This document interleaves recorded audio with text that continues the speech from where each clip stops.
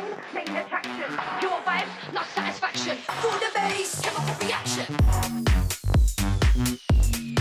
You're feeling pain? Chemical reaction.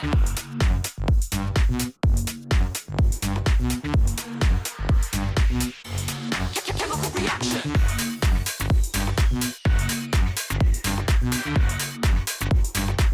Guess what is action?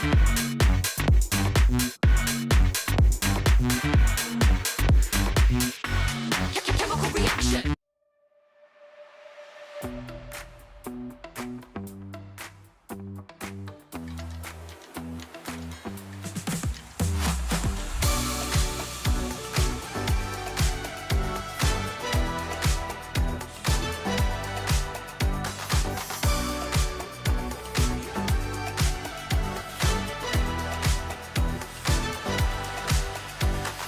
Walking through the bar, all eyes on me.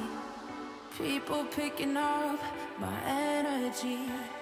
The music never stops. They play my song on repeat, on repeat. Hit the sky. The melody is getting high. You know how to free my mind, my mind. When I'm with you, my world is golden, so golden. Baby, you make my heart shine golden,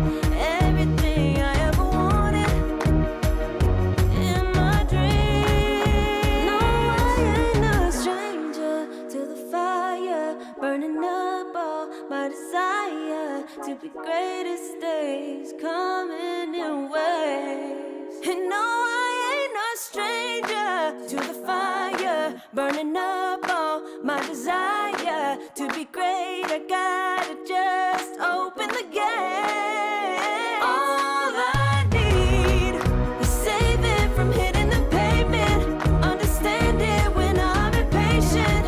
That only I give to me. All I need is a little love in lonely places. The strength to stare fear in the face. That only I give to me. All I need.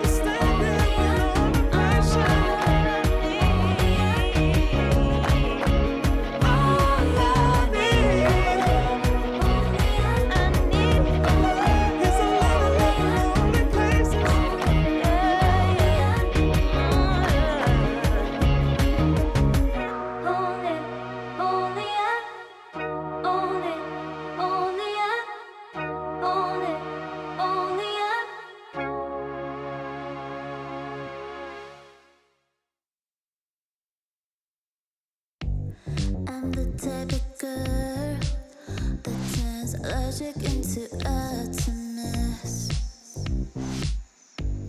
Think you know it all, but then you let me get inside your head. Yeah. Steady jump design, think I know your kind. I'm about to break another code now. Pretty in disguise, bugging up your life. This is my syntax. 3, 2, 1, deploy. XOX cutthroat code, run it again. XOX cutthroat code, run it again. Steady jump design, think I know your kind. Yeah. Steady jump design, think I know your kind. Yeah. Steady jump design, think I know your kind. I'm about to break another code now. Pretty in disguise, bugging up your life. This is my syntax. 3, 2, 1, deploy. XOX cutthroat code, run it again. XOX cutthroat code, run it again.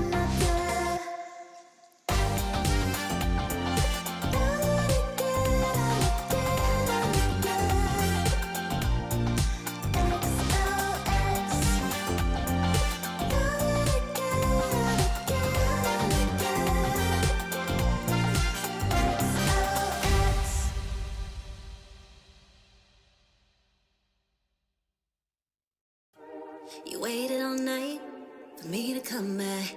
Why'd you think that it's not alright? Told you that I'm not that type. Didn't mean to get you so excited. Tried to tell you not to fall in love. Why you always hit me uninvited? Was hoping you would get the picture. I've had enough. Now it's time for me to turn around. Thought you knew what this was. Yeah, I am superstar. You were never the one for me. Never should have fell for me. Take back your heart. Why don't you take it back? You never had a chance. I'm gonna take back the one heart. Call it a savage love, just till I had enough of us. I'm good, babe. I'm on my own. This ain't a phase. Just let me go. Told you that I'm not that type. Don't bother wasting breath. Begging for one more chance. Yeah, know you got carried away. Ooh, you made me to say you've been messing with greatness. Space to stay in your place. I was looking to play, then you got in the way. All the love that we made got me stuck in your brain. Got no time to stay here and say goodbye. Yeah, I am superstar. You were never the one for me. Never should have fell for me. Take back your heart. Why don't you take it back? You never had a chance. I'm gonna take back the one heart. Call it a savage love, just till I had enough of us.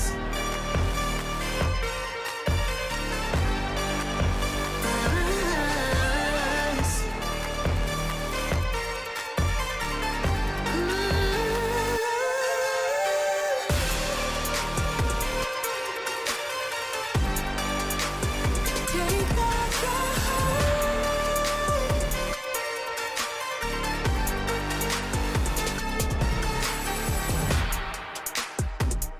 Yeah.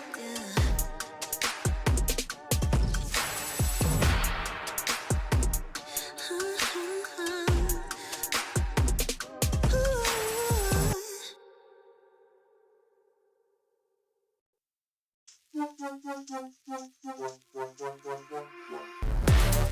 more, give it more, give it more right now, right now.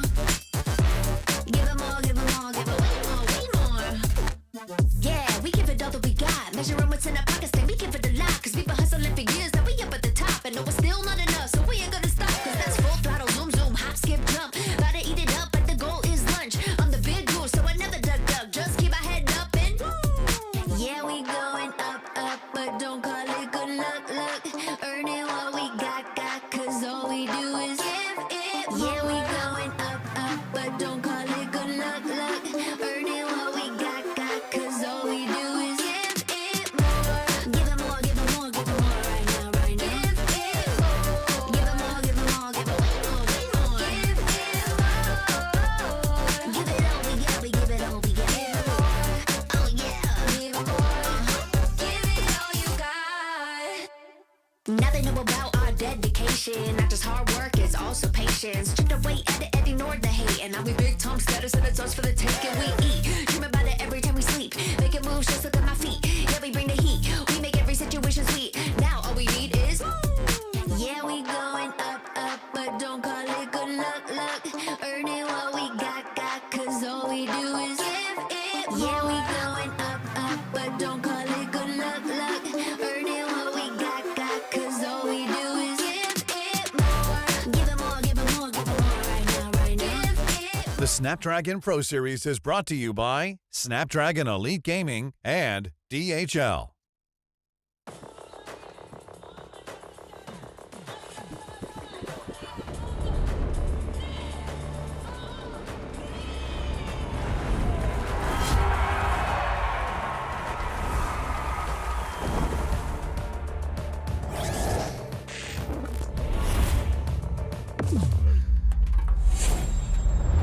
Let the weak melt away. Killing spree. Got easy, taking the kill back. Prime time, baby.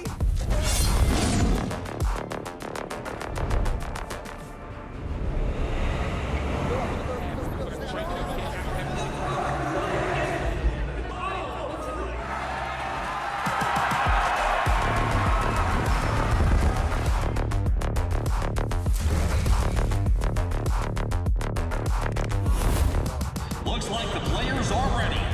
Here we go!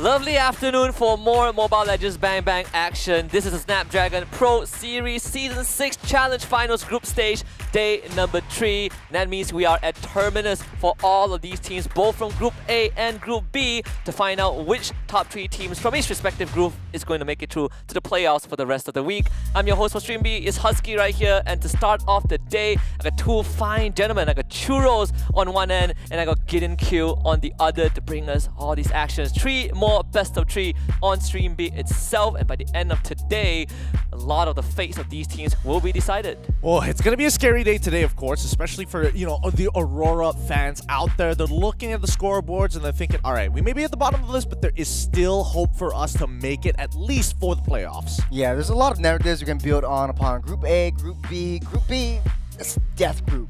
It's anyone's game. No one's been knocked out. Even Falcons on the top of the brackets, on top of the group, they still have a chance to lose it all if they don't play their cards right. On the other hand, Group A, we have people already securing their place in the playoffs, as well as, people already going home, or groups going home already. Yeah, at least for Group A, it's a bit more clear-cut. We have 2 teams who will qualify, 2 teams who have no chance and will be playing for glory today, in fact, on Stream B, and 2 teams where their fate hangs in the balance, and that will also be decided today on a separate broadcast. But again, a lot of storylines that is going to be concluded today. Let's take a look at the Group A standings. Once more, Onyx Philippines and TLID so far have been flawless.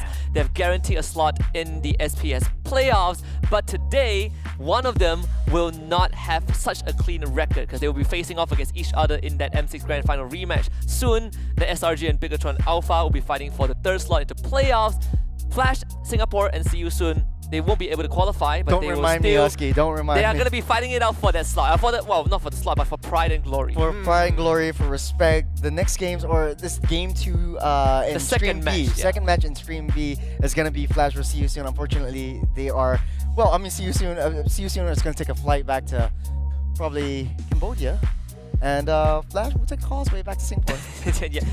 You drive across the causeway, they're gonna take a flight, don't worry. We have a 100% hospitality rating so far. But that is Group A. Let's take a look at Group B standings, the group of death, as all of us have labeled it, with Team Falcons at the top 7 points, followed by Evos Holy in second, alongside Falcon Esports 5 points each. But in terms of win-loss, Evos Holy still leads that.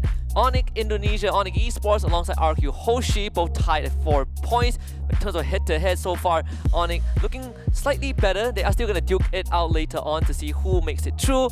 Aurora, they are the only ones that are at the biggest risk of not making it. They only got 2 points, but today is the big day. 2 best of 3s against the top 2 teams, Team Falcons and Evos Holy, to see if they have even a remote chance of qualifying for playoffs. Right now, the top 3 are looking pretty good here. I'm not gonna lie, I wasn't expecting Evos Holy to make it as far as they did, but based on what we've seen from the challenge season coming into the challenge finals, it looks like they're coming up to par and up to snuff against everybody else. My predictions was initially for RRQ and then maybe Onyx ID. I think the Falcons, Team Falcons, sure.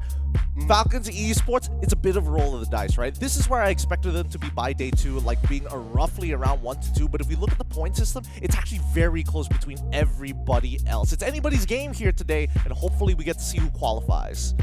Yeah, looking at the challenge season or remembering the games in the challenge season, I know Evos Holy really showed up. Aurora as well, and a lot of people have high hopes for this team. But taking a look at the statistics, Aurora can't lose a single game today.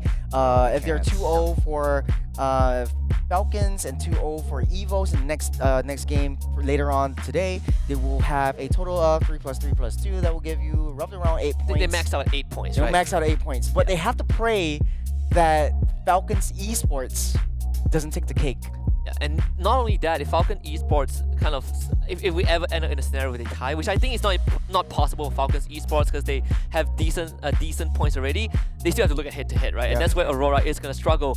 But one of the headlines for today is going to be SRG, Selangor Red Giants uphill battle, right? In this case, they have always been 1 step behind. If we just look at the record of them going up against Onyx Philippines and Team Liquid Indonesia, we just look at M6 and SPS alone, we haven't been able to get a single game win. Not just series win. Series win, of course we didn't win in the series, but we didn't get a single game win over either of these teams. Look, we have better odds against Team Falcons, unironically, right? Both of these teams, we have not been able to get a single series win out of any single one of them, all the way coming in from M6. And even prior to building up to that, once we saw Onyx PH as well as TLID really start to take that world stage, I think at this point, SRG, right now, it feels like the meta has kind of strayed away from a majority of teams. We even heard it from Team Falcons themselves. Once they were on their break, when we had that interview with Few, they came back into the game and they're like, man, this meta is a little hard to grasp. Yeah, even coming in from 3rd place from M6, I had high hopes for SRG.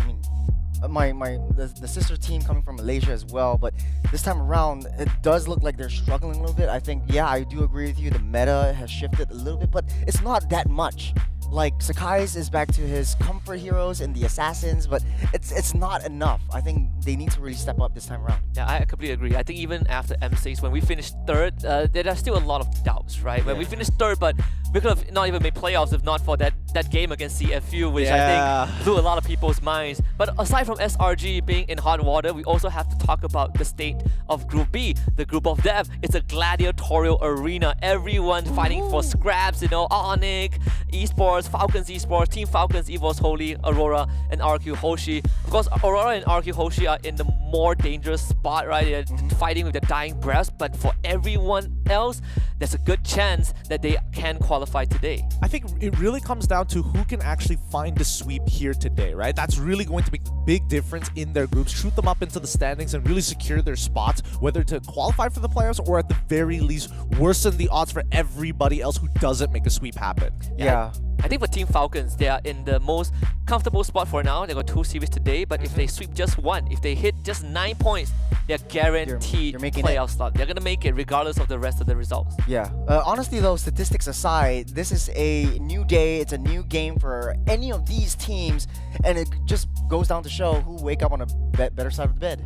Yeah, and that's kind of the way to put it, right? Even when we talked to Team Falcons yesterday, they talked about the break, right? Phil talked about the break they had. I think I was able to talk to SRG as well. They also went on an extended break, right? Because last year was such a busy year for them. It was just endless traveling across the world and playing day in, day out. But they came back. It feels like they're a bit more refreshed, but still not enough to take on the top dog. So let's see how they're going to fare today against Bigatron Alpha. But we also need to check out the schedule for every single stream, just to give you guys a good idea of where do you want to go towards, because Stream A is going to be majority Indonesian teams and Onyx Philippines, starting off with Onyx Esports against Evos Holy, followed by Onyx Philippines against TLID. We get the M6 Grand Finals rematch, and then ending it with Onyx Esports against RQ Hoshi.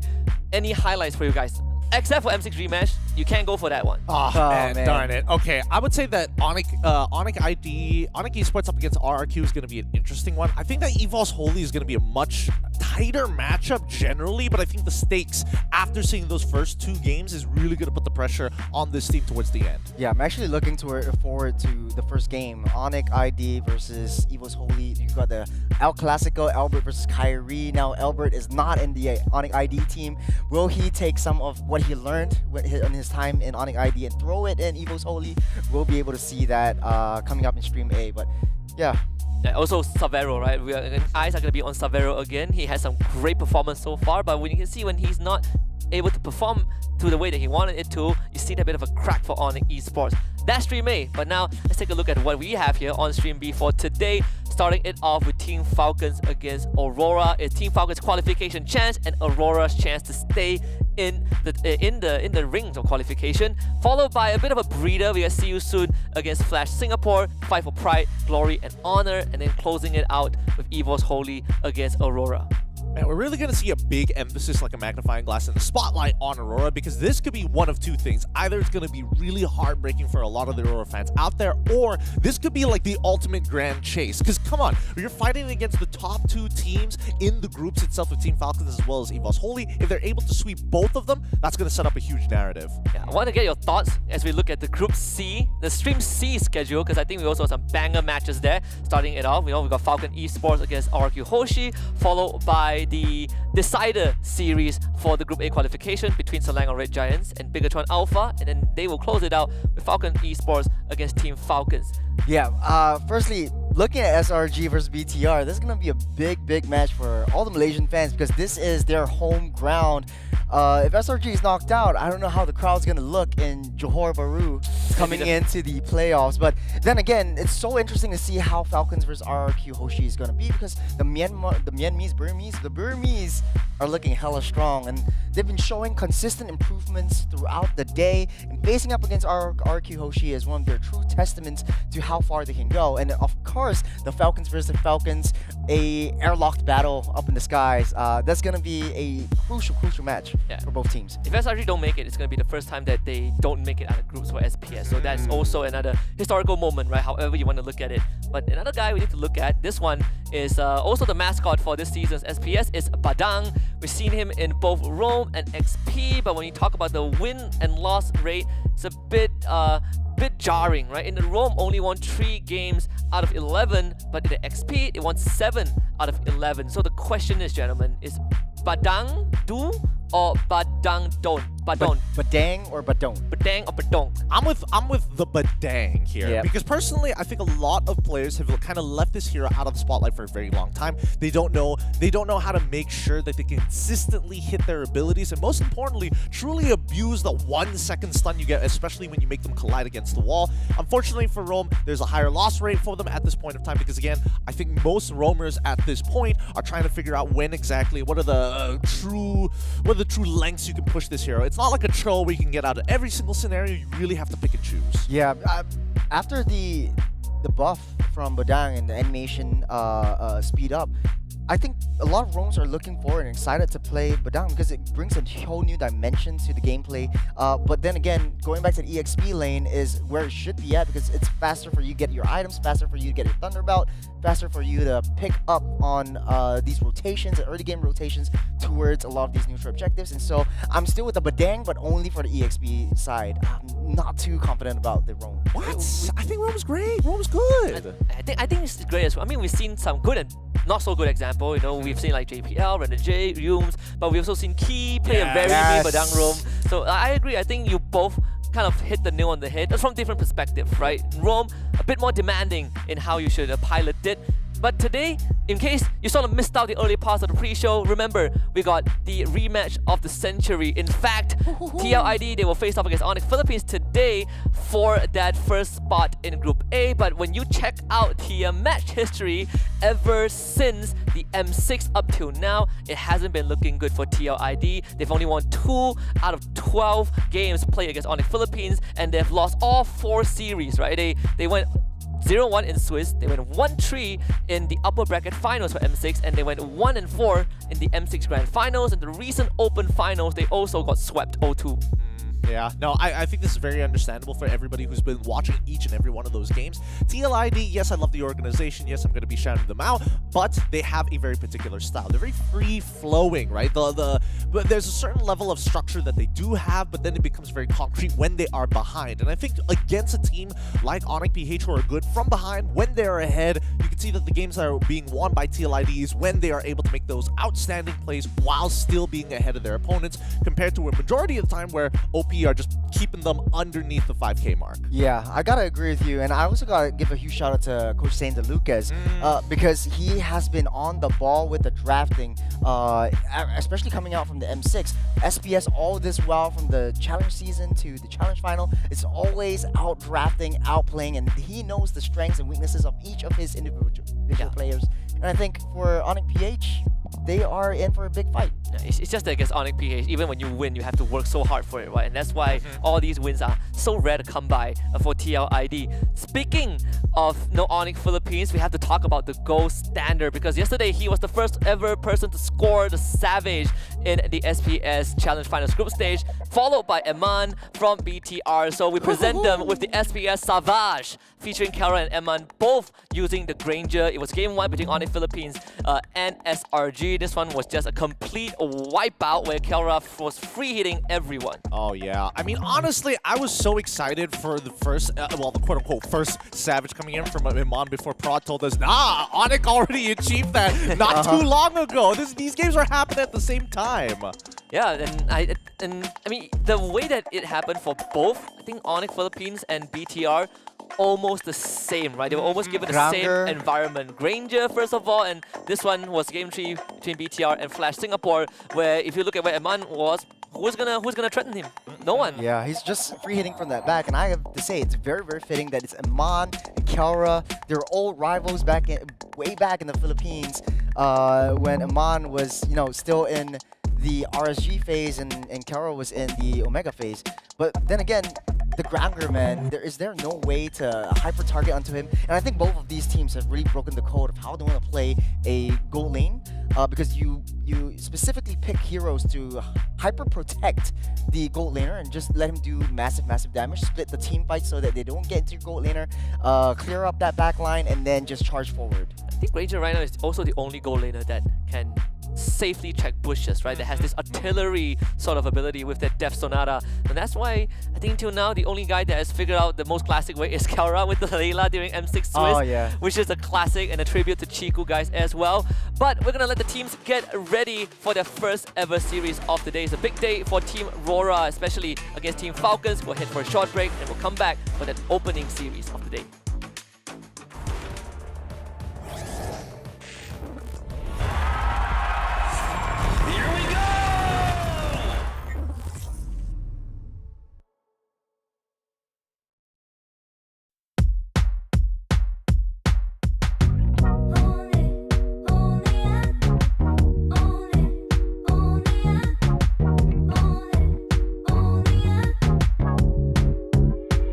Like a moth to the flame,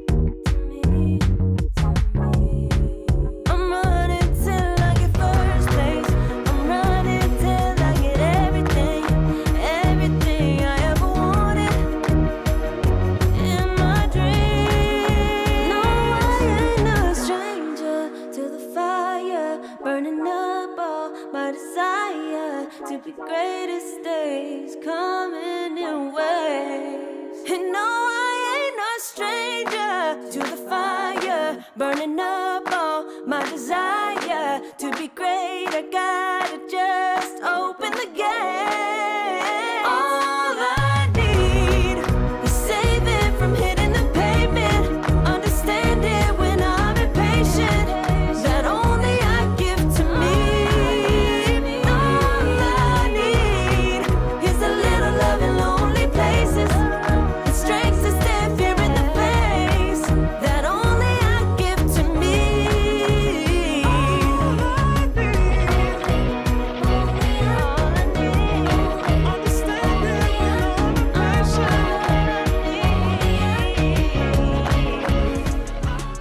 Fireworks are gonna get started pretty soon. Team Falcons against Aurora coming right up. This first opening best of 3 on Stream B. This is the Snapdragon Pro Series Challenge Final Season 6 group stage.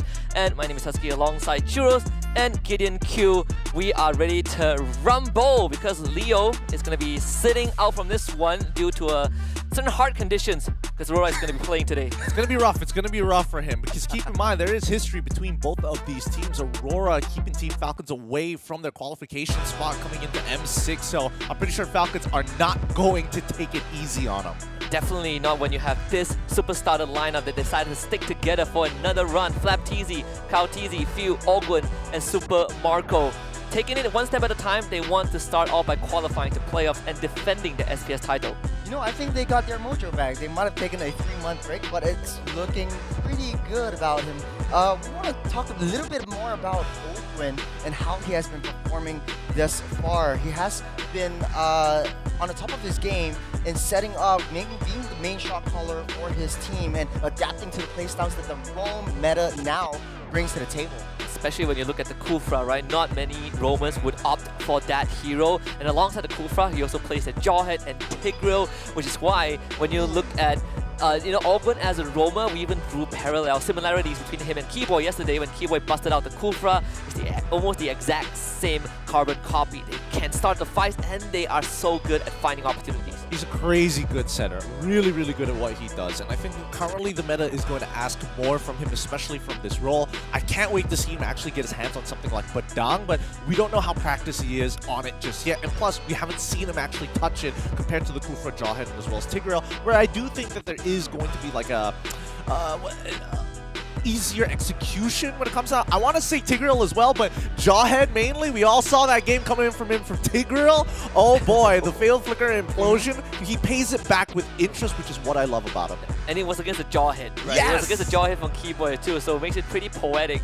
And like you mentioned earlier, Gideon, this is the MPL Philippines Season 14 lower bracket finals rematch, the Clash of Titans. Because previously, when they were, at that point, Falcons AP Bren, they were looking to go back to the M Series stage, right? To potentially make that third run, but it was Aurora that stopped that journey, shattered their dreams in a full best of 7. First ever best of 7, nonetheless, in the LBF for MPLPA. So this is there's a lot on the line. It's about revenge, it's about redemption.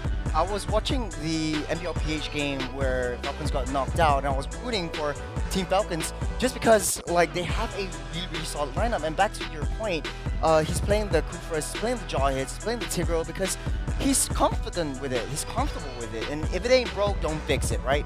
You don't have to really put him on the Badangs. I remember at one point in time, it was just Minotaurs all the way through. Yeah, Badang, they have touched it, but only for flat P's in that XP lane. On the other side of the ring, we got Aurora, team fighting for their lives so far.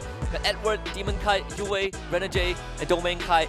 When you talk about Ogwen, we have to talk about Renegade, right? The counterpart on the Land of Dawn. Plays almost similar in terms of the hero pool. Of course, Renegade, instead of the Kufra, he plays the Matilda. If you want him to eventually bust out something like a Rafaela, I'm pretty sure we might see it somewhere down the road. So Renegade is going to have a lot on his shoulders because I think throughout the past few months, ever since M6, he has been the one taking a lot of the heat. Oh, absolutely. People have been hypercritical on the Hitman, and I think it's a little unfair to say because right now roamers play a very crucial role in team compositions rather than the in-game. Because roamers are so linear in the way that they play, you can't have an enchanter plus a hard engager at the same time, right? And I think the only exception to that is going to be the Matilda, but based on the items that she has to buy, she needs 2 items before she's even relevant. You're very dependent on the rest of your team to kind of hold out in their lanes before something happens. Well, look at the overlay right here. Very different playstyle from Olgwin. You've got the Cho, Khalid, and Matilda, all very pick-off-centric heroes. Very, very reconnaissance type. Very fitting for this Hitman. But there's a certain type of playstyle that Renegade likes to bring to Aurora's table, and it's the sacrificial lamb kind of playstyle. He's always putting himself in front, and I talked about this yesterday, and Gideon, you were here. Does his aggression, does his tempo speed up more than the rest of his team? His team fails to catch up to that tempo. I disagree. I think it's telegraphed. I think a lot of teams see when Renegade is going for these, high prioritizations. He's the Hitman for a reason, right? He's looking for hero prioritizations, but it's paired up usually with the Smiling Demon of Demon Kite. If he is not around, then you're expecting something else, right? If he's playing an Enchanter style, he's leaning towards more of Domeng's side of the map. If he is in an off angle, you're expecting Demon Kite to be nearby, and I think a lot of teams have picked up on that. And I think this conversation kind of started when we saw Renegade's game 1 against On esports, right? When we had the Padang, the question was, is the pacing too fast? Because that game he went 0-10, but he did get the job done, just couldn't close it out. Even when you look at the hit-to-hit, it actually isn't too far between both teams. At least for Aurora, they had to play through more games to get to this stage. Team Falcons, they were one of the invited teams, so it's comfortably waiting in this challenge finals. But hero pool, there's a lot of difference, not just in what we saw from the Romans, but overall across the board. Yeah, I think the big difference between the teams is the way they make their decisions. I think that Team Falcons, they're very decisive on what they want to do. If we are playing a certain playstyle, if we are playing for a certain win condition, everybody needs to make an effort to make that happen. Aurora is a little bit more free-flowing, right? If you are going to be playing for 1 out, they want to keep playing for the major win com, but if the game state changes, that's when it gets a little difficult, and that's where you see the change of tempo or sometimes off-tempo coming in from the Hitman. Yeah, we talked a little bit more about the micro side of things. Like, everyone no doubt has high mechanics, high skills, but it's now the classic Filipino macro gameplay that both teams are going to be bringing towards each other. Who can out macro the other? Who can prioritize the lanes, long lanes away from the main neutral objectives? Who can target that back line and take out Domeng Kite or take out Super Marco before things go crazy? Yeah, we've seen certain similarities that were the Achilles heels in the past 2 days, where the macro dances, the lore dances, right? Sometimes it can get a bit too drawn out, right? They tangle a bit too long, trying to utilize the Moskov, especially the cross-map movements, and then it ended up backfiring. We've seen that punishes happen, then led to their losses. And sure, we can say Team Falcons and Aurora made a comeback eventually, but it's always going to be something I think they have to keep in the back of their mind going up against each other. Well, here's the thing, right? I think all of us agree that Team Falcons is going to be, well, maybe not necessarily a sweep. We're all putting these predictions very early on into the tournament itself, but I think the main difference here and what most of the netizens are going to be looking at is that gold lane. Bulletproof Marco right up against Domeng. And we've seen Domeng, he's got a really high skill cap, and when he pops off, but the inconsistency of it is what's making people a little shaky. They prefer the overall pacing of Marco in comparison to Domeng. You know what's exciting? The matchup between Flap and Eduardo. Yes. That's gonna be crazy because both of them have very similar playstyles, very high rotations. If they can match up with each other one-on-one, well, I'm super excited to see what they can bring to the table when it comes down to these big engages, big team fights, and big clashes coming through in this game. I'm glad both of you guys brought up your personal highlight hit-to-hits, right? Gold lane for you, XP for you, because for me, it's the jungle. Kaio, TZ, and Demon Kite, especially Demon Kite, who popped off yesterday. He was on his A game, but the games that we saw Team Falcons won in a reverse sweep fashion, it was Kao TZ on the Joy. So today, is that hero pool going to finally overlap? Because at this point in time, they have very distinct picks that they go for, and they have not been contesting one another in their other matches. I totally agree, but I think, both of these junglers are actually quite evenly matched, surprisingly enough, right? I just think that with the way that Team Falcons want to play the game, it's a lot less sacrificial in comparison to Aurora, right. where it's like, okay, we should have made this decision at least maybe 15 to 10 seconds earlier, but since we're already in this scenario, how do we Make the best out of it. yeah, make the best out of a bad scenario? And most of the time, Demon Kite is pretty intelligent in the way that he goes. However, on the opposite end, Edward, he's the one who takes all the blame, all the punishment for it. Sometimes he's like, okay, we're going for the engage. They call off the engage mid-fight. It's like, guys, come on. All right, Agent Zero has to eat it. You know, we had this discussion yesterday between me and Leo, was that the assassins are back in the meta, yes, but they're not being played as assassins.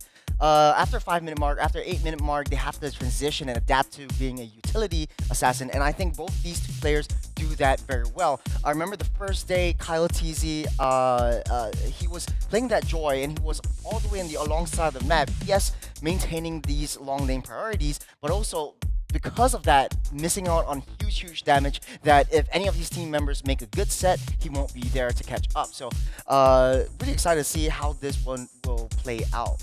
Personally, for me, I think that Aurora's best chance against Team Falcons as of right now is to play through the Smiling Demon route. I think that Domeng is all right, especially if he's on his A game. He should be able to hold his own against Super Marco. And based on what we've seen through the past couple of games from Team Falcons, it's not like Super Marco has been hard winning his lane, especially when you give him the Granger as well, right? He opts to go for Fury Hammer. Now, I will hold on to my T2 boots until my 4th item, and then finally get the Malefic Roar, and then the Sky Piercer.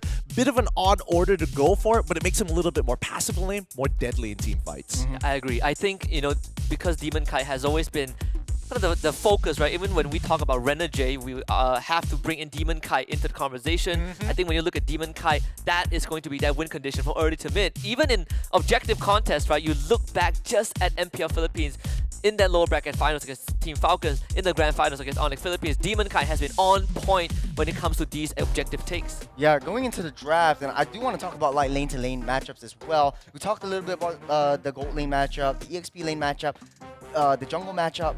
Right now, the mid lanes, UA and Spew, they have similar playstyles. They like these artillery mages. You know, I find it so funny because unfortunately, if we're talking about the punching bags of Aurora, it's usually Edward, it's usually like Renegade, and then Falcons. For some reason, it's always Few. It is. He just keeps taking hits, and somehow I don't know what kind of crazy luck he has, but he sets up for the team for the big turnarounds. He has a contract with the devil. He's got some kind of contract with the kids. I'm saying Aurora has got to keep rolling the dice against him. I mean, he was the messiah, right? That's how they beat Onyx esports. You know, he sacrificed himself to win the whole thing. You can't really say Flap's the one that takes punches because he literally has a Paquito skin, you know, named after him. Fanny, Fanny Yi, banned by Aurora. We got Matilda, Granger, and Jusin banned by Team Falcons. So, Moskov, Suyo, right? Big ticket picks. And if you look at Demon Kite, I think that Suyo is going to be the most important pick right now. I don't know. Harith is looking real juicy right now. I do agree with Husky though. Both of these two junglers, their priority is on that Suyo, but take the Suyo, give the opponents the Joy, or you want to prioritize the Joy first, because Joy has much more mobility compared to Suyo all around that map. You have double dashes as well. It will be that Suyo. It's a Demon Kite signature pick all throughout the Challenge Finals group stage. I don't think... do I necessarily agree with it? It's a little hard, right? Because Team Falcons, they're taking away enablers of the... In this trifecta matchup of Joy, Suyo, and as well as Alpha. We haven't seen Alpha a lot these days, but Team Falcons, they're like... It's still a possibility, right? We've seen Demon Kai play it for basically, what, a season and a half at some point, and they got rid of the Matilda. They're also getting rid of the Granger, which I think is pretty interesting, right? It does kind of give an idea that Team Falcons want to actually bet on Super Marco into being as consistent as he is, and Domeng Kai eventually dropping the ball somewhere. So they can go Joy into the Harith if they want to, but instead, yes! They go for the Badang. I do like this a lot more. I remember all of us had this small discussion about if I have the Joy, do I want to show the Harith immediately? Because that is a lot of magic damage, right? Leo says if you see Joy Harith, just buy Athena on everyone, right? And the mage is going to do magic damage anyways. But this opens up the Moskov for Domeng, and we know he has been really leading into the Moskov whenever Harith and Granger are not available. It really I don't know. I think Team Falcons are fixing go for a Hayabusa instead because Oh, yeah. a lot of damage, lots of mobility. I think does pretty well in this. You got a standard Moskov Harith matchup as well. Taking up that high loss will be a detriment to Team Falcons team fights in the early game. Whoa! He's Finally, here. a Foul He is Alpha. finally here, dude. Yeah, Making a resurgence. making a resurgence. I love it. I love the way both teams are drafting right now because it's not about just picking up the nuclear option every single time. It's taking away the launch codes, making sure the keys are in different places, taking away enablers. Now we go into the second phase and they're already banning out the Jawhead. They're prioritizing anybody who is able to follow up, if not punish heroes who unfortunately don't have that sort of disengage. Like Badang, for an example. He'll lose a battle spell if Jawhead is still around. Even Alpha. Now that Matilda is gone, there's not a lot of ways to say, I want to back out of a fight. Yeah, and even and on top of that, there's no high-lows, right? So you don't have that red carpet, the glorious pathway to keep you safe. Aurora and Falcons, they both have the flex, in the high-lows and Badang, but so far, just off a track record, Team Falcons have been putting Badang on flat TZ, so maybe that's something that Aurora can bet on. In fact, you talk about the punching bag of Team Falcons, Aurora are starting to take away his heroes. No Farsa for this game. So it might be Edward on the high loss in EXP side. Not sure if you want to play it that way, but I do want to say the Alpha pick is really good. A lot of teams forget that Alpha is the natural counter for high loss. Because high loss naturally has that passive where it reduces your attack speed, but Alpha doesn't care about that one bit. He's got true damage. He's got spells all the way through.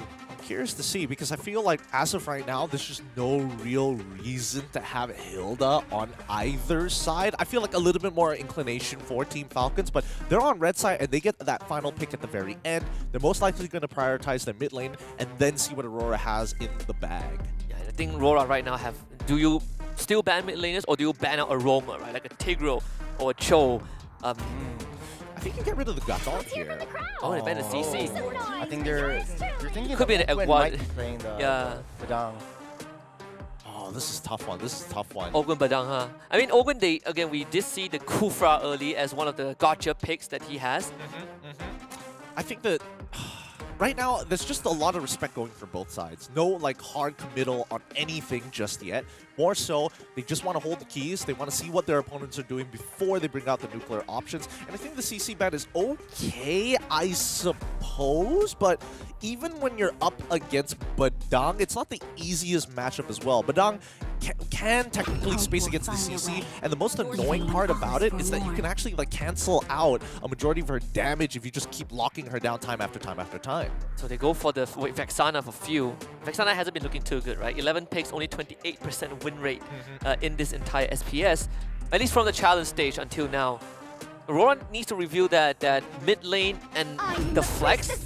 Go for the Edith, right? This most likely is going to be Edward Edith. It denied away from Team Falcons 2. What's the mid going to be? I mean, there's still Aurora. There's Zaz. There's Zaz, maybe not Valentina, unless you want just the Eternal Guard. I think Valentina's alright. Zaz, we've been Finally talking about comes this out. since day one. Yeah, Gideon, this is one of your favorite picks. No, not a big fan of it. Not a big fan of it. And here's why. Because again, I think that Aurora kind of doubled down on what their plan is going to be. But it makes it feel locking down the Zaman Forest from Harith, preventing the dash around. I mean, sure, yeah, but you already have the Glorious Pathway to work with. You already have Fair. the Edith as well. You have a knockback coming in from the Moskov too. I feel like at this point, having the extra range is going to be great because a majority of the mid laners have insane range, right? They get rid of the Farsa, another artillery mage, the Loyi for these team fights. I was thinking maybe lean into maybe even a Farmus if necessary, but even when we're looking at the flexors from Team Falcons, it's just there's no point. Yeah, but I think it makes a lot of sense. So it will be the Hilda getting picked up, but so it will be a Badang roam, then Hilda and EXP side? Feels like that's the case, it's been right? a long while. It's been a long while since we've seen the Hilda being played in Rome. So it will be Ogun finally getting his hands onto that Badang. But back to your point about that Xavier, though. Team Falcons doesn't really have any backline entrance. No one to target straight to the backline, no jumpers, no backline engagers. They just have to out-sustain it. They just have to out-sustain it and make sure that they play around few as main anchor of the composition. So it seems like the whole story of this game one is between the unstoppable force of Team Falcons and the immovable object that is Aurora. Let's see as the Falcons will take on the Northern Lights in this first best of 3 and see who will take game number 1 as we head into the Land of Dawn. All right, it's time, our first best of 3 to shake things up here on day number 3 of the SPS. It's going to be a big one here. Both teams are at each other's throats already. History and bad blood between them. Aurora going to be playing on blue side up against Team Falcons here on the red side. Let's open up the Land of Dawn as we head right into the game. Well, I was just caught off guard with the Badang graphic right there. W production. But it's so great to go back to basics. Alpha getting its resurgence, and then finally seeing Xavier in this entire matchup. How fitting. Quite foretelling, actually. Not easy. Early invade here. They figured out where Demon Kite is going to be on the map, which is great information for Team Falcons to make some smarter decisions here. Because again, I think a lot of it is going to come down to that mid lane, right? If we're looking at emblems, I'm hoping for Concussive Blast on Renegade. Yes, Renegade's got Concussive Blast, but it's going to be Brave Smite for Ogwen, so it's about freezing out the lane. The beauty about this Hilda is that right now you're not a roaming trio, you're a roaming quartet. You bring the Hilda into the mix, Team Falcons are able to amp up or ramp up that tempo and go into the jungles of Aurora, making Suyo suffer just a little bit more before the first objective spawns up. Well, I think the priority is so very important, right? Because in these team fights, I feel like Aurora has a bigger inclination of like just standing back, waiting for Team Falcons to make that first move because they don't have a lot of disengage tools, and as soon as those cooldowns are down, you lay the carpet, you start opening the gates, and you let the flood through. Aurora does have late game insurance in that Xavier though, so how he plays it will be a little bit interesting if it ever goes to that super late game mark. But this Xavier pick just denies the opportunity of an early game rotation, so Aurora just really has to hunker down.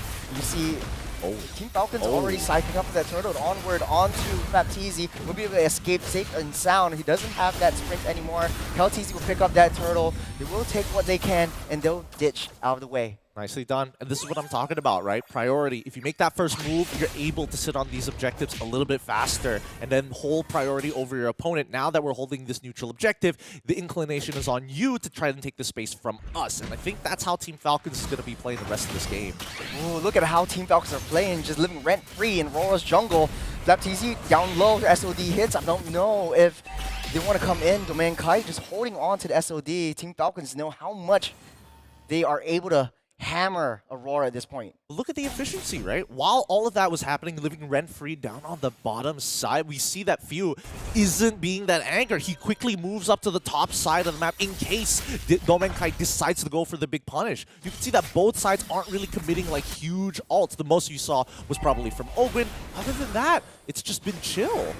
It's a very smart move by Team Falcons. You know they can take on a 3-on-4 in the early game just because of the high burst damage that Ogwen provides with that Badang. And you don't really need UA or Few to be in that position just because, okay, let's just protect Super Marco. Make sure that he wins the lane against Domain Kite. And that's the MO for Team Falcons at this point. Well, if we're talking about the early game, the only ones who quote-unquote have some relevant damage here... Oh, wait. Carpet's going to be open. I don't think it's going to lead to much of a fight here, right? It's just for plating, and Super Marco doesn't mind just sticking nearby it, just to farm whatever he can. But coming back to the conversation of the early game, the only ones who really have some form of, like, raw damage naturally is going to be Edward and as well as Demon Kai. Everybody else will require items. Obviously, there's Chip coming in from Renegade and his high base damages, but even so, that's on the assumption he lands the Concussive Blast on somebody useful.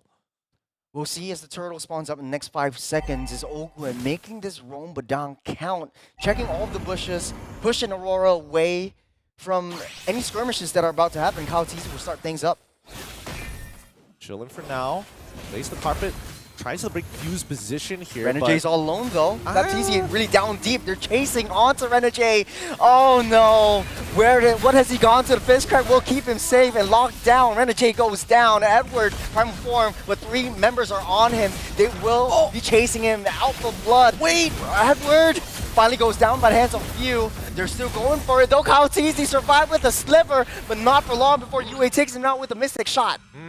And this is the big problem I was talking about. The items necessary for Xavier to be relevant in these fights is just not there yet. That Dawning Light is great, but as you can see, still a lot of members who are low, not threatened by it at all, despite Edward's high early game damage, especially once he pops that Primal Wrath. It's a little sad though, because Flapteasy is just giving so much vision. That's why they're so decisive on their calls. Very smart move by FlapTZ. Inside that base, he's got high damage, he's got a sprint, he's got escape mechanisms. He can live rent-free down Aurora's jungle, keeping them at bay from the neutral objective. Renegade, though, no backup whatsoever, just taking on 1v4 on his own lonesome.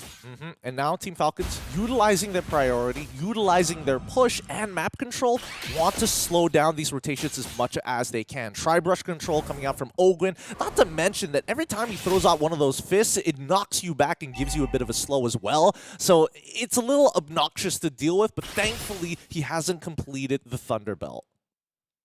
It's a very fast rotation. Edward already moving his way, making his way up, but on the bottom side, Demon Kite is all alone underneath the base. Here comes FlapTZ proxying that wave, and Demon Kite able to get out and save FlapTZ. Won't want him to escape so easily. Here comes FlapTZ, the Spirit of Alpha. Won't be able to hit him. One more hit will do it.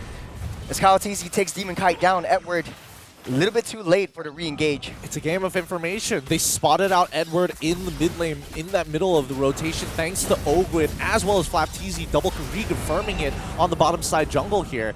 Feels like Team Falcons, they have opened up the map very, very well, and Aurora cannot do much about it for now. It's just a matter of scaling, just taking the punches, make sure you don't get knocked out before you have the Haymaker ready. Ogwin's already one level ahead of Renegade. FlapTZ already has that onward. Ogwin there for backup, locking him down. FlapTZ picks up that turtle, and in the midst of it, carpet being laid down. Renegade's in the mix. FlapTZ going to the backline with Spirit of Alpha. Super Marco takes out Domain Kite, but is all alone, taking out 2-3 members from Aurora Falls. For what? Very clean fight. I mean, yes, they have to contest it. There's just no choice. In this contention, they want to slow down this game. Obviously, they don't want to give 3 members over to Team Falcons, but even so, the idea is correct.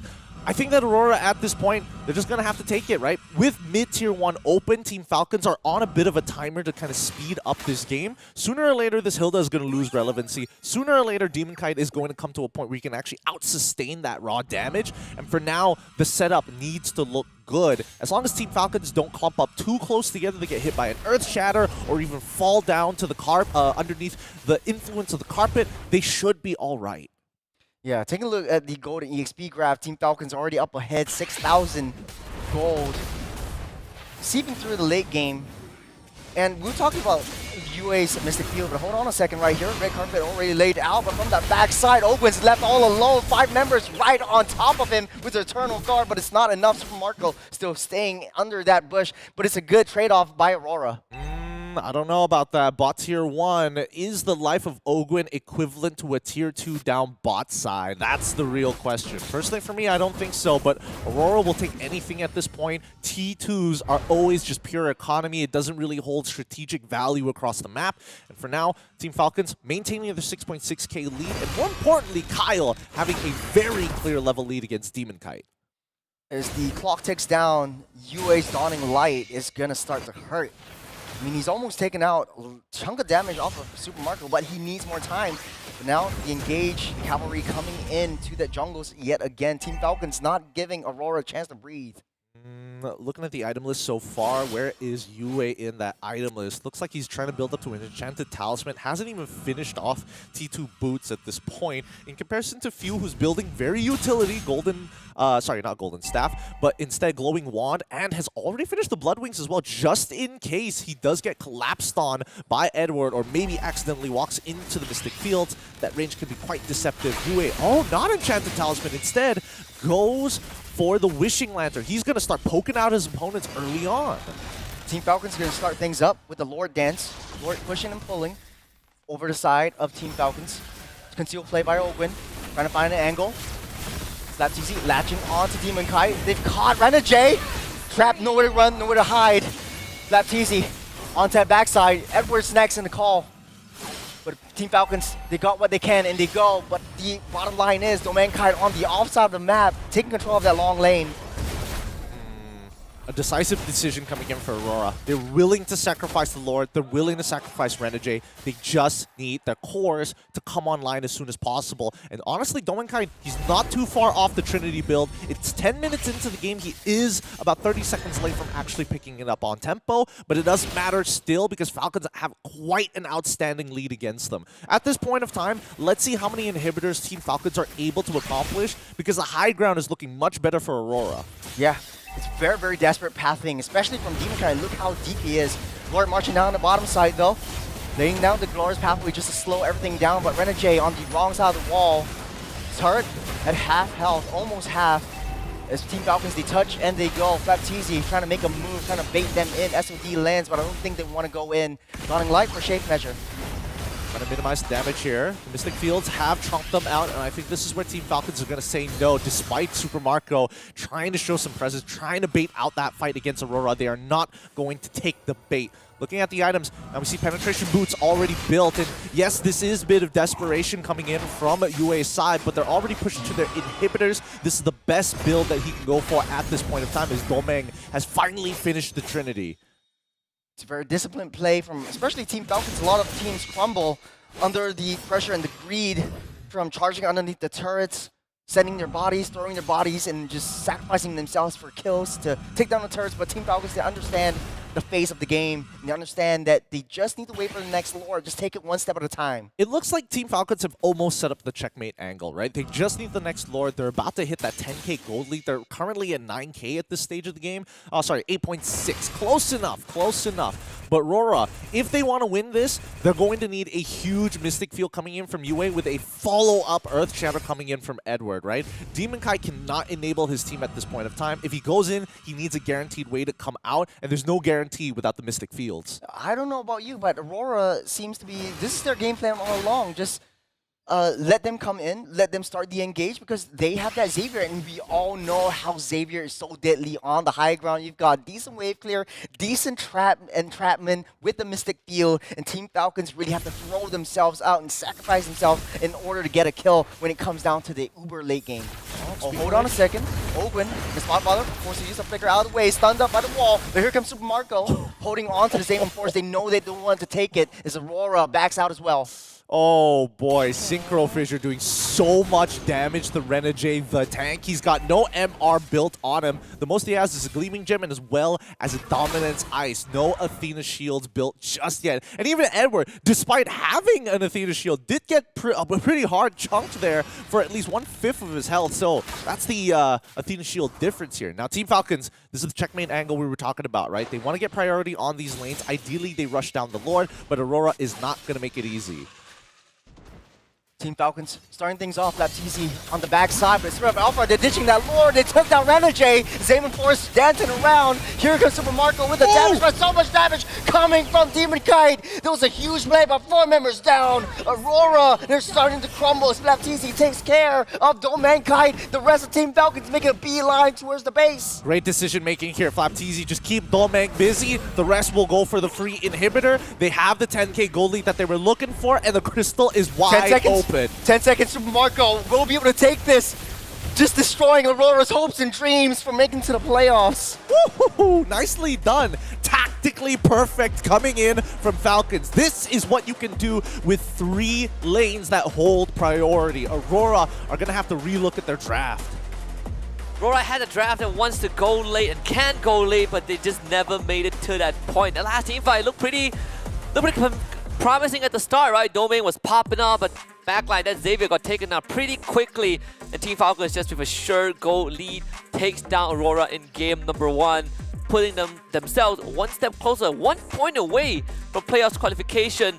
But for Aurora, the lights are dimming once more. Now, today, they can only max out at 7 points. It is completely out of the control. They need multiple factors to even have a chance. It's not over just yet, but it just got 10 times harder. Oh yeah, so more difficult. 4-13 here. And I mean, there are different ways of playing this draft. I definitely think a lot of it just came down to UA getting chunked out. UA and Renegade getting chunked out super early on. It's just the uncomfortability dealing with Ogwin on this Badang. And look at his build, so greedy. Thunderbell, Oracle, and he's like, you know what, I can go for a Brute Force Breastplate.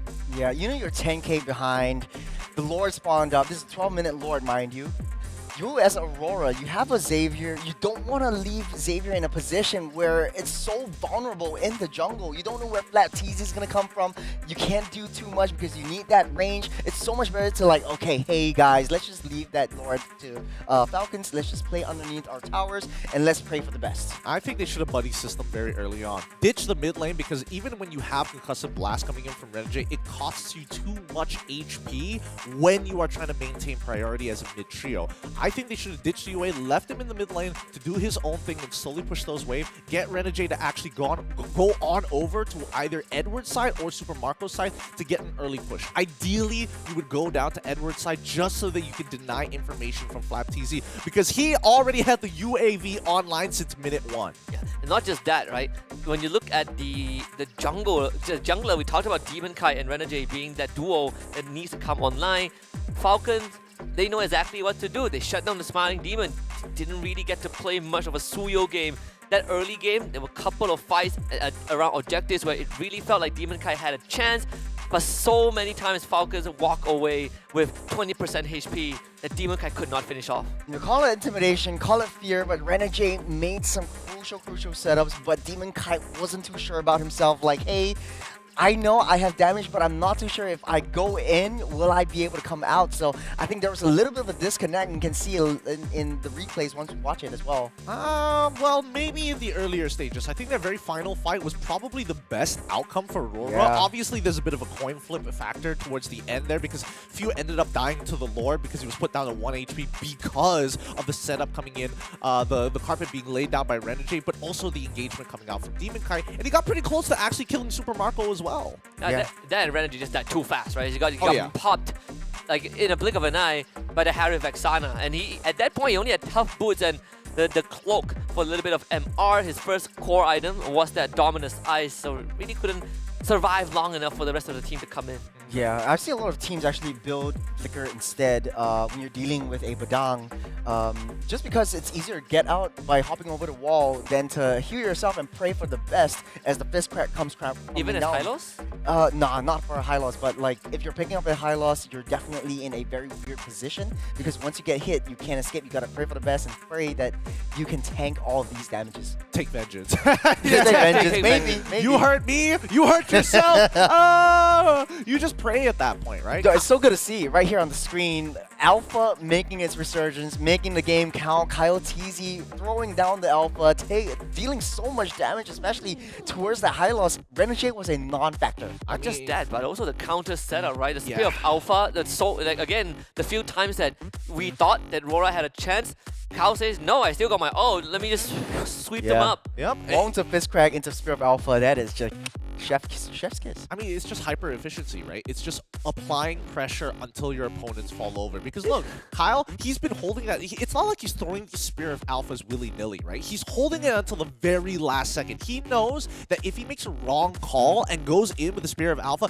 there's no way for him to go back out. And that's what Aurora is trying to do, this balancing act against them. They're trying to figure out, okay, if he goes in, we go in now. And he's holding it until, like, you're already at 1% of your HP. Is like, is he ever going to throw this?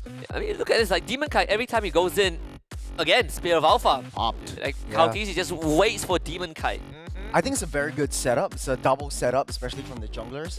And I think that a lot of teams kind of forget that you can't rely on roam alone, and it's down to like you need a secondary engager, and that's how Kyle TZ likes to adapt, especially in this game. But it's a very, very clean game. There was no one point of time where Team Falcons was on the losing end. Yeah, and it really boils down to the draft here. I think they gave way too much respect over to this Badang. They needed a lane that was able to kind of fight for priority here. I think that there should have been a consideration of picking up Hilda slightly early on, but even so, the Alpha would have dealt with it very, very nicely.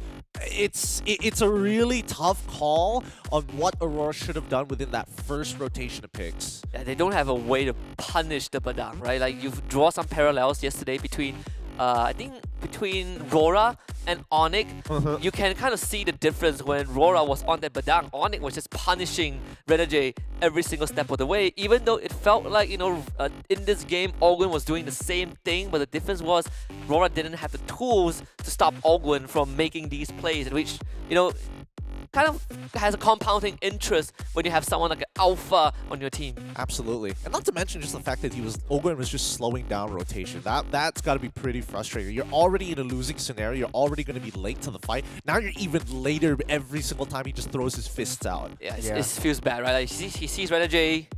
Slow. And when he walks up, But honestly, Big Brother Ogwen was always there for the rest of his team. If someone gets caught out, he just throws himself, he throws his fists, he throws his rocks, and builds a cave around anything that harms his teammates. And I think this was the forgotten one in this game. But to be honest though, this particular game, it really feels like that 3 months break that Few said that went on wasn't really a break. It kind of seems like they went on a on top of the mountain with some secret training arc, and right now they're just proving everyone wrong. They're under the waterfall here, man. Yeah, under the waterfall. I went to the temple, right? A 3-month 3-month retreat, you know, went to the temple, did some Shaolin practice, came back. Sign a deal with the devil, maybe.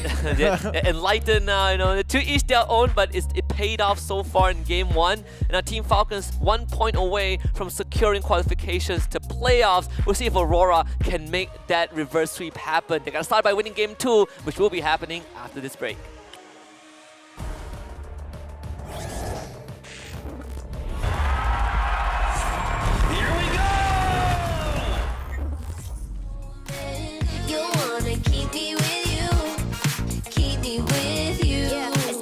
See, there's a pattern forming when you got me. 777 all wins, big money. The tramp over here never see me coming. I was in your back pocket the whole time. A quiet power, a silent gold mine, a big old confidence boost. You never delude. Just know that you'll be winning, cause I'm with you in the building. I'ma keep you with the good mood. Keep you up all night. Never around you. Baby, this is so vibe. Got me dancing like a soul train. Laughing the whole time. Got me singing in the shower.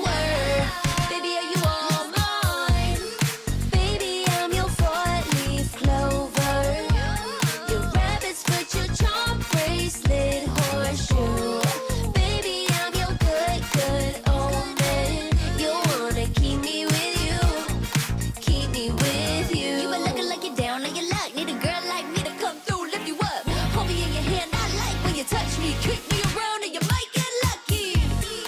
Baby, I'm your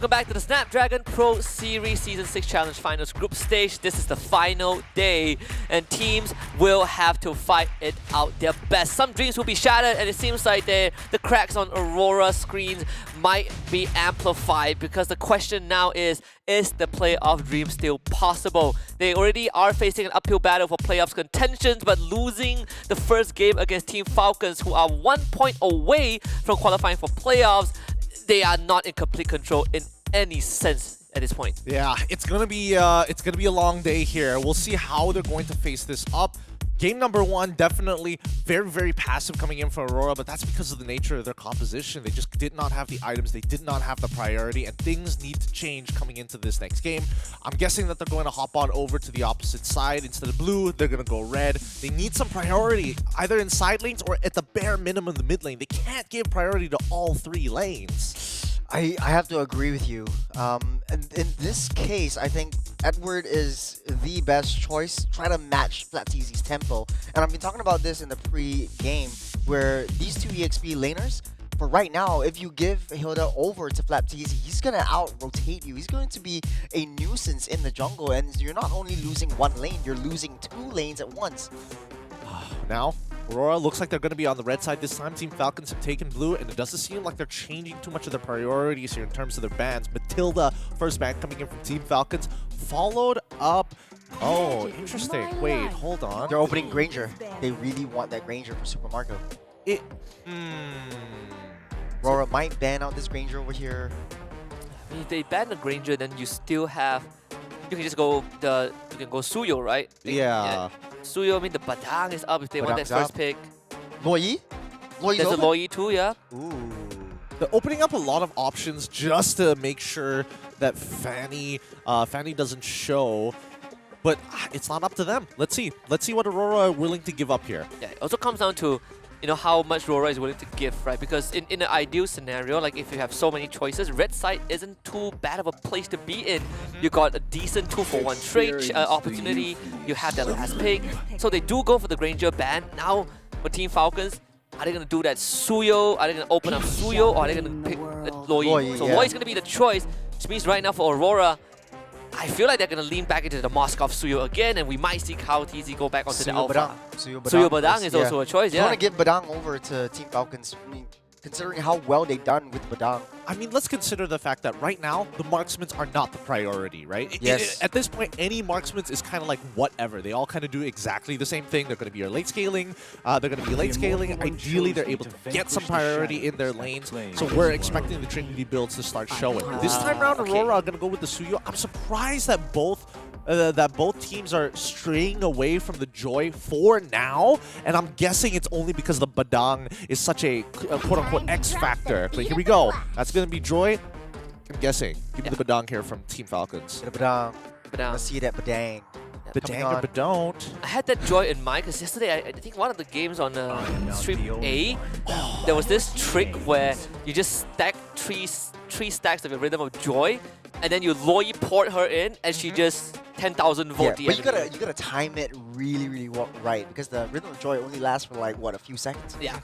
Yeah. Didn't TLID do it with like Chip. They did it with Chip. They did it with Chip. Yeah. Yeah, But which that's Pavillon and the portal, because the portal comes on, you can time your That's Rhythm of Joy true. straight, but the diversion takes a little while to be activated. Yeah. you got to start counting in your head here. Yes, Interesting sir. that Team Falcons are going for the Phoveus this early on, right? Because it now gives an opportunity to say, hey, we could give up priority, but we could maybe punish the Phoveus. And by punishing it, they could go for a CC, but instead, they don't. They're not even going to go with the flex pick. Very honest draft from Aurora. Goes back to every time when they need that Hail Mary, it's going to be Renegade on the Tigreal, right? It comes back down to that again.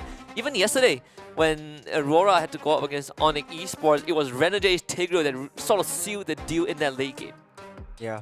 Implosion is something that Team Falcons really need to watch out for. But not only that, the Valentina will definitely steal the diversion away from Loyi. We'll see how this plays out as well. But I think this Phoveus is just Flap's way of understanding, like, okay, Domain Kite is basically the Achilles heel of Aurora. Once he's down, the floodgates will open and we will win any team fight whatsoever. But we'll see.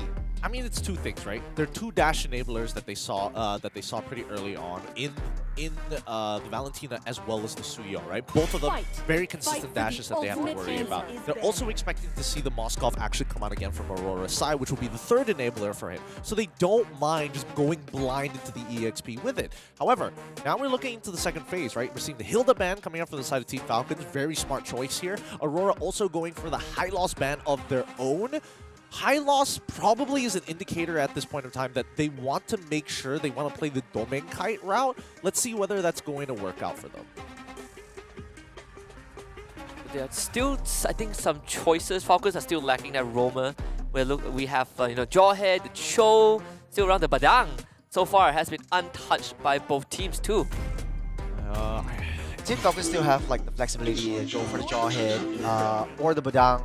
For that matter, Aurora has already solidified their roamer, so it kind of seems very straightforward. You don't want to give over really tanky EXP laners because it's difficult for Super Marco to protect himself if a huge chunk of mass is on you. Yeah, why did they ban out Lucas here? Why are they worried about Lucas? You already have the counter pick. High early game damage, high late game I mean, sure, annoyance. but against the Phovias, you're never leaving that lane unscathed. We're talking about like the macro gameplay in the later stage of the game. Lucas has so much more value in understanding each of the bushes. You have a good escape mechanism as well. You get a small little dash. Moskov goes through for Aurora. The Falcons, they will be looking for their goal lane, right? Super Marco would probably be... Iratel is still up. We still have the Claude. I think we saw the Claude once yesterday. Claude Loy combo as well. Yeah. Bruno too. Oh, Hard hitters. why. Hard hitters. Okay, now it makes more sense why they want to get rid of the Lucas. Because at the end of the day, if you're going to play like Claude, for example, like why do you even care about Lucas? Because you can just close the distance if not create some space for yourself. But now that you want to play something that just kind of sits still and kind of attacks the rest of the world, I think that's totally fine. And now that Team Falcons have a composition, really good damage distribution overall, but the fact that they want to go for the Kufra as well, they always intended for Aurora to play a lot of dash heroes, and now they've got some really big punishers when it comes down to dashes. Yeah, Eduardo, Edith? I was thinking of Edith too, but at the same time, is it going to be enough, right? That's another Yeah, dash. it's Edith again. It's another dash added into the arsenal. Hey, it's not as bad as picking Benedetta I or mean, Lucas in that yeah. case. I mean, but- true. I mean, you want to really go back to whatever you're strong with, the Paquito, but then it's a little bit risky at this point. A few patches ago, I would have said Yeah. export in a heartbeat, right? Yeah. Oh, CC. CC. Or the might be- CC, Yeah, but- CC against Phobius. I mean, they trust Push her Edward with the Edith once more just to be the punching back of the team. But this game itself is going to decide two things. Whether Aurora still has chance to qualify for playoffs. If not, the other result would be Team Falcons qualifying for playoffs from Group B after this game. If they win, it's going to be a clean sweep. They'll have 10 points, guaranteed playoffs.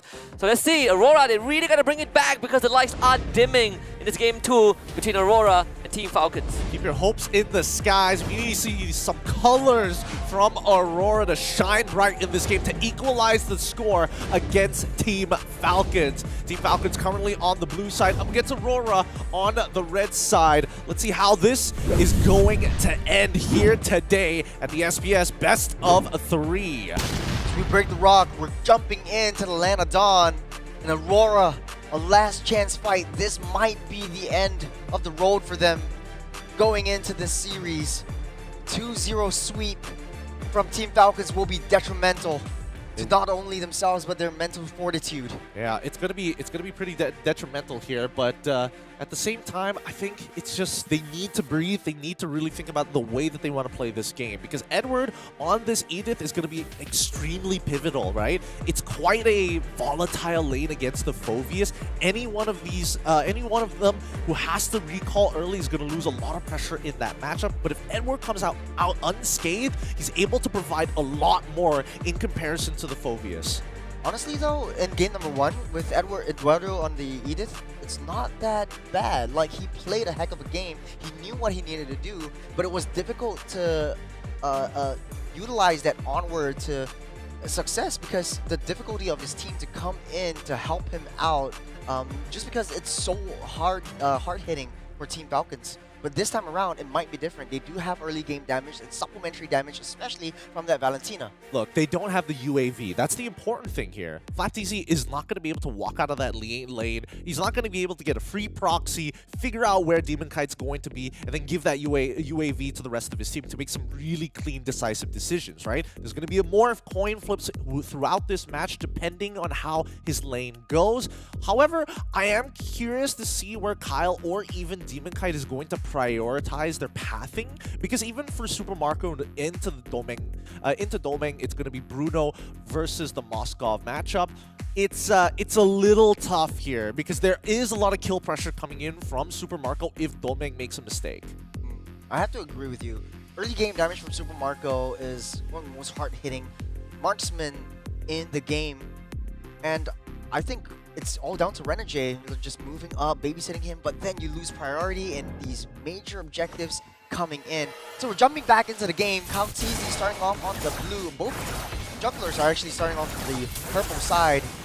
We'll see where that takes us. Yep, they're going to be ending up on opposite sides of the map. I'm curious to see whether or not it's going to be a full topside clear for Kyle. No, we'll head straight on over to his orange buff. He wants to end up by EXP, but as you can see that even for Aurora, we see that it's a full purple side clear for him. Sorry, purple buff clear into the orange buff on that top side. I want to see where Ogwin is going to go, right? Because I think that Ogwin at this point of time, yes, after he uses his concussive blast on that wave, the question is, does he want to go for like a cheese gank here? Does he want to be able to kind of influence the side lanes if somebody overextends? A little bit of poking action from Aurora, but they need this to be able to clear fast, rotate fast around the map, support that side lanes if they need to get Edward that chance to start that rotation. But hold on a second, Ogwin caught in the midst of it, chased by 3, but able to run out just in the nick of time before the arrow finishes his life. Yep. Just making sure both junglers on the same jungle path right now. You go for the instant invade after that top side clear, bottom side clear, just to hit that level 4 on time. Now that they have it, where's the next fight going to occur? Because again, it doesn't look like any of the laners, they're just giving up pressure whenever they know their jungler is going to be on that side of the map. You can see that clearly that Super Marco, he is backing up knowing that Demon Kite's going to end up on that top side. Same goes for Edward, knowing that Joy is going to be on the bottom side of the map. Team Falcons has to play it a little bit more safer right before Few gets the diversion, and then we'll see a little bit more action all across the cross map. But Aurora ramping up that tempo, especially holding on to that Valentina. Good early game damage, good early game CCs in the form of that Terrify. The Lord's already started, the Turtle's already started up, getting that reset, and Aurora playing it safe. Yeah, I think both teams are going to have to play it a little safe here, right? Yue is going to steal the diversion, all right? Interesting choice of ult, because now it's about where can they find the off angle, and here comes the first diversion. Ooh, Top he actually side. went on the cross map. Aurora doesn't know this, but it's only Kyle TZ. Ooh. Yes, it's a great fake, but they've already reconfirmed it as Demon Kite ends up going up there. Really good homework coming in from Falcons, right? Very smart move coming in because knowing a Joy, they know they won't contest for this one, but at a saving grace, Demon Kite actually snipes away that Beetle away. Just a little bit of an EXP, but Ogwin still trying to pull and dance around this turtle along with Renegade. He gets a refund on that package for sure. Refund indeed. Now, this turtle, not going to be contested by either side. They really don't want to be the first one sitting on top of it. And it's great understanding from how their compositions want to work. And Kyle is just man-to-man defense against Demon Kite, right? Wherever he is, he wants to also be there. Huge flicker play coming in. SOD already hit. Ogwin and Spot and Bother, no flicker. Tyrant's Rage won't miss. Ogwin first to fall by Domain Kite. Beautiful stuff. Beautiful stuff. We're going to get one more. Double. Stunned up. FlatTZ jumping around, but won't be too long before Demon Kite takes him down as well. Next, the set of sights up on that turtle. Oh, what a difference maker here. Coming in for the SOD. Initially, I thought, I'm not gonna lie, Ogwin, it looked like he had a good setup, but Yue was able to dodge the rage, and that opened up a whole new possibilities for Aurora. Now that they have a clear lead on their side, let's see how they're going to use the priority. If not, are they just going to smother it against Team Falcons? Very, very smart read by Renegade, but right now, no flicker. What's the play? Waiting for the implosion to occur, and this is a good trade-off. Right now, Aurora has the upper hand. First time in 2 games. Okay, the jump up onto Renegade. Nowhere to run, nowhere to hide, no flicker, nowhere to escape. Kalatizi takes him down, and the bottom side. Meanwhile, Baptiste all alone eventually will fall by the hands of Demon Kite again. Demon Kite having a good first game, and this time around 2-0-1. Great stuff coming in from Renegade, right? Reaffirms the positions of Team Falcons on that top side, but also tells Domen Kai, hey, if I die, you need to start playing safe here. Focus on clearing those waves, and reinforcements will make their way after we take out the Fovius, and that's exactly what they do. Team Falcons are super desperate in trying to live rent-free in Aurora's jungle, just like they did in game number 1. But it's so hard right now because Edward and Renegade are constantly rotating around that map. And we talked about this in the pregame. Right now, Domain Kite is spot a bother because in a lane-to-lane matchup, he's not going to fare himself well against the Bruno. But right now, we see that Renegade and Edward, they know what they need to do. Domain Kite, trust in him to make the right calls, the right decisions, and play passively in that goal lane. Yeah, I mean, I'm looking at the item builds, and both EXP laners understand that it's not about the game of damage anymore. Edward, he goes for first item dominance ice to make sure that Flapteezy has no real way of killing him. Flapteezy, he's already building towards a Radiant armor, if not at the very minimum an Athena shield. We'll see which one he opts to go for at the very end here. It looks like a Thunderbelt first, right? Might have been. Yeah, we'll see. Look, he needs to get the belt. Once we see that belt, then we know it's going to be a confirmed. But for now, they're going to take their time. We'll see because the next turtle is coming out real soon here. Here, Flapteezy trying to zone out Renegade away from that turtle. They desperately need this. Slapped on Tyrant's Rage onto Demon Kite. Able to dash away just for now. Renegade come in with a re-engage, but not for long before he falls by the hands of Kyle Teasy yet again. And Flapteezy just waiting for it. Edward misses the onward though. Super Marco wants to go for more. The diversion play already set up. Just to get back in the lane. Try to get that lane swap down in T1. It's all broken down. Yep. Being a little passive here, but Renegade, he tries to make it. Ooh, SOD. SOD onto Flapteezy though. The diversion all the way from Aurora. Good read from Aurora trying to take everyone down. There's 4 members up top. Great lane swap. Great lane swap. Here, at this point of time, we're seeing that Aurora making sure that they're like, okay, we don't care about bot tier 1 anymore. We need to speed up Domain Kite. We need to get him into a position where he can actually freely cross the map. We can't always depend on the SOD to make the difference in these neutral fights. Now that tier 1 has been traded, top side, bot side, I'm expecting Super Marco to already be on it. Great decision coming in from Falcons. However, mid tier 1s is where it's going to be at. That's the permanent damage that Aurora are looking for. 6-minute mark, seeping into 7 minutes. You've got Flapteezy 0-3-1, but right now it's changed a little bit. Rotations are more in a protective front. Super Marco slowly and surely building up that damage. He's got his 2 core items with the House Claws and the Berserker's Fury. You've got the diversion play. You need to maximize Super Marco's farm. Keep him safe for now before fighting on. Knowing your power specs is important. Yes, Aurora's up ahead in kills, but it's still even Stevens across all economy. I mean, look at the items, right? Even Flapteezy, no Thunderbell just yet. He's going to go for... He wants to build full tank. I'm surprised that he's not opting to go for a Thunderbelt this early on, but he gets it, right? It's a pretty dead lane against his opponent, Edward, on this Edith. And the fact that he's gotten ganked twice, it's even more reaffirming that he's not going to get much done. Look, it's cross-map plays from both teams right now. A tit for tat, turret per turret. Right now, Aurora looking like they want to go for all these team fights. They're up ahead. They need to maximize this momentum they got. Renegade though, implosion onto Kyle Teasy, wants to push them in. Ogwin next to fall though, pushed up, knocked up, stunned up, nothing he can do, but Flapteezy comes in from the back line. Super Marco just taking it one by one. These balls are starting to hurt. 3 members down for Aurora, a trade onto Ogwin and Flapteezy, but they're going for more. Fuse wide open, Yue taking him out. Demon Kite seals the deal as Super Marco a little bit too hard to catch right now. Yue taking a little bit too much damage, just Kyle Teasy and Super Marco 2 for 2. Taking him down as well. Aurora 4 down. Team Falcons breathing some signs of life with Super Marco coming online. Oh boy. Finally. Good positioning from Super Marco, and as well as good plays coming in from Kyle Teasy. Honestly, I gotta give it a few. He kind of saved that scenario pretty quickly. It was a good engagement coming out from Aurora's side, but thanks to the help, with the help of the duality, was able to find that lockdown. Oh, here we go, another fight. Oh, Kyle Teasy stows that Lord. So we're going on to the back line. A lot of damage onto Team Falcons. They're trying to run, but Domain Kite and a small bother Flapteezy keeping him busy on that backside. Edward next to fall, and Flapteezy, he's out for blood. He's taking too much damage, and one more to his name. As Few tries to stop the engage. As Super Marco starting to hurt. Demon Kite falls a little bit too deep. Yue finally shuts Super Marco down.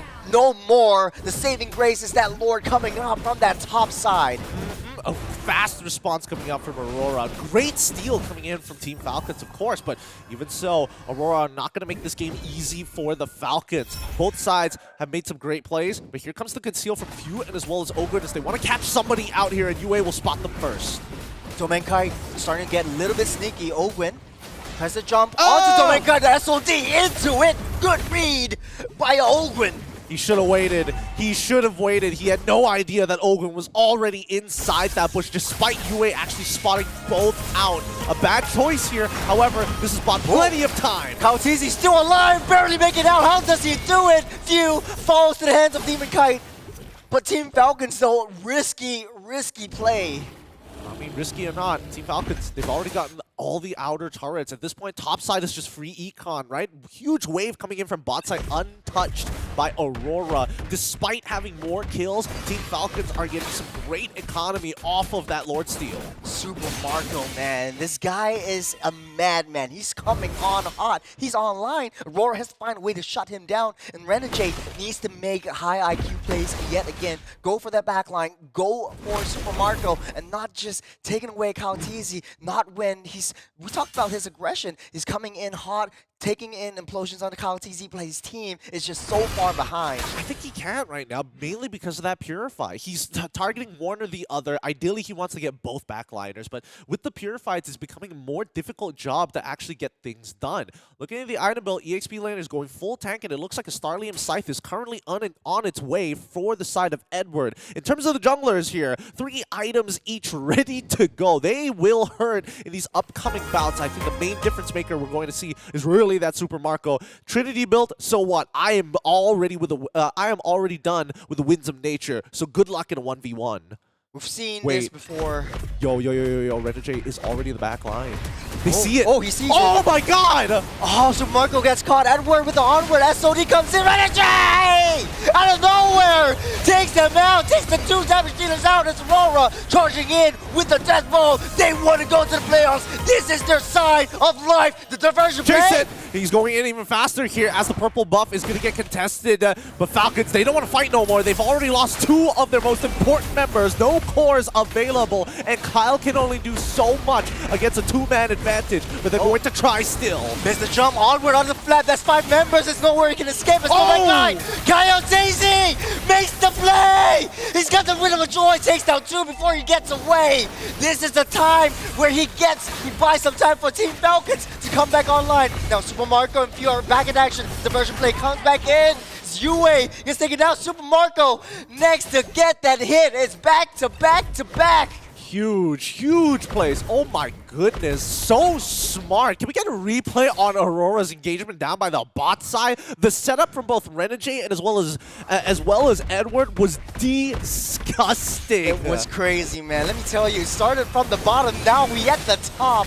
The onward again, but Kyle Teasy, bro, no one saw him coming until he was there. The damage is starting to show, and they won't let Kyle Teasy run away, but they didn't see the diversion play. You got Few and Super Marco coming online. It's open, tanking a lot more until they come back in. Is Aurora taking down this Lord? No contest for Team Falcons just because Kyle Teasy failed. Oh, look, Team Falcons, they've got some really insane foresight of the game, right? They're looking, even in death, they're looking ahead of time. They're making sure that if we drag this fight out and we're able to get some really important picks, we will be able to reinforce you with the help of the diversion to close that distance fast. And honestly, I'm with Aurora. I was expecting Kautizi to kind of walk away from this scenario here.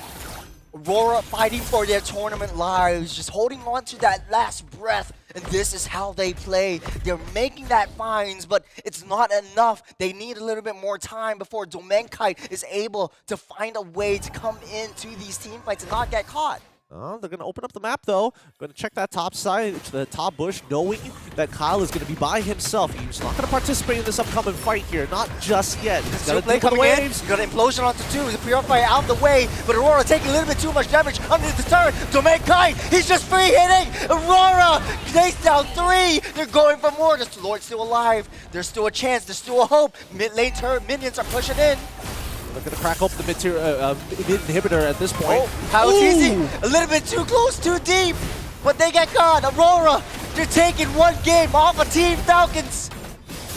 It's done for. It's done for. The crystal's broken. They found everything. Traded battle spells, all telegraphed. What a game coming in from Aurora. A shocking performance here as they kept it clean all the way through. But at the end of those fights, it was always a trade up for Aurora. Survival instincts kicking in for Aurora. Man, Husky, what do you think of that? I think this is just a masterclass of Aurora. This really feels like we got that feeling with the MPL PH lower bracket finals. This was how it felt like when those two duked it out for that final slot into M6 just a couple months ago. Aurora really playing it to the limit. And I gotta say, Yue on that Valentina is a nasty, nasty mid laner. It really is. It really is. Oh my goodness. So honestly, the key play just has to be that bottom side fight where they had the backline access, and as well as Edward actually calling where that slide tackle was going to be to force Super Marco in a really awkward spot. It was such a great angle coming in from Aurora's side, but both compositions have very similar ideas of how they actually wanted to play the game. I mean, in Caltiz, he almost made that heroic play, right? In the 2v4 at the Lord Pit towards the end of the game. We even saw this time, unlike game 1, Demon Kite got to play the game that he wanted to on that studio. 12, 1, and 6. But honestly though, Renegade made the play that kept them alive, the tournament lives as well. From that back line, no one saw that coming. No one from Falcons, even me, Gideon had to point that out. But even then, he made the right catch onto Super Marco that turned the tides of battle. He caught few as well as Super Marco. Crazy. Again, they both have Purify, might I add. They had to get double value 2 times in a row, and they found it each and every time in this 14-minute game. Yeah, and Aurora really, when they are at their most vulnerable, they strike back. So hope is still there for Aurora, and Team Falcons, they are not guaranteed playoffs just yet, right? The fate still hangs in the balance. We have to wait until Game 3 to see the conclusion of this story, but at least for the Aurora fans out there, hope is restored just by a little bit. They still have a fighting chance. They really do. They really, really do. And I think, unfortunately, if we have to look at the macro aspect in terms of the team composition, this is where the Phoveus really didn't exactly get as much value as he wanted to. He tried, but getting ganked twice coming in from the Aurora side really put him far out of the game. He doesn't have enough damage to really threaten Domain Kite until he has a Thunderbelt, but he didn't even want to build a Thunderbelt. He wanted to build pure tank. And then the secondary, the main engager was going to be Ogre, but his execution is so much harder in comparison to Renegade, who can find instant value, compared to Ogwen, who has to telegraph it for the Falcons. Bottom line is, Aurora found a way. The strategy of this game was just to disrupt the aggression, punish the aggression that Flat TZ brings to the table. And whenever he's too out of the way, too out of his lane, they take that, they take him down and just deny his farm. Look at how easy it is for Aurora to take Flat TZ down, even though he was on that back line, being the annoyance that he is, jumping up and down and just pushing Domain Kite away. It was just a little bit difficult for Flap TZ to actually come back into the game. Looking at this goal graph though, ups and downs for both sides. Yeah, talk about a back and forth game, right? Aurora with that early game movements, like Gideon mentioned, shutting down Flap TZ, making sure Demon Kite gets off to a good start, freeing up Renegade to make sacrificial moves that benefits the team in the long run, just like we've known him for. Team Falcons, they made some good moves as well, right? Utilizing Ogwen and Field to really get space on the map. And then Caltizi, as always, stepping up to the occasion. But at the end of the day, it was Aurora alongside Demon Kite that really hammered in game number 2. The Smiling Demon strikes again. 82% kill participation in this 22-kill game. 12 of them coming straight from him. He was dealing a lot of good damage, but most importantly, he was able to force out battle spells, and I think that's what this game really boiled down to. How effectively can you use your battle spells against your opponents? Because it's so obvious when the implosion is going to come through, and you must have your Purify available when that does happen. The good thing is, Demon Kite is always at the beck and call where Renegade is making the shot calls. A Demon Kite layers in his Sever just to stun them up again and again and again, just layering it in, buying time for Edward to come into position and just clear everyone out. So it's a classic front to back with the added help of the diversion, which UA comes in. Look at how Renegade is playing good calls, good read all across the map in the entirety of that game. And even a bit of a smooth movement from Yue to get out from the Tyrant's revenge, Tyrant's rage. But in that mid game, right? That mid game is where things gets a bit sloppier in terms of the team fights, a bit scrappy because both teams were just going at each other's throats. Like 8 minutes in, full-scale team fights happening all across the map, but primarily around objectives. Demon Kite, Yue, and I gotta say, as much as Yue didn't get 12 kills like Demon Kite, he was instrumental in these extended battles.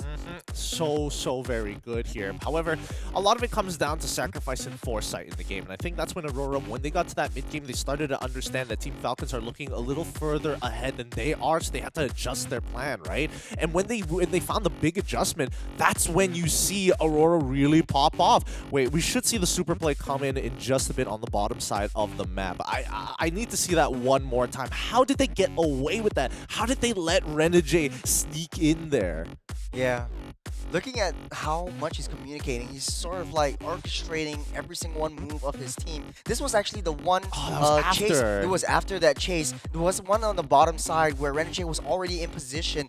Didn't know that Team Falcons didn't see where he was on that map, but when Edward started that onward onto Super Marco, just utilizing that Purify, that's when Demon Kite or Renegade knows when to come in and stun everyone up so they can finish off that battle. Not to mention that he actually predicted the slide tackle as well. Like the Flicker Earth Shatter, that was insane coming out from Edward. Really good stuff. Luckily for Super Marco, his bulletproofness only has a couple of layers in that Purify. So coming into game number 3, let's see how Falcons are going to try and figure out a clear advantage, because I think this is one of the more even drafts, and Aurora more than happy to play it. Yeah, you can see the reaction from Renegade, right? It's like, you beautiful beast, really unlocking this entire game. I mean, Aurora is one of the few teams, and probably the only team so far that still goes for a first phase Valentina on that red side. You really don't see that often, especially in this current meta, but they pull it off once again. The Northern Lights are still shining, and let's see if they can keep the lights up, because they gotta win game 3 to secure a bit more chances of qualification against Team Falcons, which will happen right after this break.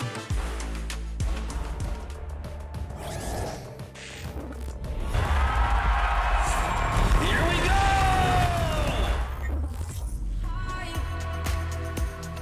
You know how to free my mind, my mind. When I'm with you, my world is golden, so golden. Baby, you make my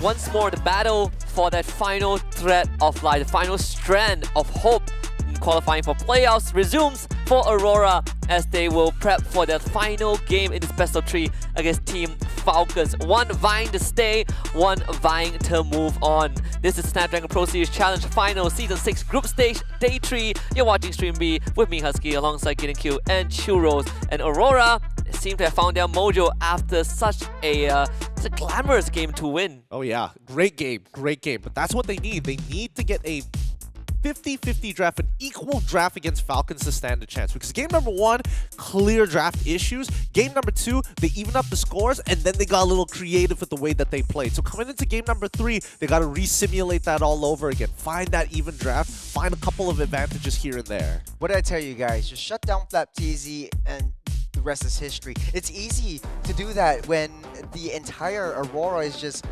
hunkering down and taking FlapTZ out. There was nothing that he could do. Even the Infernal Pursuit couldn't chase up to Domenkite. Now, going into the draft, you got Aurora on the first pick, first ban. Banning out the Eve, the Loi, and the Fanny. Falcons, the Granger, Juicin, and Matilda won't see the day of light. Oh, they're going to do it again. This is looking very similar to the bans in game number 1. Let's see what the adjustments here are going to be for Aurora. Suyo once more. Dangerous. It's so dangerous. I don't think they need to. I personally don't think they need to right now. They can give it over to Team Falcons if necessary, unless they're really worried about the Kai LTZ Suyo. Yeah, there's still the Harif up, right? The Harif is still up. If we look back at the game 1 draft, Falcons, they did get their hands on the Alpha Harif, which proved to be a big problem for the entirety of the game. So who are you scared of, Super Marco, or are you scared of Kyle? And it looks like they've decided, all right, it's Kyle. We're more nervous about this guy. Yeah. Demonkite, the smiling demon, picking up his signature Immortal Demon to his name. Then Team Falcons going back to the basics, the Badang and the Harith, like we see in the first game. Okay, this is where it got awkward, right? They got the high loss. They initially got the high loss for the side of Aurora, and then eventually Team Falcons will get the Hilda later down the line. Oh, it's the same. Yup, it's exactly the same. Draft. It's exactly the Wait, same. are we watching the first game again?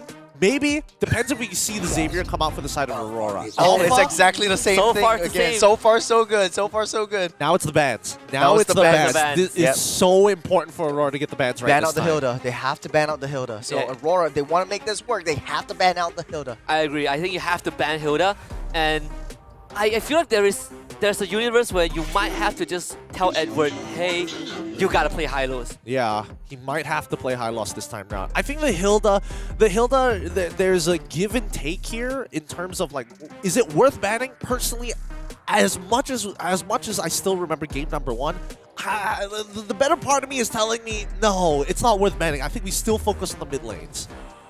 Chuck them out. Chuck as many as possible out. Force them back on. Force them back onto the Vexana one more time, and then we can look for other plays. Well, you know, it's all down to execution, right? So Aurora just has to find a way to shut FlapTZ down, and this might be in the form of banning out Hildas, banning out high rotation heroes. The Hilda and the CC are very, very crucial factors for FlapTZ's success. Even the Farsa still same, just like game 1. Just like game 1. Taking out a few ones to play. If we go back to between Valentina, Vexana, Aurora, Xavier, Sicilian, the Sicilian was banned out by Team Falcons last in game 1 at least. Oh, what's it gonna be? We have the previous draft for game number 1. You can see the It's almost similarities. The similarities for both sides, and it's pretty interesting how Aurora wants to counteract this. So I don't think the second phase picks will be the same for either side. It shouldn't be. It shouldn't be, especially for Aurora. They picked up that Xavier in the first game. It didn't work out as well. That would be the Sicilian. Yep. Sicilian ban. So if that is a ban on, was it a Vexana or was it like a CC? It was a CC. It was a CC ban. It was a CC ban on that last ban for Aurora. They have to just really think about that Hilda, bro.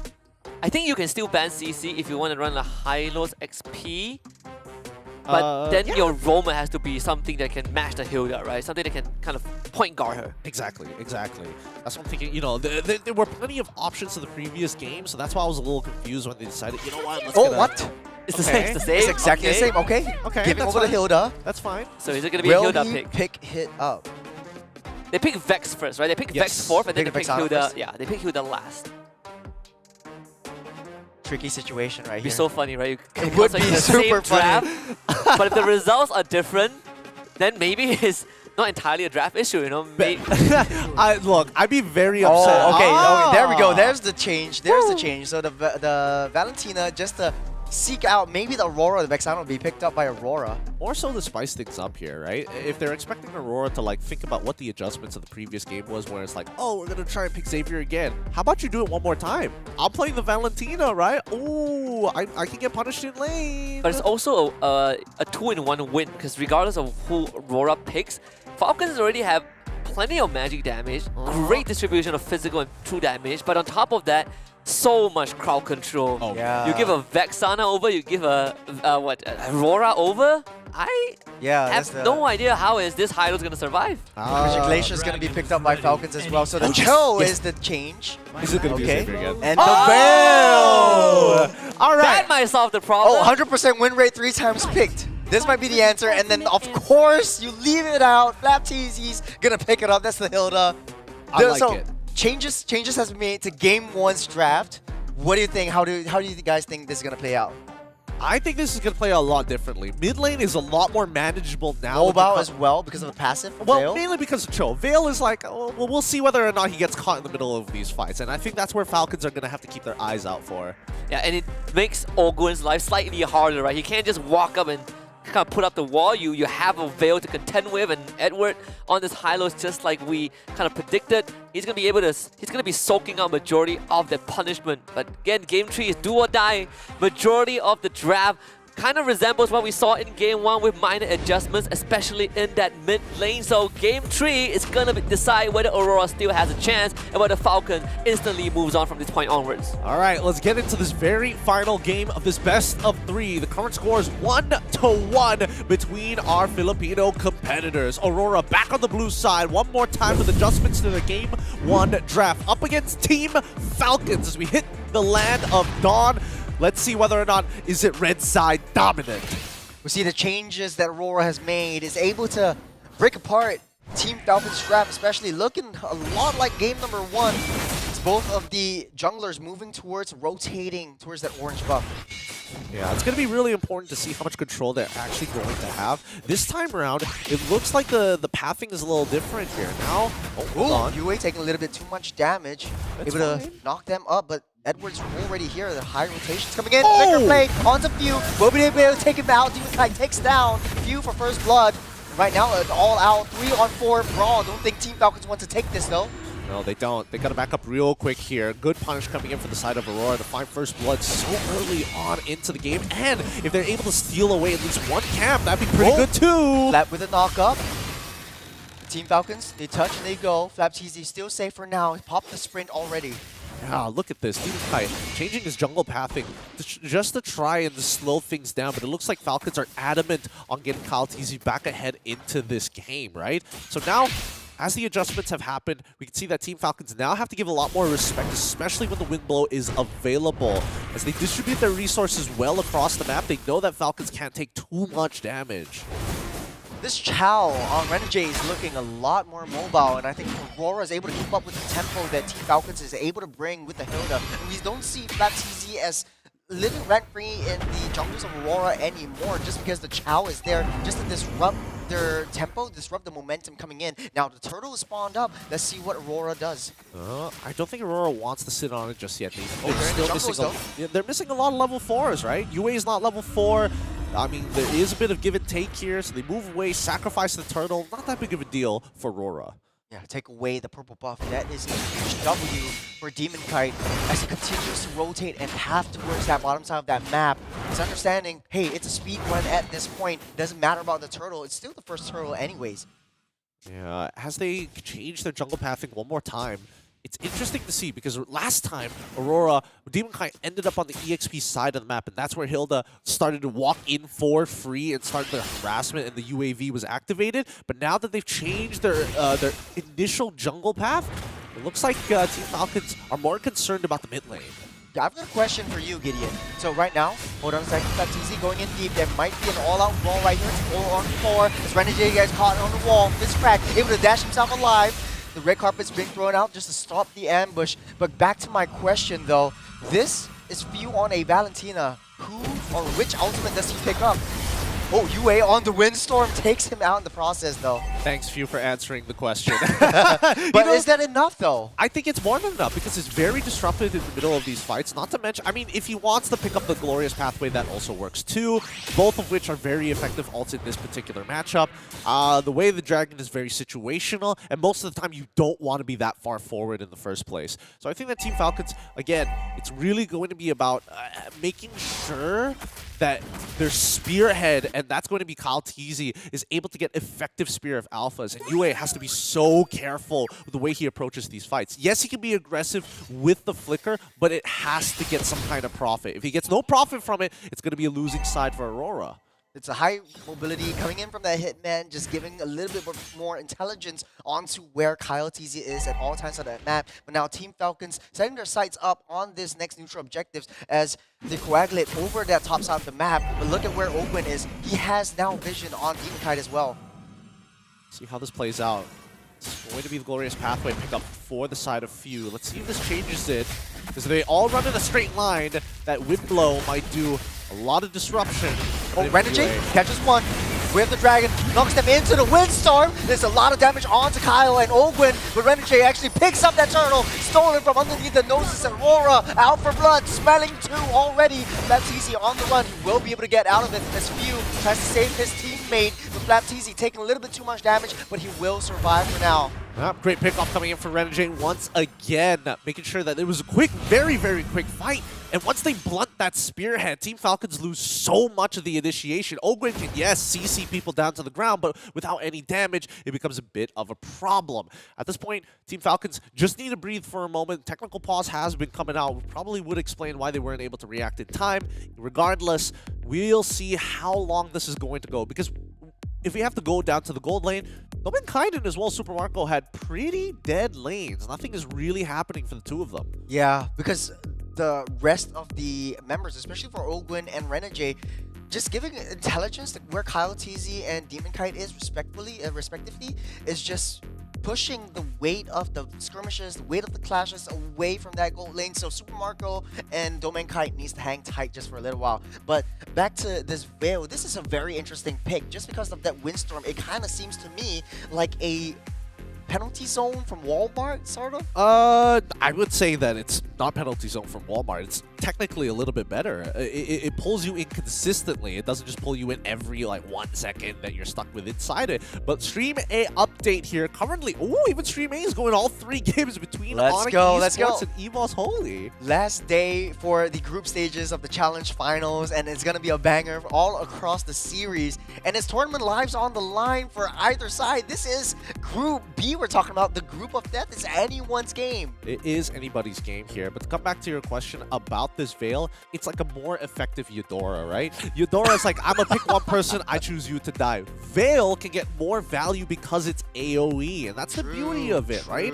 I think right now the big issue is the big issue that we're seeing a lot coming in from Team Falcons. It's really hard to control that mid lane. UA eventually is gonna come to a point where he doesn't need Renegade's help to one-shot the wave anymore. And once they get to that point, Few cannot do the same thing on that Valentina. He will always need a bit of support coming in from Oakland.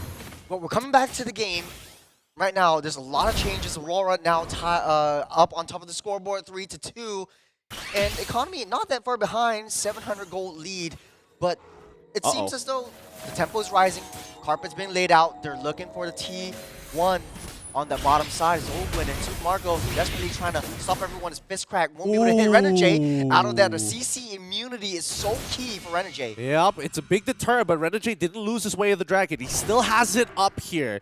I hope that they were aware of it. Ooh, nicely done. Good Shimpo, freestyling it right now for the side of Aurora. They just need to make sure they have control. But again, this is the trade of tempo, right? Because UA was making that initial move with Edward down to the bottom side for Team 1, they lose a little bit of control over the mid lane, and that's when Falcons need to take advantage of it, which is where we see the vision coming in from Hilda.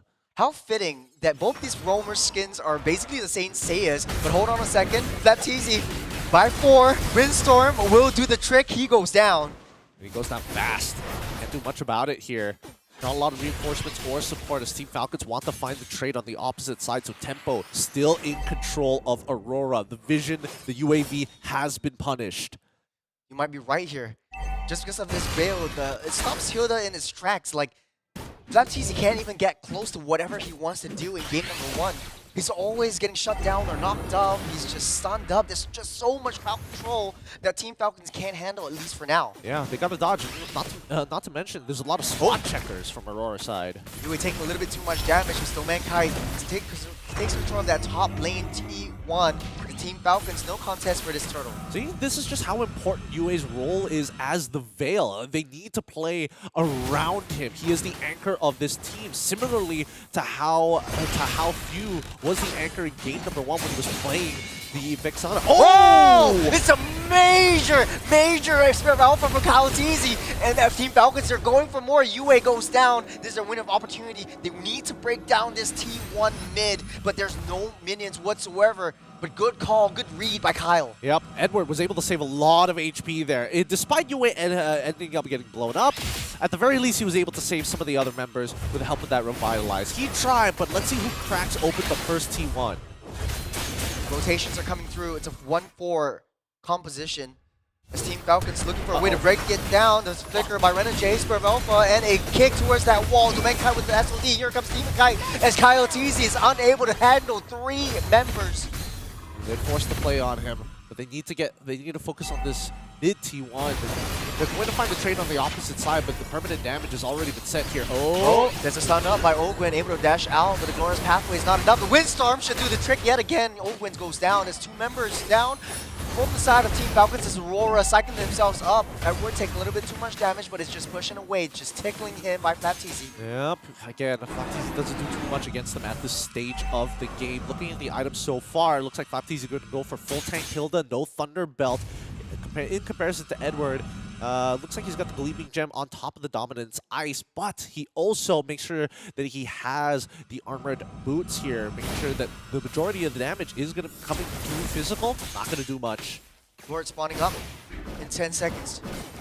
Team Falcons in a better position to rotate and defend, zone it out away from the hands of Aurora, but Aurora has every bit in their mind to contest for this one. Renegade with a kick.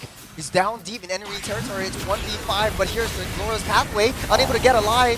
Kalatizi, but a huge knock-up. Demon Kai will take down 2 as well. But down the back line, Flapteasy taking a little bit too much damage. It's a 3-on-3 at this point. Domenkite is not in the sights as of now. As Team Falcons barely able to make it out alive. No jungler, no Lord. Yep. Man, Yue's build is doing real good here. I mean, that Storm is deadly. He's got a Genius Wand already. That's all he has. Oh, Lord, stolen away by Demon Kite. And of course, Flapteasy falls. So Aurora takes down yet another major objective, moving themselves up on the board. I mean, he tried. He tried. As much as he can, Kyle would have liked to major flicker into a fist crack, but the kick underneath the turret. There's no way that Ogren can run, punishing him for taking down Yue. Worth it, but Renegade did end up losing his flicker at the end of it, right? So yes, they do find one back. It's 2 for 1. But Aurora, now with the Lord on their side, is putting a lot of pressure on Team Falcons. It's these small wins that are starting to add up for Aurora, and as long as they play around Yue and make sure that they have that Storm ready to go, there's a lot of easy sets that can be done for them. Lord marching on the bottom side, but T1 seems to be the prize here for Aurora. Setting his sights up, trying to push it down as Domenkai makes quick work of that top lane T2. They're all over the place. Team Falcons, without any priority, can't keep up with how much mobility there is. Not to mention the efficiency of the split of resources being done by Aurora's side. They still need to figure out. Oh, Glorious Pathway. Just slow everyone out. But Yue with the flicker, Windstorm takes down Super Marco. That's a one-shot from Yue. If you're not going to do it, I'm going to do it myself. Flickers forward and catches 3. Only one-shot Super Marco. Everybody else getting chunked low. This man is dangerous. His build is greedy and is designed for one thing, and that is death. Oh, no magic penetration. Lord already on the T3 down top. Renegade, the hitman, zoning everyone out of the way. Kalatizi holding on to the Spear of Alpha. They don't want to risk it. Not here, not now. As Flapteasy trying to pull Renegade away. The glorious pathway laid down by both teams trying to slow the engage, to slow the approach as Aurora takes what they can and crack down and open the T3 bot. They're making clean decisions here. Holy cow, UA's already got a holy... Oh my goodness. He's got a Divine Glaive ready to go. Magic penetration all the ways through. Genius Wand, Divine Glaive. You got the penetration boots as well. It's crazy how much damage UA is dealing. And Gideon, it's crazy how one small change in the draft from game number 1, which seems so dominant from Team Falcons, is changing the course of battle for Aurora. Well, I mean, it's two big changes, right? Having the Cho, which we were talking about off stream earlier, and I would have expected Vale to be the go-to pick this time around. However, there's a lot of benefits to it, right? As you can see, clearly they have a lot more control in that mid lane. I think that right now Falcons are probably thinking to themselves, especially Few is like, man, this Valentina not looking too hot right now. He can't seem to close the distance on UA to steal that ult. The most he's getting right now is just the carpet. But when he does have the ult, who's really going to set up for his team? When they engage too hard, UA is able to counter-engage without having to do too much. And even so, Few could try, but I mean, Renegade, if he plays well with that Shun Po, can dodge a majority of the damage. Ogwin in game number 1 seems so dominant with this Roam Badang, but it kind of seems like it's a Roam Badong. Whenever he goes in, it's so high committal. Now, the Lord is getting started, getting pulled over by Demon Kite. Kyle TZ is in the area after he gets the sights on him. Demon Kite takes down that Lord. Lord's pathway lays down as Kyle TZ slows his ascent. Flap TZ already goes down. Next is Few. Next down is Kyle TZ. There's 3 members down for Team Falcons as Aurora's coming in. Ogwin's next to fall. Demon Kite wants to go for more. Make it a 5. It's a full wipeout for Aurora, and they're wasting no time to the base, keeping their lives and live, keeping their dreams of making the playoffs a reality still. Aurora, the colors are still up in the sky. A 2-1 victory still gatekeeping the Falcons here. Team Falcons will take the loss 1-2. Well done. What a game that was. If you still have not had the chance to travel to Iceland to watch the Borealis light, you are seeing it right here at the Snapdragon Pro Series. Even more if you are currently in Johor Bahru, but either way, hope is still there. They have reignited the run if ever. There's still one more best of 3 to go. They will never have full control of their fate, but they have been able to make the most out of this series. 2-1 over Team Falcons, which means Falcons are still not guaranteed playoffs, whereas for Aurora, they got some time before the actual final showdown later against Evos Holy. What a beautiful clinical game. Demon Kite 8-0-7. He's dealing a lot of damage, but not to mention UA on this Vale. Huge game changer. Renegade on the Cho. He's playing as a sacrificial lamb, but he's making all these with the Dragon's Count. He's kicking everyone back into the Windstorm. They're playing a hot game here. Edward is taking a very supportive role for the rest of the team, but UA, huge damage. Like, oh my goodness, what is Falcon supposed to do about that? Anytime they start walking up without their battle spells, they get knocked up, they instantly die. And Demon Kite is an insurance policy for UA. Anybody who's able to walk out of it, Demon Kite is just chasing them down, which is why he has his 8-0-7 scoreline. I mean, Super Marco basically just getting the Aman experience from yesterday, right? What happens when you just disappear to 2 spells? And UA also demonstrates why Vale is still going to be a hard choice every now and then. All you solo queue players out there, that's your proof. Vale is a pretty darn good hero. He is great. Then again, it's so difficult for anyone, the 5 members of Team Falcon, to come even remotely close to in any skirmishes that they face up with Aurora, because UA's knockups are just so deadly and so on point. If Valentina wants to come in, gets knocked up, and then the rest of the team just comes in and huddles up. Kyle TZ, Spirits of Alpha in, gets disrupted by UA. It's just crazy. Flap TZ, a dominant performance in game number 1. Game number 3, same hero, same playstyle, but unable to do anything at all. Yep. They have a lot more damage to just blow him up compared to game 1 where he can run around team fight. But this game he runs in, he eats a face full of magic. And not only that, right? Like one of the mechanics of Veil that people sometimes overlook is the knockup. It lingers. Yes, It doesn't disappear. It It stays there. lingers. It lingers. Super Marco definitely made that mistake where he just like kind of dashed into it. It's that again. It's one of those things where it's just like, don't you wish the animation is just very obvious and very clear? It circles around, but then as it dissipates, it's still considered a knockup if you happen to walk by it. So you got to be really, really careful about that. However, the major differences really comes down and really boils down to the mid trio from both sides. Renegade very comfortable, and the same goes for Yuan as well as Demon Kai. However, they completely counter both Kyle TZ as well as Ogwin. They want to work together. However, both of them, if they go for the same targets, they're going to get knocked up, which is why we see the mid game so really fall into the favor of Aurora very quickly. You even see how more passive Team Falcons sort of became, right? And it allowed Aurora to take initiative for especially Yue, Category 5 Hurricane Yue. Yep. Flicker, one shot, you know that they're in a very good state of mind when the Veil is putting on moves like that.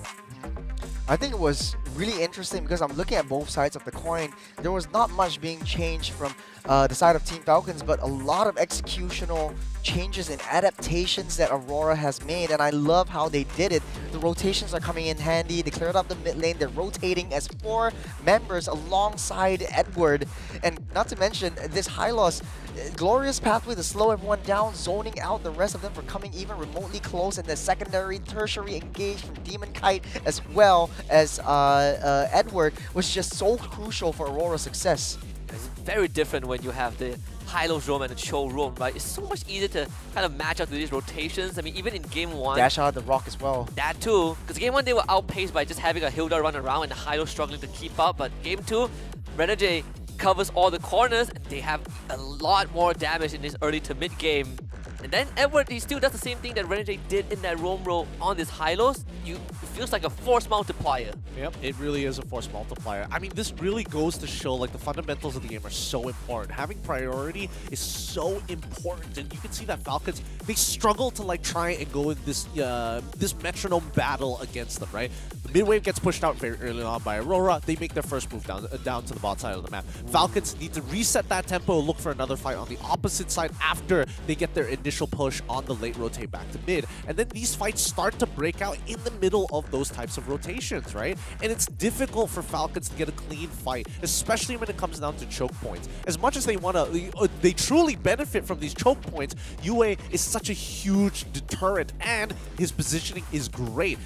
And I'll give it to Yue here. If it wasn't for Demon Kite to ensure these kills, I'm pretty sure Yue should have gotten the MVP in this game as well. Yeah, I have to agree with you. Yes, this is a look at that damage from that windstorm. So fast. Just enable Renegade to just do his thing. He's all over the map, being a utility, Suyo, just taking down that turrets. And look at how this last fight, just one by one, they're chasing everyone down. And it doesn't even matter who does a lot of damage. The entire team of Aurora just their target prioritization adaptations are just so well-rounded in this particular game. It just got sort of outranged by what Aurora has, and even though the heroes on Team Falcons aren't exactly completely immobile, running away from Aurora feels like a losing fight already, right? There's no way that you're going to get away from a team composition that not only has a very fast hero like the Veil, but all of them have ways to kind of catch up to you from long range.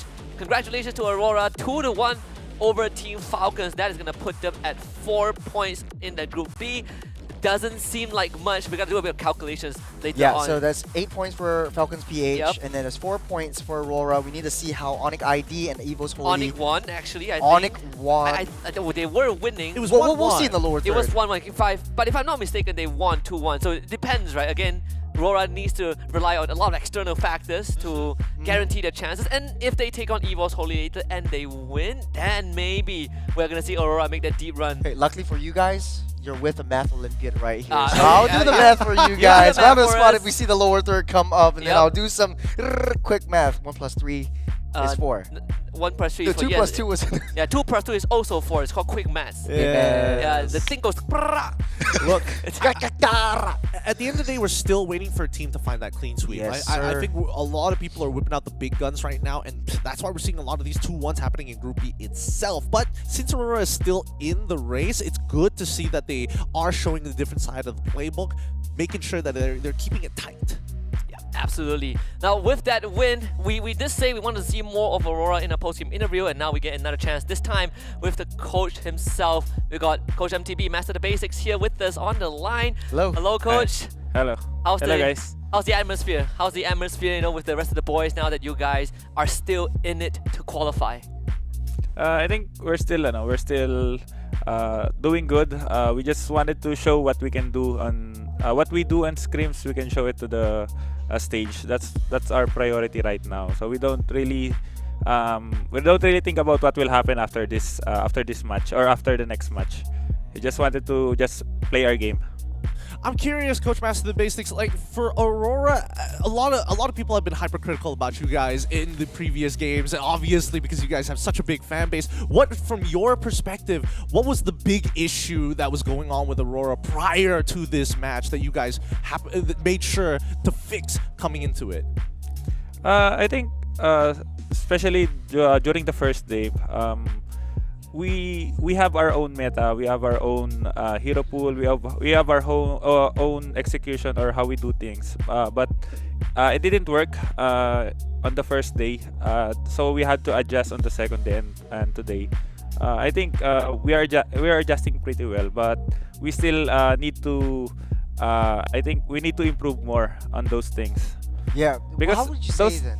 Oh, sorry. Yeah, because those things are really, are those things that we did on the first day, it really worked in scrims. So basically what we do in scrims, we just show it here, but it didn't work. So we had to adjust.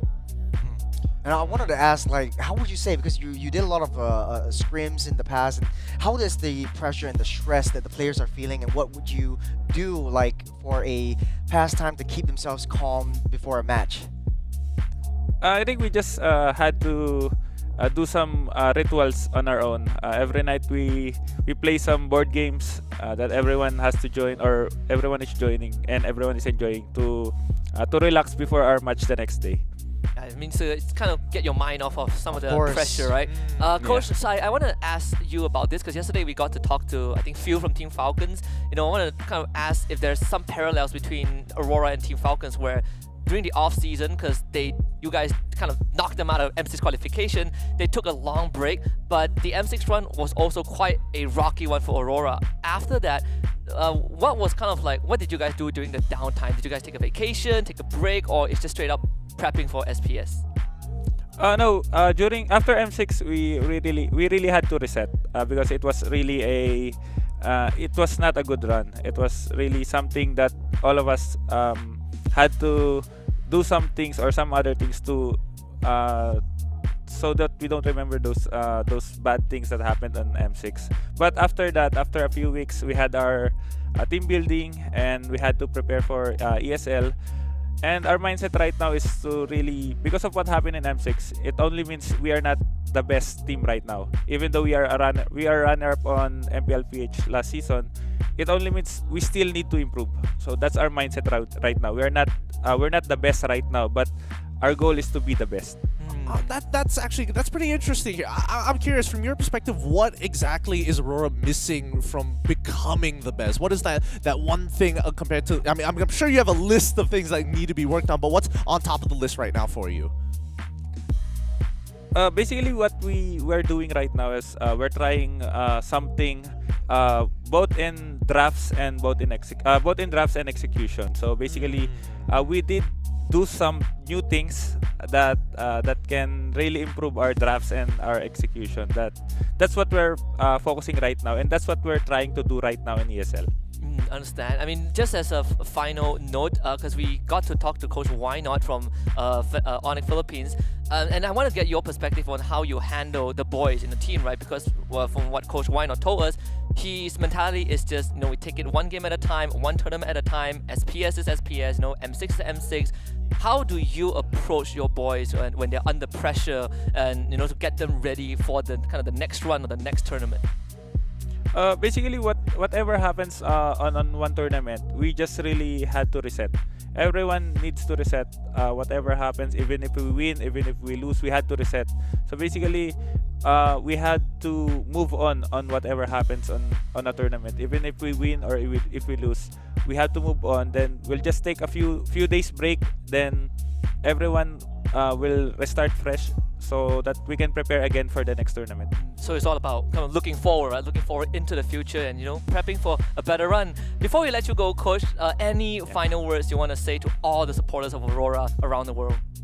Yeah, I want to say thank you to all the supporters of Aurora, and also thank you to those bashers, because we are really trying our best because of everything that we receive, all of those things.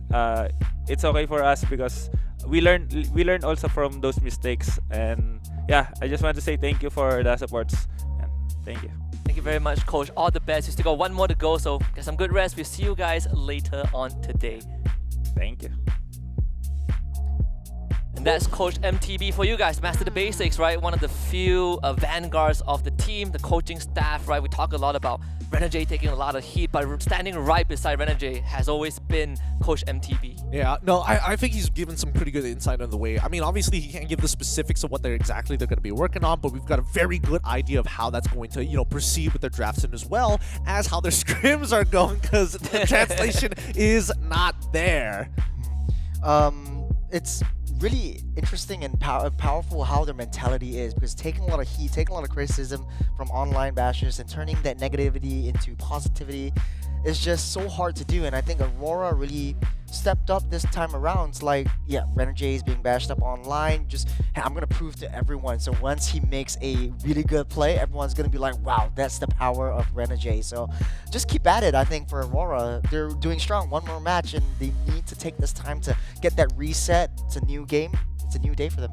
Just like Coach said, right? Always look forward, always reset, whether it's a win or a loss.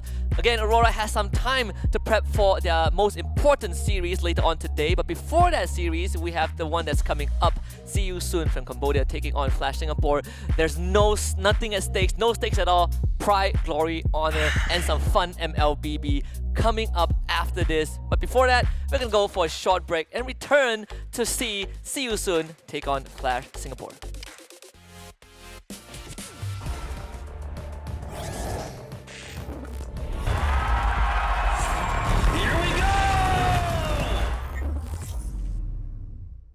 The Snapdragon Pro Series is brought to you by Snapdragon Elite Gaming and DHL.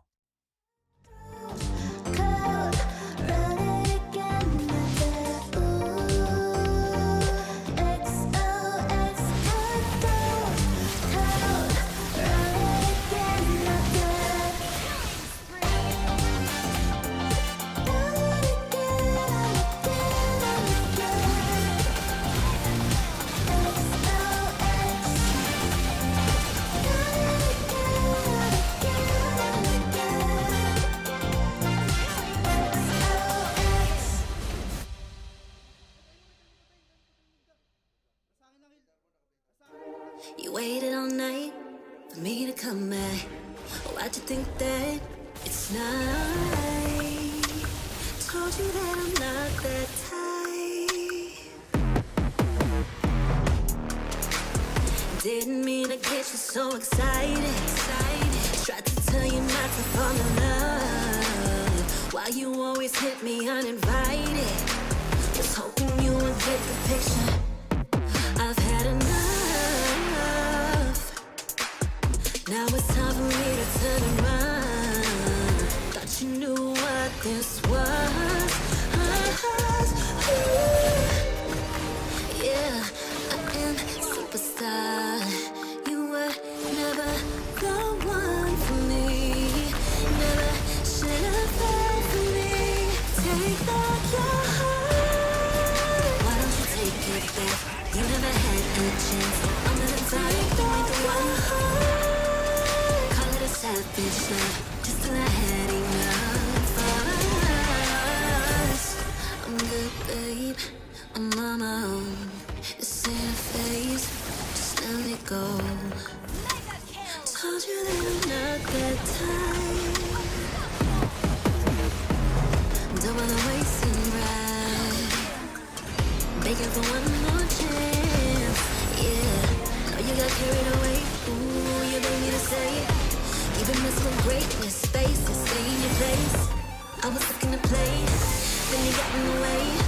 All the love that we made got me on your brain. Got no time to stay here and say goodbye. Yeah, I am superstar. You were never the one for me. Never should have felt for me. Take back your heart. Why don't you take it back? You never had a chance. I'll never take back the one heart. Call it a savage love, just till I had enough of us.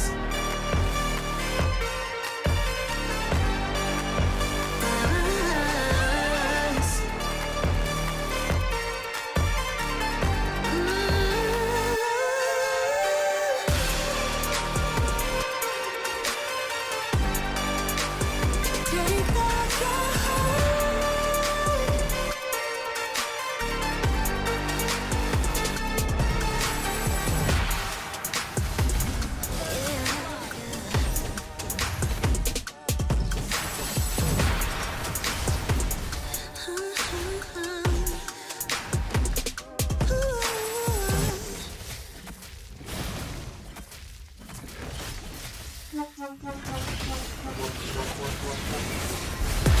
Give them all, give them all, give them all right now, right now.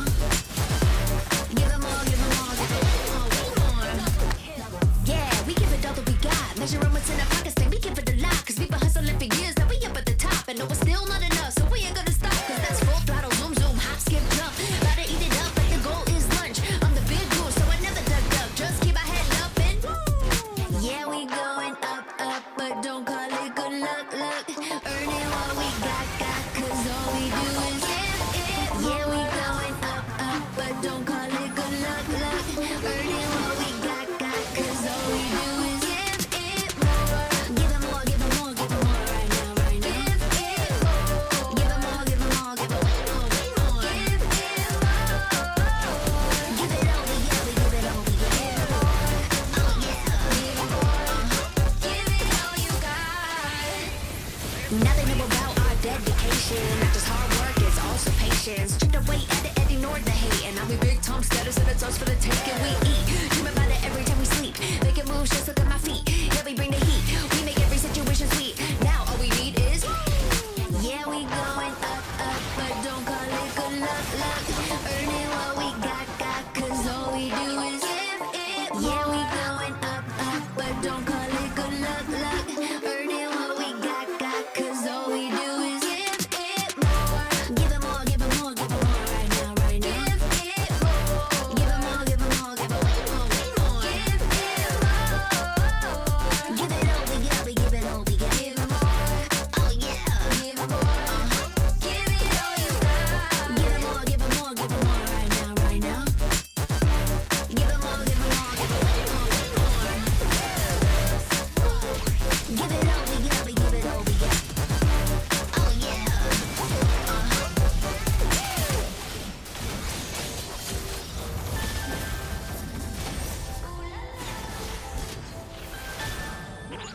Let's go. Put it in motion. Baby, we're going faster, faster, faster, faster. Seizing the moment. Baby, keep going faster, faster, faster, faster. Speed on, make that thing rough. Foot on the gas till you got nothing left. Let's drive to the top of the mountain and see the view. Let's vibe, looking back on the journey, just me and you. Ain't nobody wanna go slow. Yeah, I was chilling in the past, I was solo. Now that I got you in my life, I'm like, go, go. I be living for the thrill of it. Whoa, whoa. I hear you like to gamble. Let's take the road, let's travel. The world a lot to handle, but I wanna go fast with you. Think we could go the distance, although I know we're different. Together we both fit in, so I wanna go fast with you. Put it in motion. Baby, we're going faster, faster, faster, faster. Seizing the moment.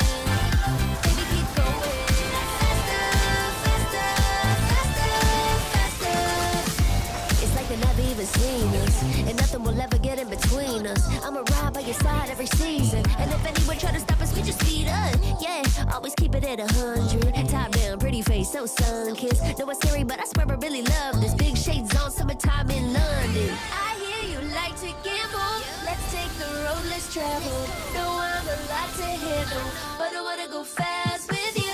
Think we can go the distance, although I know we're different. Together we both fit in, so I wanna go fast with you.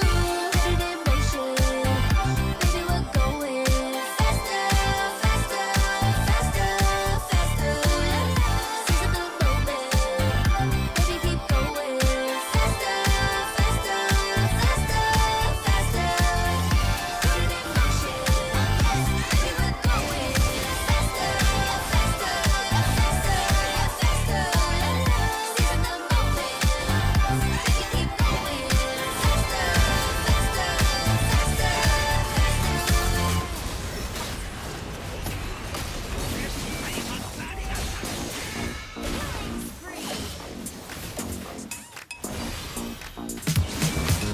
Cutie, dressed up and I'm glistening. I'm the gift, don't wrap me like it's Christmas. Want some yours, you'll know what you've been missing. Feeling like we should get into mischief. Listen, you've been looking like you're down on your luck. Need a girl like me to come through, lift you up. Hold me in your hand, I like when you touch me. Keep me around or you might get lucky. I'ma keep you with the good mood. Keep you up all night. Never, never around you. Baby, this is soul vibe. Got me dancing like a soul train. Laughing the whole time. Got me singing in the shower.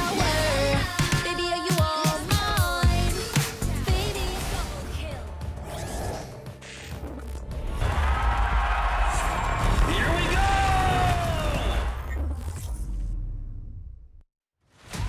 Welcome back to the Snapdragon Pro Series Challenge Finals Group Stage Season 6. You are now tuning in to Stream B, where we just got off a fantastic best of 3 between Aurora and Team Falcons. Aurora keeping the playoffs qualifications hope alive with a 2-1 victory. And now we get to take a breather collectively. Coming up next, see you soon against Flash Singapore. You're here at the desk with all of us. It's Husky, Leo, and also Churros. It's a matter of the future that's coming up next. We're talking about Team Flash and see you soon. Instead of the now, I think this matchup will more dictate what happens in the next few months. Don't you agree? Yeah, I mean, looking towards the future, I'm not taking any of these games that we're playing very seriously. This is a breather for Team Flash going into MPO SG and then hopefully going into MSC coming in. But, you know, new teams for both sides. And I talked about this before. Flash, this is not their true strength. We don't have the prowess from Diablo. We don't have the our god Vanix or things like that. So that's why it's just hoping and copium from me right now. This one they're not performing well. So maybe they're just still struggling with some of their synergies and chemistry going forward. It matters to him. Yeah, It matters to me. It matters to me. Especially after yesterday, where the Flash Singapore actually almost took down BTR. I think that is a prelude, like a trailer of what Flash Singapore is capable of. Yes, sir. We've seen some weaknesses. We sort of talked about the potential weak links of the team, but that's where they can develop. But of course, we got to talk about See You Soon first, which will be the opponents of Flash Singapore in this best of 3. You got Luffy's, Ryzen, Akira, Brand TZ, and Nomad.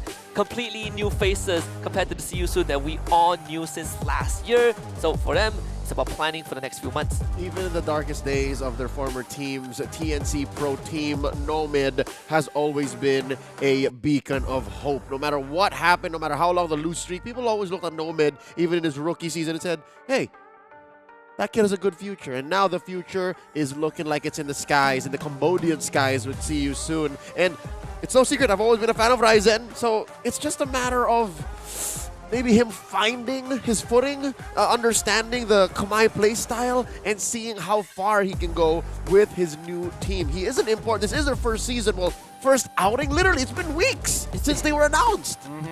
Yeah, and looking at the performance and looking at the criticism online by See You Soon, this is a game that they really need to step up and show that they're worthy of the spot in the group stage because they are an invited team and they were the top of Cambodia as well.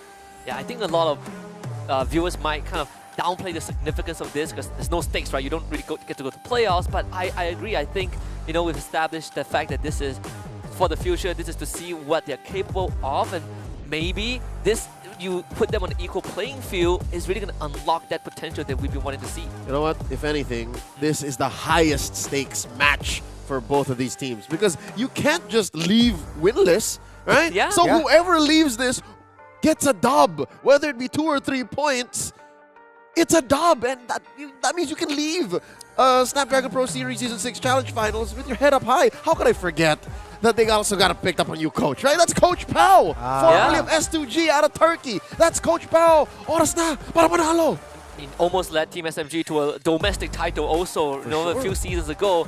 Of course, Flash Singapore, need no introduction. Ken, Hades, Kurtisi, JPL, and Bongski. Leo, you're a big fan of Ryzen. I know you are a big fan of Hades, Shuro, so I was a big fan of Hades. Let's talk about I'm still a big fan of Hades. Let's talk about the jungle matchup, right? Because again, Hades against Ryzen. Actually, though, I think Hades has been performing exceptionally well, holding himself up between the likes of Onyx, PH, the top teams in TLID as well. But unfortunately, it was just the mid to late game that they struggled with. In the early game, they did beautifully, especially against BTR that we saw yesterday. They're holding themselves up well. They had a strong fight. It was just a collapse down in the mid to late games. A little too much Lucas Jungle, if you ask me. Yeah, a little bit too much Lucas. 4 games. It was a respect man by BTR, so we can't talk about that. Yeah, I mean, he played 4 games on Lucas Jungle. He won 1 of it, 25% win rate. But I mean, at least but it's still a win. A star is a star, brother. It is. The game, the game that they won. 11-2 on the Jungle Lucas, right? No complaints. We got the highlight play of the 1 shot on Eman. You know what they say, $1, 3 tries. This is Singaporean saying. He got his money. He got his money's worth. Yeah.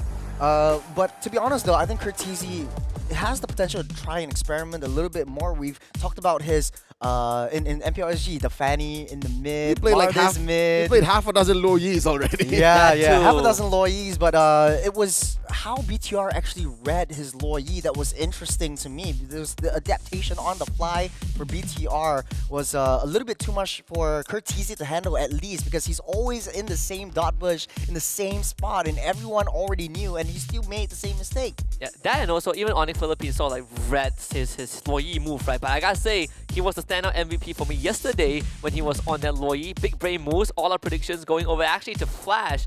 Singapore, you have that 2-0 over SYS. Me and Leo, we stick with the 2-1, but I actually changed it just now, right before the right show. Here, just right before the show. 2-1? I gotta show my Singaporean pride, brother. Yeah, I put the 1 because, again, I gotta give respect to Nomad, Ryzen, and Coach Pao.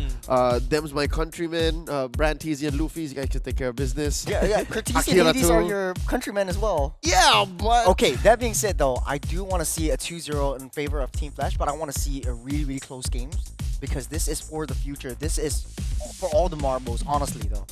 Yeah, I mean, expectations itself, right? We already set it up kind of in the jungle. I mean, Hades has had its moments, arguably maybe shining a bit brighter than what we've seen from Ryzen throughout this group stage.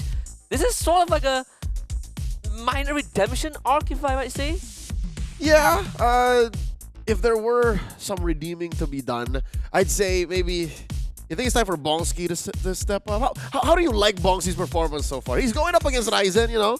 Well, to be honest, though, young he blood from PH. Held himself well against Kara, but only in the early game. But once it comes down to these big team fights, it's clear as day that Bongski's tempo matching doesn't match up to the rest of the aggression that JPL wants to bring to the table, that Hades wants to bring to the table, that Ken wants to bring to the table. So I think Bongski really needs to show up this game and prove that he's able to match that momentum that Flash wants to bring. All right, so just putting 2 and 2 together, you think Bongski is the one that stands out, that's left out?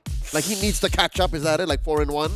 I feel like he's the weakest link right now. Oh, you just went straight, huh? You just went straight. I'm trying to be politically correct right here. I think, BTR yesterday, especially M1, right? Just look at the head-to-head, really exposed. Yeah, twice kills early, 30 seconds in. Right, they really exposed the vulnerability of Bongski and these high-stakes situations. He needs a bit more of that babysitting, right, by the rest of the team, by JPL. JPL don't like babysitting, though. Yeah, that's the JPL thing. is just he's like the hitman. He's like Renegade. He's always in the jungles. He's always sourcing for information. He's reconnaissance party, brother. The Emperor. Yes, He's the Emperor.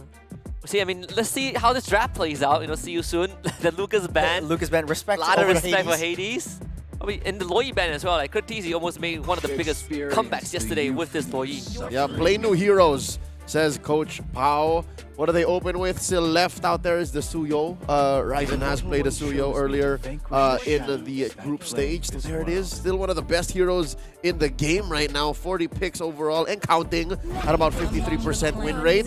Ooh, and the Eve on that true. Even Harith, I don't know if this has changed, but Eve has like a 86+% win rate. So strong, dude. Such a strong hero. A lot of zonal control. If Siusun doesn't pick up the high loss, best be sure Flash might pick that up. And there you have the glorious pathway into the real manipulation, into the Zaman Force, and then you have a death zone. It's all on the floor. It's all on the floor, brother.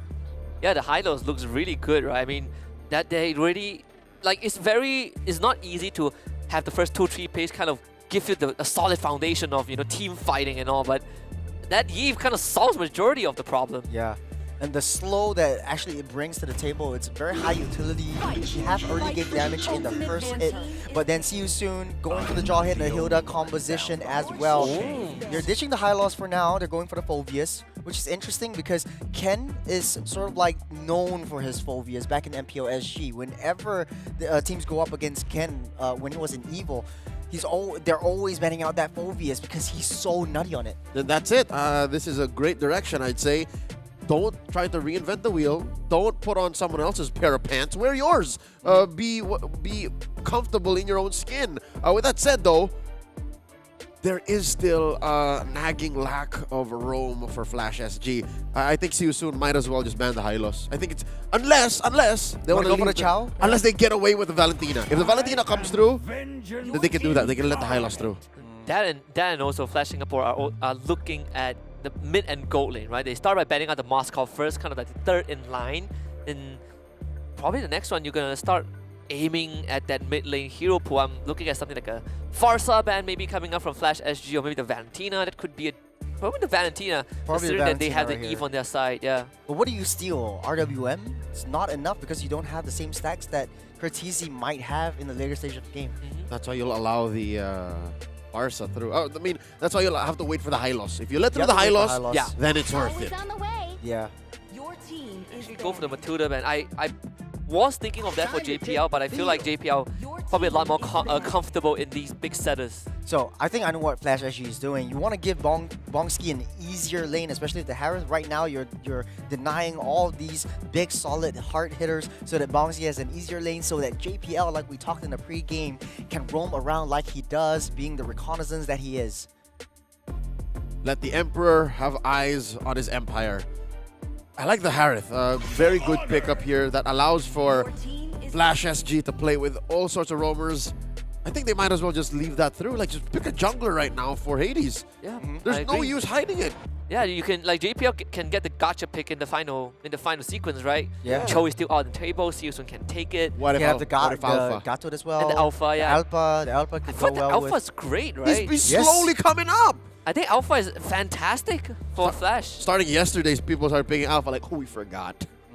And we saw that from Kaotizi early on too. Yep. Yeah, Alpha is no longer beta. Sutsujin played Alpha too. Actually, in the previous game. Yeah, it's Gatot coming up. I knew it was either the Gatot or the Chow. I don't think that JPL wants to risk something as heavy and as committal as a high loss. But then again, it's because of you have to face up not only against a Jawhead, but the Hilda as well. Both of them are going to be attacking your jungle, and Flash SG might be picking up the Alpha. It's sort of like the best case scenario. If you want to give the Hayabusa, imagine that. You have to face up against the Hilda and the Jawhead as well. There's a lot of early game damage. Gatot has had a rough first couple of days in Snapdragon Pro Series, man. Oh, yeah. I gotta say, like, his all-in nature doesn't serve the high engage, high disengage metagame we have now. So there's a Farsa, better safe and the carry. Than a Valentina and the carry. See, again, it's all in. So as soon as Nomad sees who's coming in, he can back off and then wail away. So I guess that's why it's the Hayabusa rather than the Alpha, because there's a carry. I can see the logic behind that, right? Because I do feel like, Flash, usually when I look at Gatot, I think Sadafa echoes this sentiment a lot. He's the sole engager. He goes in. If he gets nothing, it's all over. But this time you have a bit of supplementary support with that RWM from Cortese. The Hayabusa kind of makes you a lot more mobile, right? He can be the utility jungler, play the silent if needed. A lot more balance for Flash SG going into this game. Yeah, I trusted my man JPL to play this Gato. Remember, against BTR, using a Gato to block off escape routes from BTR. So I think it's not really as a hard engagement with the AOG, but more of, I'm going to be zoning everyone out, jumping in the game. I would rather err to the side of caution. I'm not so sure if this is enough of an engage, enough of a frontliner. Yeah. With that being said, let's head into game 1 with the Flash Singapore and see you soon. Churros, Leo, take it away. Just one of these teams are leaving the group stage winless. That means it's all on the table for See You Soon and Flash Singapore. Game 1 in a best of 3, the finest of Cambodia, going up against the Lion City Warriors. We'll see if Flash Singapore is able to ramp up the aggression early like they did, but not so easy since See You Soon has the Hilda and the Jawhead famed combination coming in. A lot of damage onto JPL though early on. I don't think they want to commit too soon. All right, a little bit of a whoopsie for Ryzen. Did bump into the wall with a charge surge, but at least he did get up on what, like 5-10 seconds faster than Hades on the orange buff, which I think is great. That's what you get with the Jawhead like this. They're only going to start stealing. Ryzen is just pushing forward. Great roamer in Jawhead. So I got a question for you. Right now, the Yves is come out to play. Is there a lot of rotation opportunities for the mid lane duo right now for Team Flash? Nope, they are playing defensive. Look, they're not crossing the river. If anything, it's KH who has the initiative to cross the river. It's See You Soon, it's the Jawhead, it's the Farsa, Akira, and Brantizi.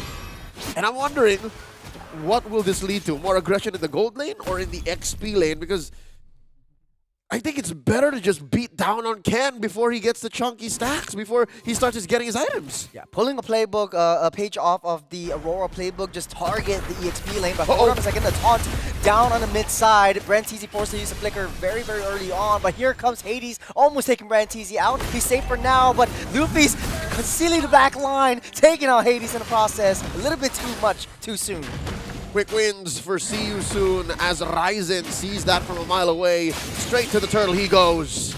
Better airstrike trying to block everyone off. Ryzen will take that turtle. No trouble at all, but Luffy's just pushing everyone back. Splash Singapore's playing on the back line, at least in the early game. How do you match that tempo that Akira will bring, as Brantizi will bring to the table? Choros, it's not just the tempo that See You Soon are putting on display here. It's the aggression, charging. the Kamai aggression! Cancelled up the jump over. Kurtzisi taking a little bit too much damage. Stunned up. JPL deep in within enemy territory. Hades comes in with the cleanup with the shadow kill as JPL weaves, he bobs, but not enough before Ryzen takes him down as well. A little bit of a oofski, I guess. Better layering of skills, better timing could have come out there for both sides actually to have less losses. But you know, we'll take it. A win is a win for See You Soon, and they're coming in to the purple, denying Hades the take. Look at him, he's so oh my gosh! Tough play. For airstrike zoning him out. He doesn't have his resources right now. Look at where Luffy's is, Leo. He's just everywhere in the jungle. Luffy's is breathing down Hades' neck, denying him everything from both sides. Ryzen on the purple, and him on the orange. It's so hard to be Flash SG right now. Well, all right. Let's talk about a lane that hasn't been addressed just yet. Gold lane. We talked about how Bongski might be the weak link of Flash SG. What was that lane like? Carries well taking double lane farm already, so Nomad way up ahead in terms of just a little bit. Oh, down the bottom side. Their airstrike into Nomad picks up that kill, so funneling him. Hades wants to pick up Luffy, force that flicker. Ken will pick that one up.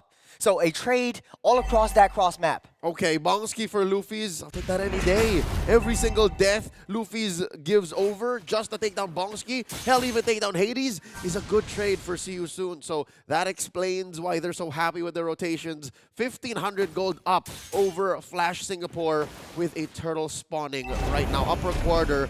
Again, more priority, more aggression, more speed for See You Soon. Like you said, you have that carry funneling in that double lanes. Ken trying to push Luffy's aside. That's why you have that Hilda. Brantizi going for Kurtizi.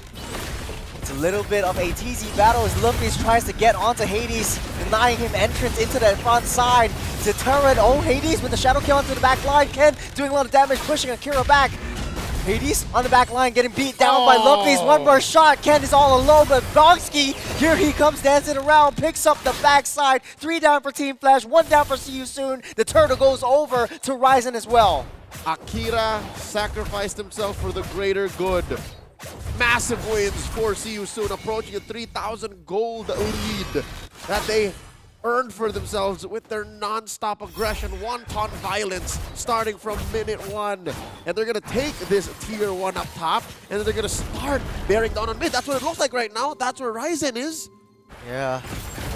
Come on, Leo. It's not looking good if you're a Singaporean fan right now. Are you speaking for yourself? I am. It is what it is. Is this the same See You Soon we've been seeing all week long? But hey, I'm holding on to the hopium. Hades will find a way back. But Rentizi has eyes on JPL. Dodge just in time for that throwback. Won't be able to hit its mark. AOG comes in, blocking off the entrance. Rentizi's all alone. No more throw for Earthstrike trying to block off the exit routes. Rentizi getting beat on by Bonsky, but he's in the heat of battle. Bonsky, one more hit. He's dancing around, he's weaving, he's bobbing, he's still alive. His Luffy's pushing him back. Nomad dealing a lot of damage, true damage earlier on as Flash Singapore trying to pick up all of these scraps. Bonsky through everything but the kitchen sink, and Flash SG caught out a few ults, forcing him to go down. Oh, Bonsky! Bottom side Bonsky just living with a sliver. Ryzen gets out just in the nick of time. JPL desperately trying to protect and body block Bonsky from death. But one more hit. He might go down for the lethal ignition, but no. He's gonna get that recall. Ken tries to get onto Luffy's. Bonsky, he's teetering on the brink of death. All right. He's fine, all right? Call it a TKO, but it's not a death. He did not give over any economy to See You Soon, but it will open up that tier 1 down bottom, plus the turtle, all going over to See You Soon. And they're not done. Look, they're going to start living once more in the Flash's jungle. Look at that, the purple. When was the last time Hades tasted the purple, man? Getting thrown back by Earthstrike to stop things off. AOG tries to pull Javelin back. Rentizi is on the chopping block, but JPL will go down instead. RWF trying to block off all entrance. But here comes Hades from the backside, unable to find a flank onto Nomad. And they touch, they go. They take down JPL. It's 0-3-1. Not a good start for JPL. This is what I was saying. I don't think the Gatot would be enough to both be peel and engage. He can only do one of them. And if you're waiting for Ken to help out in that department, the first 10 minutes is not going to be enough. That won't be where he comes online. Especially when you have a hyperactive Hilda in Luffy's playing for See You Soon. They're approaching the 5K gold lead mark, and it's not even 8 minutes. The Lord is coming up in about a minute from now. And unless something happens, a miracle, a free pickoff, 2 or 3 maybe, that's only when Flash Singapore can contest. It's a tempo game for See You Soon. Not only do you have the contest with Luffy's on the Hilda, but you also have Akira everywhere on the map. Ryzen caught in the middle. Rentizi's pushing Bonsky back. They found the bar. Zinforce laid down, but it's not enough. He throws down the nuclear bombs as Ryzen tries to look for that back line. Hades taking a little bit too much as Luffy's tries to take everyone down with him. Flash Singapore barely makes it out. Bonsky again with a misstep. Churros, are we looking at the same screen? Is this we right? are. It's not Ryzen well. 3 levels up on Hades. How much money does he have on him? About 2,500 gold. That's a full item. That's what I'm saying. You want to go for a Hayabusa into the Hilda and the Jawhead. You're playing with death, man. You have to, I don't know, sell your soul or something to the devil in order to make this work. It's super hard, but it's not impossible. But sleeping through the late game, you got the Lord getting spawned out right now. All right. See you soon, everybody in the pit. Lord at about half health. Ken spots one. Tries to push Luffy away, but it's not enough. You don't have Hades there with you. Oh, they're all making beeline towards Ken. He's next to fall. Calls down nuclear bombs. He gets taken out by Ryzen. Their Where support. Hades though. T1 mid. Constellation prize. I think it was planned out. They talked about it. That was all they could get away with. Ken did not have to die. Ejector flicker. Branteezy almost found his man. They will find the tier 2 though. As Hades works the rest of the map, he's scrapping along what is left of the lower quarter, the orange side jungle. He took away Ryzen's buff, and then he's gonna go home from this. He's trying to keep himself afloat, picking up that scraps, trying to stay afloat. over that cold water. Nuclear bombs yet again with the airstrike. Curtisi taking a little bit too much, holding on to the RWM. See you soon. Wants to find a way in. Curtisi again. It's not enough. Taking a little level difference from all of the rest of See You Soon. It does look like they have so much upper hand. Lord marching on the bot side. What is the play for Flash Singapore? Alms, sir. Alms. They need to get alms. Whatever kind of farm they can get their hands on, do that and protect what's left of your base. Oh, scrambling Ken. Getting targeted on. Friends taking a lot of damage. Needs to retreat. They touch and they go. They got what they need. They're here for. The T2's all torn down by See You Soon. Flash Singapore. Barren wasteland as of now. Yep. Lucky to keep that bottom lane holy shield, so at least that's one wave they can push back. Looking at the gold graph right now, oh my dear lord, 8,000. Currently we're looking at 10.5-minute mark. And between the gold laners, we're still waiting for Bongski to come online. There's about 3,000 gold sitting between them. So, yeah, I don't think it's time for Bongski to fight. And this lineup, Flash Singapore, they're not a pick-off lineup. It's a draft that's meant to fight team fights, to go 5v5 in an open field. They can't do guerrilla tactics unless they're inside the base. So that's why my words of advice, best practices is to just find a way to force you soon overcommit. Like make Branteezy come in, spend his flicker, make Luffy's run around where there's no bushes, and then maybe we're seeing a late game for them. Flash Singapore is lacking hard engages. The taunt is not enough. The knockup from the AOG can't be trusted upon at this point. Hades wants to try to open up those bushes, but you don't want to send in your main damage dealer at this point. And I don't know what it is, but every time I see a Harith, it's sort of like these guys have main character energy. You think you throw down a Zaman Force, you're able to 1v5, and this is something that Bonsky needs to get away from himself. A classic front to back is the play for Flash Singapore here. Yep, he still does not have his Holy Crystal, ladies and gentlemen. And even if he does, it won't be enough. So, hold your breath. Patience is the key. Make like water, my friend. Love is blind. All of the proverbs, all of the sayings, take them to heart because it's not time to fight just yet. So just put it away. This contest is not looking like a good idea. Oh, look at Luffy's though on the back line. Curtisi down low. Holding on to the RWM. Luffy's taking a little bit too much damage, calling in the nuclear airstrike. They take down that Lord. They're looking for more. Ken's the next one falling. Hades wants to go to the back line. Luffy's has that one. Shadow Kill will do the job. Hades on the run, taking a long route down over. AOG trying to stop the approach. There's Ryzen next to fall. JPL with a nice toss-up. Flash Singapore needs their chance to strike, but no man. A lot of damage coming in. It's true damage. Double kill. Make that a triple as he takes down 3 from Flash Singapore. All right, so Shays, oh my god! But airstrike coming in. No Shadow Kill, no one Shadow. He takes him out. Hades with the outplay! The pride of Pasay City strikes again! Johor Bahru ain't safe! See you soon, pays the price! Flash Singapore, what I say, man, guerrilla tactics. Fair fights ain't where you're gonna get late him. Game, Shadow Kill on Easy. Walks into! It walks into Fluffy, so he keeps him safe. Easy taking a little bit too much damage. Lord crashes down that mid side. There's Nomad dealing a lot of damage already. Hades does not have the Shadow Kill. You want to play with your life, buddy? That's life. Oh! Lumpy's was right there. Squished like a bug. Hades felt himself a little too much, but it wasn't the right time. The Lord of the Underworld has played too much with death himself. Game of the year 2023. Better watch yourself, son. It's not time, not right now. They just took care of a Lord, the concealed paper Branteezy. Where are they going? Airstrike coming in. Bongski taking a little bit too much. Forced to retreat, get that reset. But they will lose the T3 bot side. Top side still stands strong. And see you soon. Looking to wait for that next big opportunity.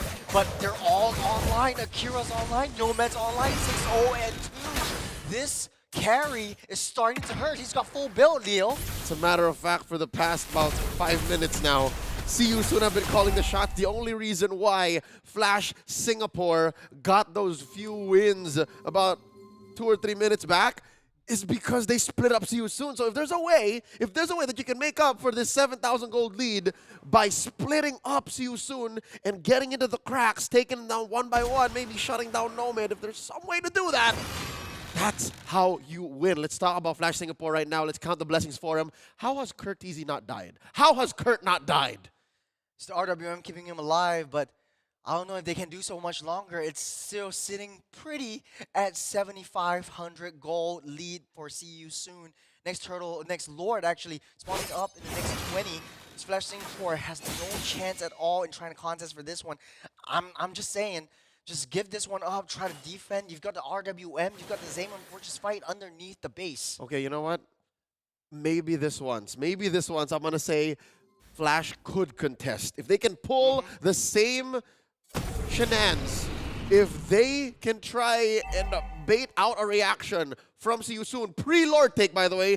The first time it happened, it was a post-Lord take, but pre-Lord take. If they can bait it out, take out Luffy's, isolate Brantizi, isolate Akira, then we're talking. If they can pick off one, Lord now, 2/3 of its health down, Ryzen wailing away, severing. Hades! Hades actually goes in, but he's holding it so strongly. The Quad Shadow's already put up. There's no way to enter Lord Pit.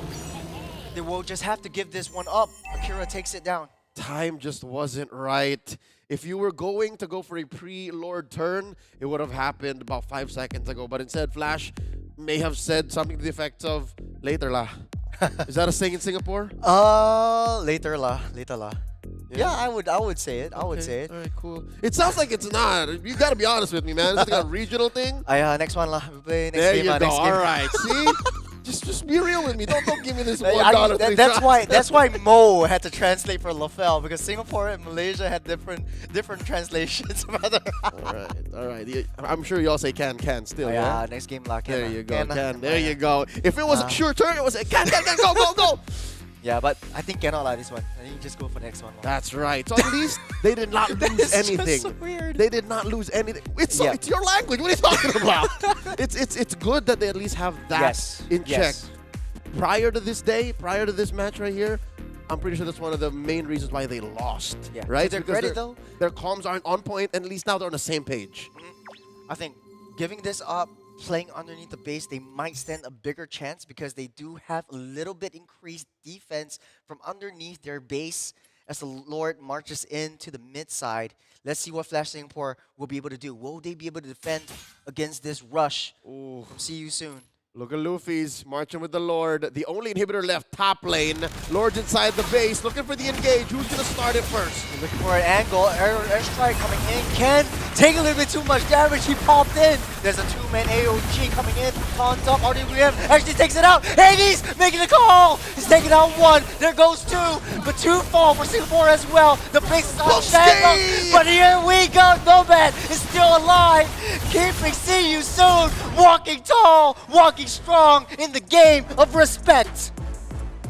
The king of the underworld, no match, at least for this game, to the demon of Cambodia. Nomad and the gang take game one. This is a new See You Soon we're watching, Husky. Yeah, it definitely is. On the final day of the group stage, See You Soon scores their very first point in the group stage. Over Flash Singapore, but in what a fashion as well. Couple of minor errors we saw. Flash Singapore dancing with death a bit too much that caused the whole cookie to crumble. But I gotta say, See You Soon looking incredibly composed. Brantizi having a hell of a game on that jawhead. Who was that guy? That's not the Brantizi we've been watching all week long. But he's forcing out crucial ultimates, forcing out crucial crowd control skills, and forcing out Flash Singapore to actively react to that position wherever he engages. So I think, honestly, though, it's down to the draft. Why would you want to pick? Yes, Hades has some outplay moments onto Akira, but I don't think it was enough. He was in the mid-game, Leo. You saw it was Ryzen having 2,000 gold, 3,000 gold ahead of where Hades is. 3 levels. 3 levels ahead, too. Okay, would you have rather the alpha? Now that we're talking brass tacks. Coulda, woulda, shoulda. Yes, I would have preferred the alpha. I would have preferred Alpha too, honestly. At least you were able to hold yourself up against in the jungle in the early game. Yeah, this one's more of a selfish pick. It's an ego pick. It's like, it's all an right, ego pick. We're gonna go all in. We gotta win these first 5-6 minutes. Hayabusa.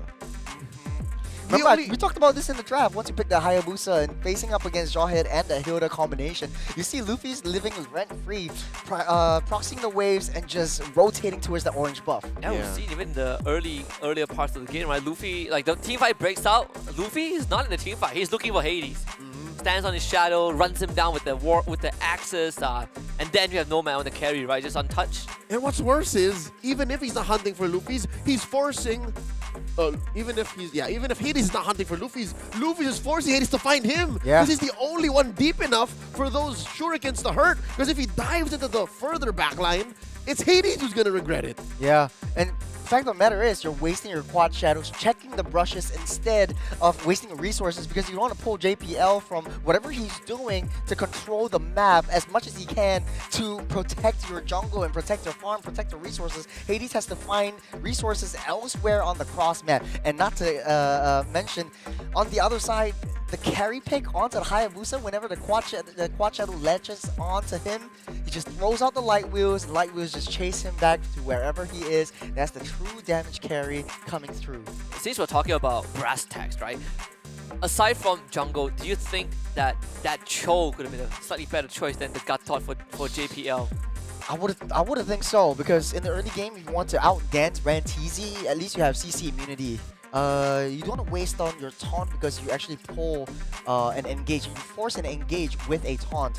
So yeah, a Cho would have been better, but woulda, coulda, shoulda. Right? Sadly, another L for the Indonesian icon. When is ever Gatot going to catch a break? Yeah, but I mean, JP actually won one game with the Gatot against BTR, so I think if it ain't broke, don't fix it. That's what he's thinking. I suppose so, but that game was also a game where BTR were just making comically basic mistakes, right? That was that game 1, but the rest of the series was a slightly different story. But now we gotta shine the spotlight on Nomad. It's 9-0-4 on this carry, which is a pick that, you know, when all else fails, you go for the carry, and he showed up big time. It's so good. Again, you have this dive comp in Flash, and you have a lineup that is just so fast, so aggressive. The gold lane was barely touched. You saw that, Churro. You saw the Husky. Yeah. He was double laning as soon as he could. He was free farming, pushing where it mattered. And then come the 11, 12-minute mark, you could have sworn he had the full build. Yeah, getting pushed back by the Jawhead. JPL's AOG as well. Like, I know Gato has its values, but the AOG just takes too long to charge up. Nomad ended the game with a 4K advantage. It was Bongski network, right? He was decked out before Bongski was even ready to fight. So I think at the end of it, you can see as the game progressed, you soon just got more and more control over the map. I'm not bashing on the Hayabusa, but it's so easy to counter quad the shadow kill because as long as you stand together, that's it. That's just the damage being split. You are hating on Hayabusa though. I am a little bit in this matchup. It takes a specific setup, and when you're losing the first half of the draft, I think the Hayabusa is a dangerous call. Okay, look at this. He's still outplaying though. Hades taking as much as he can, but I think it's the fight after this where Akira sees him, tries to go for him, and look at how fast they're rotating around. Hades just waiting there. This quad shadow in, latches on, pulls back in, still kills him in the process. Yeah.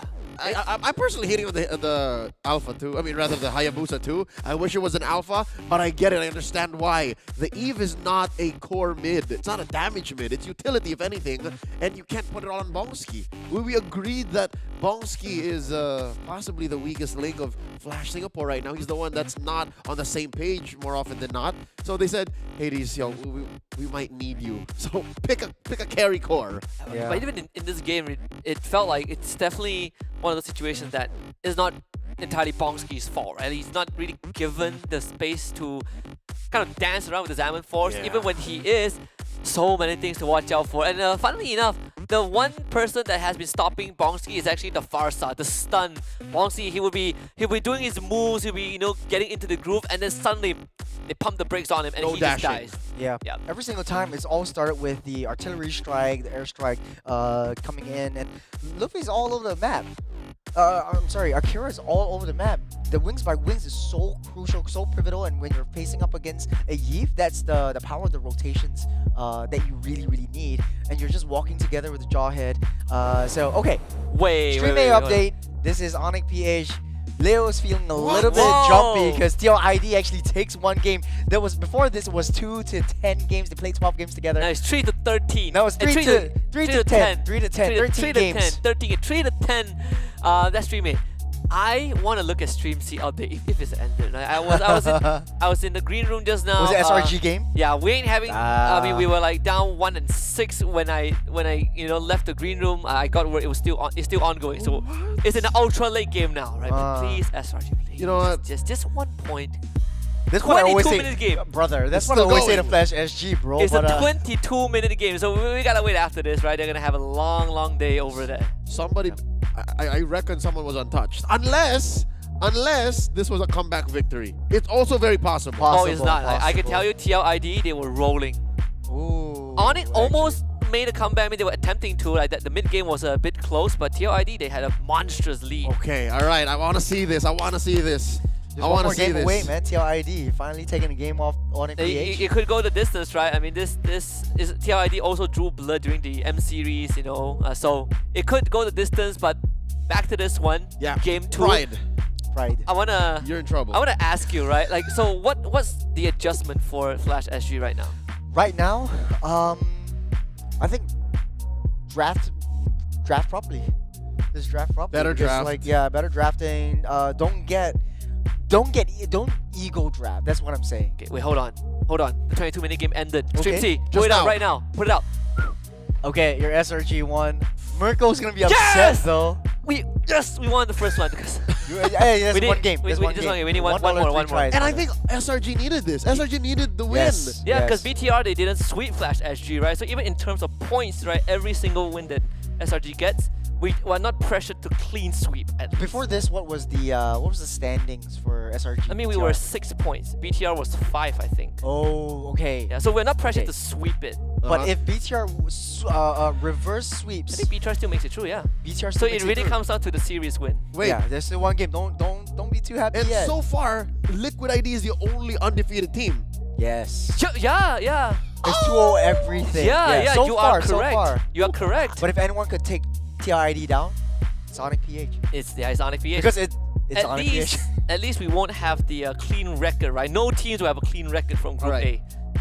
A. And I'm just saying this on behalf of, the cavalry, Uchi Leo here. If there's anyone to beat Onyx PH, it's TLID. TID, Yes. I agree. I think these two teams are in a whole different league, right? It's gonna be a rivalry that spans hopefully throughout the entirety of 2025. But yeah, I mean, Game 2 for See You Soon against Flash SG. Right, back to reality. Everything is on the line right now for Flash. You say that just don't draft greedy, I want to just kind of echo what I said in day 1 and day 2. I think Flash SG just stick to the fundamentals, right? Give JPL Nah, they proper just- setter. They just gotta lock in, man. They just gotta lock in, boys. You hear me? You hear me? Lock in. Not sure if you'll get your money's worth if you hire Choros as your coach. All he says is just lock in. Coach, what do we do? Lock in! Just lock in. Doesn't matter what you pick. Just lock the in. Okay, so Okay. one way to lock in is don't ego draft, right? Ego Make sure draft. that your engagements, your ins, your outs are checked for. But here's what bothers me, right? The 2 picks that we would have changed came in 2 different phases. They were so difficult to change, like it's chicken or the egg. So now that they're on the blue, I'll tell you now, just give Hades a Suyo. Yes. At least fix that. I agree. I think agree here too. I think that is the most important because like so far their MO has been if we have Lucas, we take Lucas. If we have Loi, we take Loi.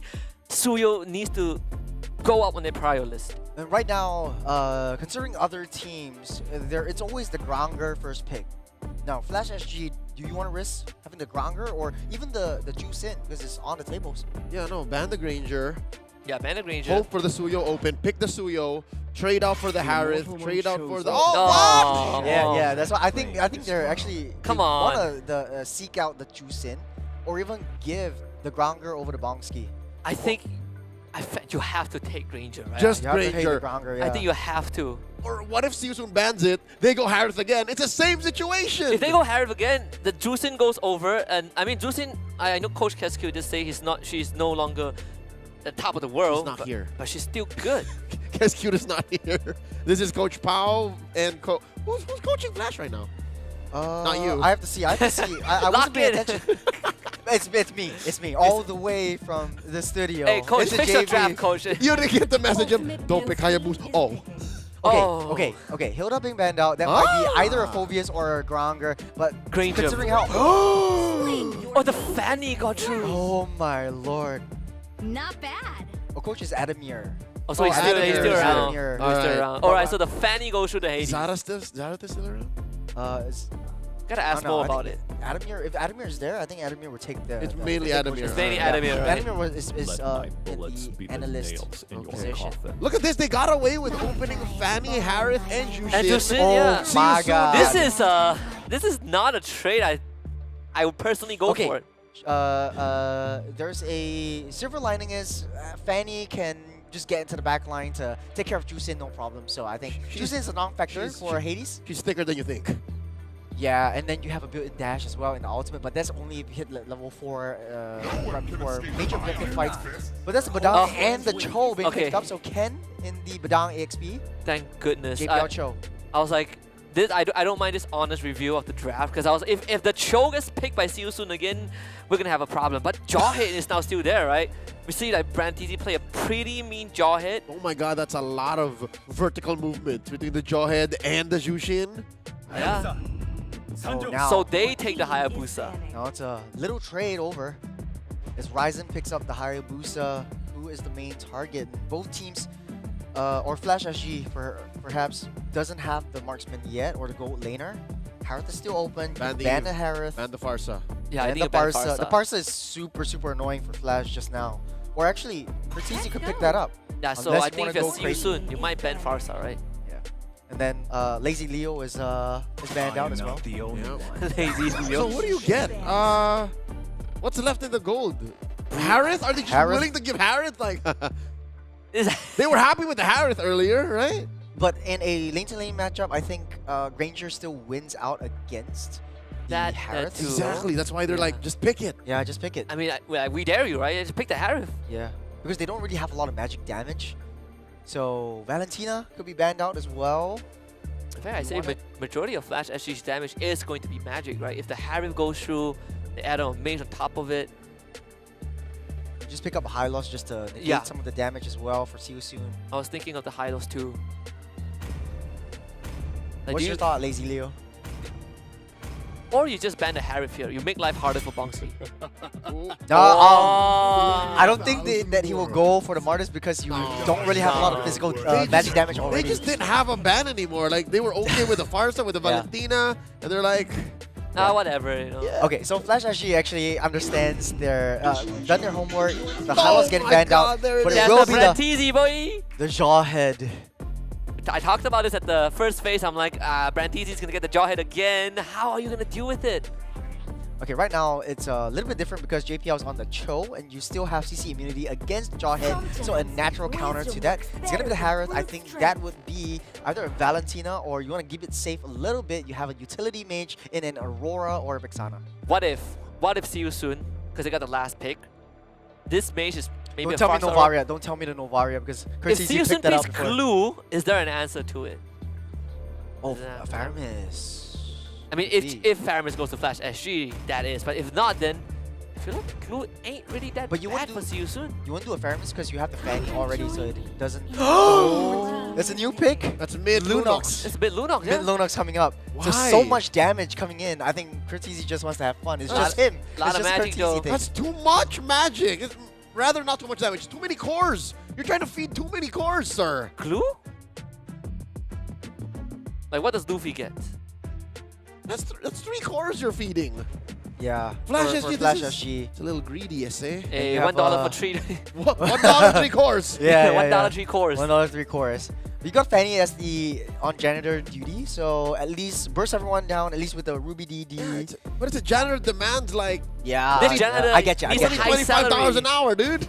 He needs high salary. I get you. But I understand why Lunox as well, because the Hayabusa latches on, Shadow Kill won't do much. There's gonna be the Edith, so an homage to Eduardo. So I think he's the only player that plays Edith consistently for Eduardo, but right now it's gonna be the hands on Lippy's as well. Edward Kirk. Yeah, Kirk as well. Kirky. Okay, so again, just like game 1, See You Soon has a more sound draft. Yeah, it's standard all across the board. They know what to do, play it front to back, and have Raisin clean up. But right now, Flash SG, I do have to agree with you, Lazy Leo. It's too many cores, too many magic damage. I'm not sure how they want to funnel this one. I mean, if anything, this at Why are they least doing this? at least they are showing the true Singapore identity, right? Just, you know, go all in, right? Might as well try to convert it into something. Game 2 between Flash, Singapore, and See You Soon is all in on nothing. Let's see how they duke it out on Atlanta Dawn. Just one more game for See You Soon. At match point, they could walk away from the groups with their heads up high saying, hey, at least we got a dub. Flash SG, though. The Rocket Padang jumping into the land of Dawn, making their mark on Johor Bahru, just a few miles away from home. It's game number 2. They're both final games, possibly, in Season 6. Look at the rotations. You've got the Badang and the Chow over on the top side, already proxying that map. You want to have that engage from Flash Singapore, and I think they have a strategy in their minds to just, whether the execution, whether See You Soon can see through that, and try to counteract whatever Flash Singapore wants to do. The good thing is the Juicin is able to just push everyone away with the pepper spray. All right. I'm so happy that we're seeing Brantizi on the jawhead again, because look at the clear speed. He's like 5 to 10 seconds ahead of Hades once more. Smart missile. So good. Luffy's 1v1. Luffy's and Ken actually dealing a lot of damage, and Luffy getting trapped underneath that wall. Doesn't want to use any of the flicker yet, but walks out of way, or prances out actually. All right, he just needed his wave, man. He's gonna go home. He got the XP. He didn't use the flicker. Luffy's happy with the payoff of living on the edge. That's risky, you know? Like going 1v1 against a Badang that early. What if there was a random Yeah, he's a rogue little Fanny, bit right? What if? Now Hades already level 4. Might be waiting on the right opportunity to get on top of Akira, but Shadow Kill on top of Cortese, or just the Spot Shadows itself. Getting pulled back by Akira. Hades kind of weave with the cables out of there. Pulled back by JPL. No more throwback by Brands. So, See You Soon.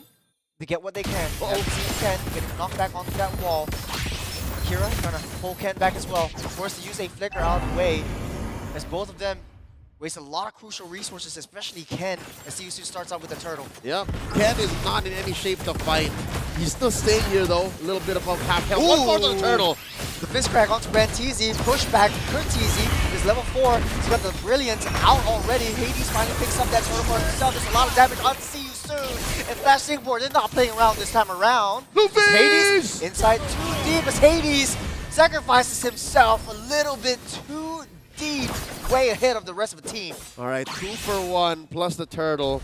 I think at the end of the day, Flash Singapore still walks away happy with the trade. Regardless, still a little messy, dare I say. But if you know what, if you want to make some omelets, you gotta crack some eggs. So Flash Singapore playing to destroy and wreck See You Soon, blow their tempo and saying, hey, this is a little too early. Did not expect to see Curtis DD come out too soon. It's Jester unstoppable! Akira taking a lot of damage. He goes down, but a kick back onto that Granger. Nomad already in the mid side. JPL dances with death. The Shadow Kill will take him out. I See You Soon. At least they got a consolation prize. Mid for a roamer. Given that is a utility mid, but just the same, Flash continuing to pick up the pace. They will not take this sitting down. See You Soon has to answer back. Ryzen cannot just farm up. Ryzen can just take his sweet time, forcing out an ult here from Curtese. This is what I'm curious about. Yeah. This Lunox pick on Kurt might be what break the camel's back. Currently, he goes down bottom. Oh, bottom side, Hades taking a lot of damage, but it's trapped in. Cable's the wrong way. Brantizi throws him out. No way to escape that one. And just to add on to your point, though, Curtese, this is the first time I'm seeing Lunox with the Purify instead of a Flicker. So no surprise attacks coming in from Kurt this time around. It's honest fighting. Is when you decide to go in, we will go in. Luffy's 2v1. 2v1. Luffy's trying to get it onward. He's got a Primal Wrath. He's got a lot of damage, but he's got the kickback. They're just tickling Luffy's at this point. Forced to use a Fist Crack as the last ditch effort to take him out. In the mid side, though, Curtese taking a little bit too much damage. Akira will pick that one up. Luffy's for Kurt, I'll take it any day. The turtle, right in See You Soon's targets. They take it down 1 for 1 now. The gold lane matchup though, Nomad seems like he's up ahead. He's got the Hunter Strike. He's got 2 assists as well. And he's still up 300 gold, but that's still quite a bit. The rotations from Season and Pathing are towards that gold lane just to empower Nomad to do his thing. Yeah, that's curious. Nomad died. There was a massive rotation on him, but Bongski's still behind. Yeah. It's a little bit difficult because the sacrifice from there, but the jump and the throwback onto JPL is his very best. The kick back into the Saban Force, taking out JPL, and the fist back by Ken from the backline, forces out Victors and dashes away, but it's just too much damage as 3 members fall from Flash Singapore. That wasn't worth it. Flash Singapore may have overheated, overexposed themselves, and burnt to a crisp right in Soon's mid lane. 1,000 and change up already, and yeah, there's a lot of damage coming in from Curtizy, from Hades, even Ken. Like, he's catching these massive combos, these massive ults, flickers into the crack, into the break, but really, if they're not setting up for Bongski, if Bongski can't find a way to make the most of all this promotion, all of these trades. Hades! Ryzen with a shadow kill, almost takes Hades out on a 1v1, but here comes Ken and Curtizy for backup, forced to retreat. With Flash Singapore, they're fumbling right now. It just looks like See You Soon is playing to their tempo, and Flash Singapore is just being reactive.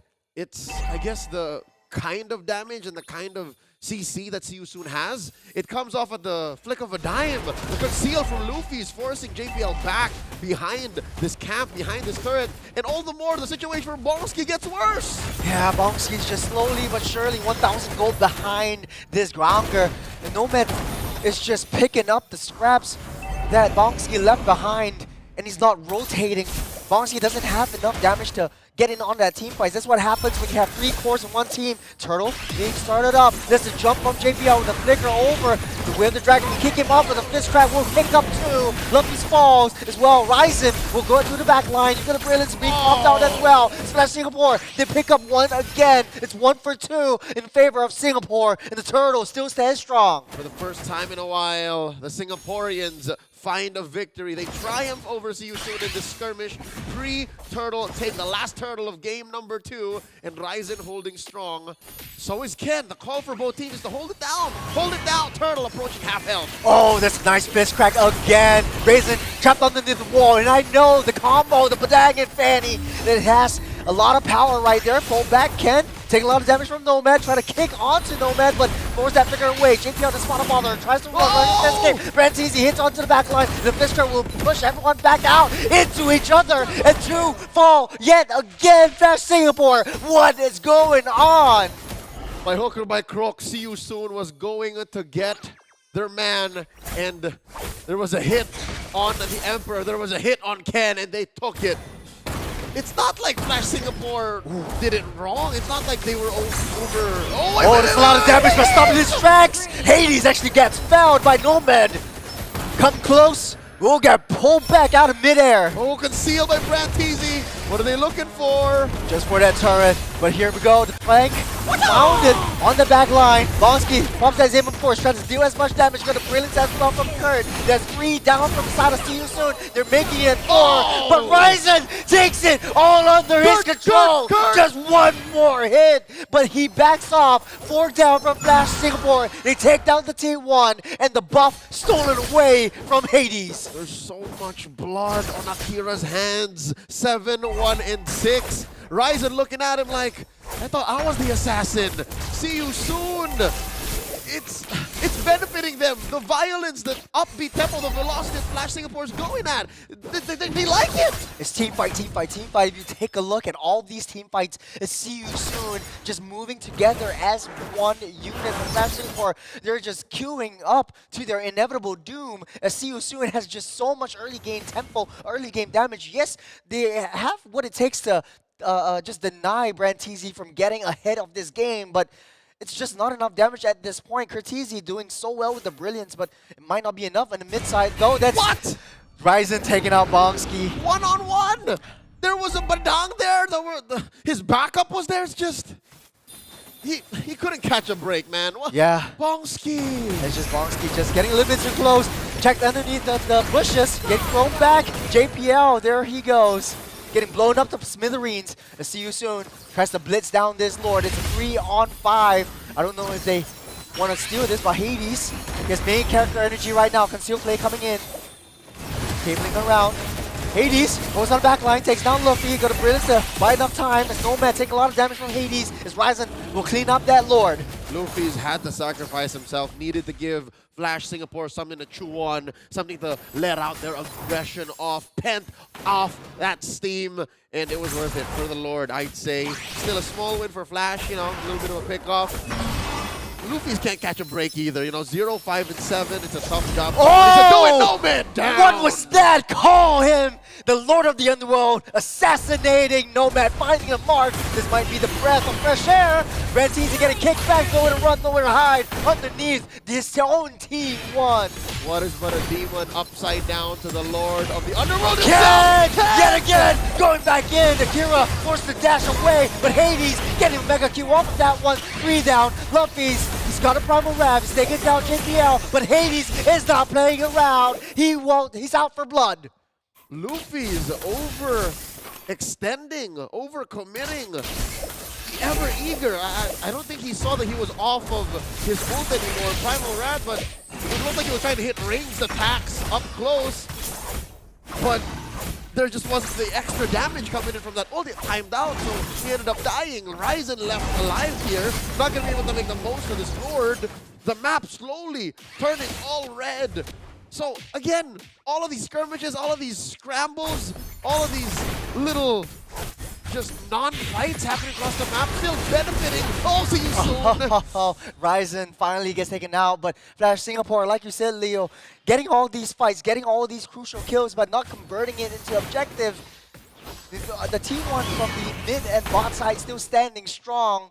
They're just bloodthirsty, they're blood hungry, they're just going out for kills, but they're not making it count, Leo. All right, for the sake of the Merlion, listen to Coach Churros. Lock in! Lock in! Lock in! Decide to make a play and don't think half a step forward, 2 steps forward. If we try to get this, what do we get? If this gets exposed, what do we get next? I'm pretty sure they're thinking about that. It's just the gold lead. It's just, Nobody gets caught out. Hades is unstoppable. He's got taken out. Wants to go back in, but Hades needs to cable out. They take what they can. The T1 taken out, gets the onward onto Hades, but able to deal enough damage. Just a 5-man approach onto one Luffy's 2 down as Flash Singapore breathes some signs of life into this game. Ryzen taking down 1, going for the 2. He's outplayed, he's outmatched, but Curtizi's waiting there for his Watch Shadows. One of the breakout stars from MSC 2022. Here comes Hades yet again. Jumps over the wall, flips him up underneath the turret. Hades able to get out safe, as well as Ken and Curtizi. Splash Singapore is playing it a little bit more disciplined. No more junglers for See You Soon, as the Lord is spawning up in 1 second. They might be able to blitz this. His first time in Malaysia in MSC 2022. Ryzen wowed the world. And now, as an import, under See You Soon, playing for Cambodia, he is making a name for himself once again, 7-3 and 10. But there's only so much you can do as a Hayabusa when you're facing off against a full 5-man stack. You'll get the kills, but you might miss out on the Lord. Lord, one more hit. He's going on hands on Nomad, 1 hit. Oh my gosh! See You Soon. They got one again. They got too much damage onto Flash Singapore. 3 goes down. It's just 1 more hit for Ken. No! Another shadow kill. And Ryzen, they're marching it down. They've got the Lord in their arsenal as well. It's just Ken. It's happening so slowly, but just the same so quickly. But it might not be enough. 1 more hit. He might be able to go down. That's Ken. He might be able to do something right here.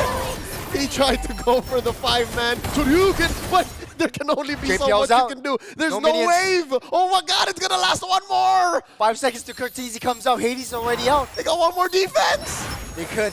He might. Ken is a hero. Ken is a hero. He's got a 4-man fist crack. Right on that spot is Flash Singapore.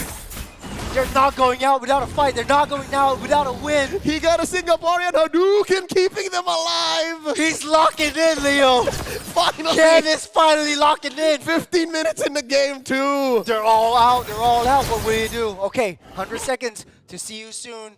is preparing for that Lord. They're still up ahead. They've got a 6K Lord advantage right now, but it's just 2K overall gold economy. What is the play for Singapore? We're going into the point where the goals don't matter. It's really down to execution.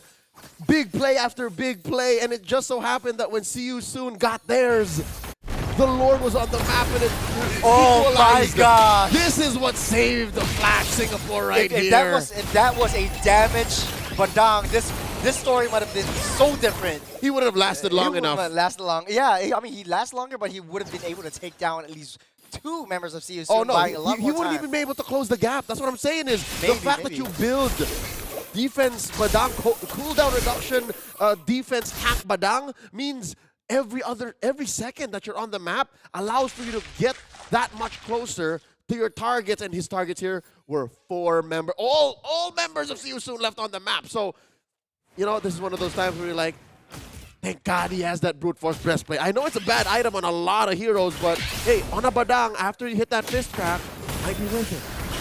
We're slowing it down. Lopez already pushes out a flicker. Hades, as they have shadow kill, Raisin already takes down Hades. There's 1 member down. He's taking down Nomad. Nomad damage. Just 1 more hit, and he might be able to go down. It's a 4-on-2. It's Ken and Bonsky barely trying to stay alive. No more minions, just 1 more cannon minion able to take down this turret. They might be going for the end right here.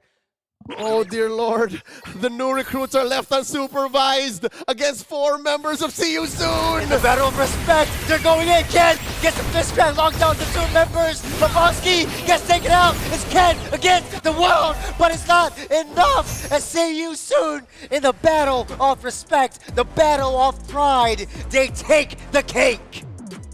A sweep for the Kamai Owls. 2-0, the first win for this newly built squad. Walking away from the group stage, Flash SG winless. Absolute cinema. They say the greatest upset. We thought it was supposed to be yesterday when Flash took on BTR, but this one is also something we can settle for. See You Soon ends their group stage with a series win, and the first and only series win, a sweep over Flash Singapore. As they say, see you soon to Flash Singapore. But what a bloodbath. 16 minutes, 11 seconds. We 56 total kills. Take Brand TZ away from this Johor. All right, everybody playing in MPL Cambodia in the coming season, just ban it away.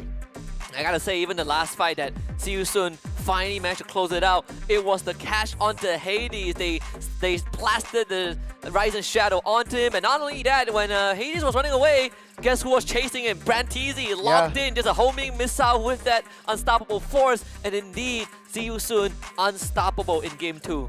Man, taking a look at the performance from Flash SG, if you're a Singapore fan, it's I mean, no stakes on this one, but I would have thought it would be much closer than what we saw this time around. It looked like it for moments. They had their moments, right? Especially yeah, that. and then come back, and then push back, and then come back. It's basically a brawl, all-out brawl between these 2 teams. Yeah, a shining moment would be that 5-man gank between Tier 1 and 2, right? Where they got like Nomad for free, and then they got their own.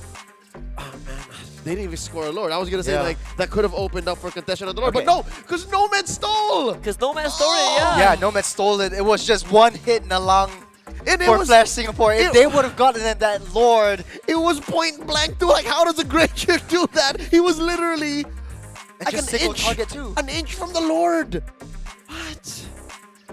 But okay, so many surprises. Beautiful plays by Ken as well. But to be honest, this is the first time I've ever seen double-digit deaths on JPL. Usually when he plays that Cho, it's always under like maybe 3 or 4 deaths at most coming in. But it kind of seems like whenever he goes in, he wasn't able to get out his CC immunity. He's Shenpo out from Brantizi's throw, and it's just Brantizi flipping everyone, flipping tables, flipping bottles. Yeah, you look at the overall score, right? Let's See You Soon. They got 31 total kills, almost half of it on Akira. This Jusin, I mean, we did talk about it, right? At the draft, Jusin, Granger both led through for See You Soon. It's got a Sky Piercer, Jusin. DSP. Double Sky Piercer. Ooh, there's a, yeah, double Sky Piercer. I mean, Ryzen could have gotten for the 3rd if he wanted to, right? It's so much execute. And it's not like Flash SG are the most durable, have the most durable lineup, and You catch Hades, you catch Kurt, Bonsky. Stacks on stacks on Actually, stacks. They just pop. this Badang and Fanny combo, what do you guys think of it? Because two sides of a coin. One is if Ken makes a really good setup, Hades can utilize it fully. But if it's a setup that, you know, SYS can just jump over that wall, it just blocks out all access for Hades. Right, parts of it seem like a non-synergy. You know what I mean? Yeah, like parts of it sometimes- non-synergy, parts of it is like, oh, this is the perfect combo, bro. Yeah, so it's too much of a coin flip, in my opinion. Again, we revert back to our sentiments in game 1. Maybe Flash SG's draft isn't tippity top, cream of the crop. You know, like there could have been better choices here and there, but they did their best with the execution, but it reached the cap. And if anything, I'll tell you now, See You Soon are comfortable with this. See You Soon like this kind of play style. I mean, if anyone has forgotten, right, the region itself thrive in chaos. They are the agents of chaos, right? They like to fight. You want to get messy? That's what the Cambodian players love. Let's get messy. Oh man, you're throwing some shade in Cambodia. In Khmer. You're out No, of but it. it's in a good way because that's how they sort of like took the world by storm, right? They Yeah. like these chaotic fights and they're so good at managing it. It's kind of a down. It's kind of sad that because we talk about Flash SG or what needs to be kind of tweaked a little bit. We talk about JPL Zero Pool, the show. We need someone to set things up. And then when we look at the second half, suddenly we see the Curtizi, Lunox, and it feels like there's always something that doesn't really fit the puzzle. Is it the players? You think it comes down to the players? Like, is that a would you know, Churros? I mean, the politically correct answer is... No. I don't want the political answer. I want your informed opinion as one of the, you know, pillars of MPLSG. To that point, yes, the pillar Oh, you're in the this pillar. meta is the gold lane. Okay, and alright. if the gold lane is really suffering, and look at that, like Bonsky has no kills, no assists, but Nomad died one time, has 2 assists. He was still up ahead in terms of gold, in terms of economy, in terms of EXP from Bonsky. So I don't know what went down in the gold lane because there was skirmishes all over the map, and we don't have that tunnel vision focus onto that gold side. Oh, yeah. The The map was so busy, and it came down to like the better decisions between gold laners, and even with the camera away, it seemed like Nomad made the better decisions like 9 times out of 10. That's right. Yeah, they really did feel like that. So overall, I think it's funny. Like over here, I just want to point your attention to the bottom side where all the skirmishes happen. It's every single time on the map. That's a very, very clean one. You won't see that in 2 Filipino team games. I mean, it's a brawl server. Well, everywhere is a brawl server. Well, yeah. Outside of the Philippines, Everybody is a brawl server. Yeah. it's a free for all. So that means it's a coin flip. Whatever hero you choose, that's why Lunox was picked up by Kurt. It So looked many good fights. for the first 5 minutes. Actually, it looked good. It looked pretty good. Kurt Yes, denying TCDD. the shadow kill, denying everything else. But do you think the lack of the flicker and using that purify would have been a game changer? No, What do you I think the Purify was key. I think the Purify was important for Kurt to survive, to get to the point wherein he was a real threat. Yeah. Because if he did not have the Purify, oh my God, you would get, slammed up, tossed over here, knocked over by the Edith. The Purify was necessary.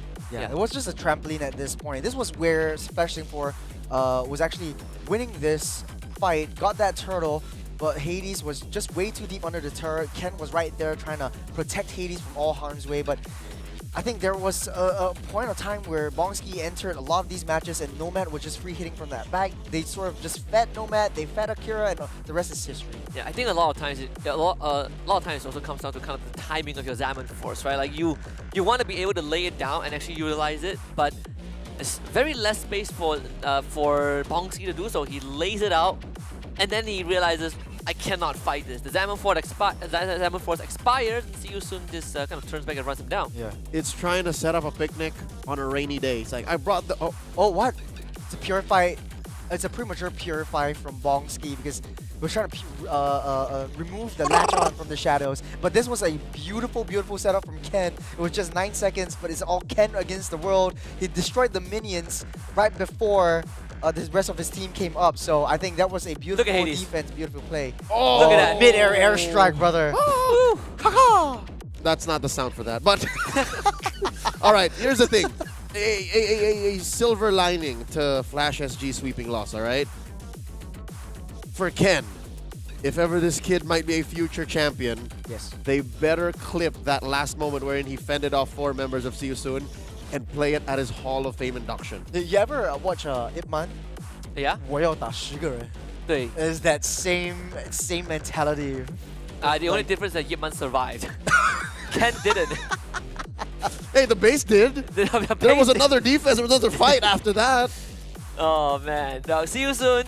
Again, their final series in the group stage. They close it out with a victory, a sweep.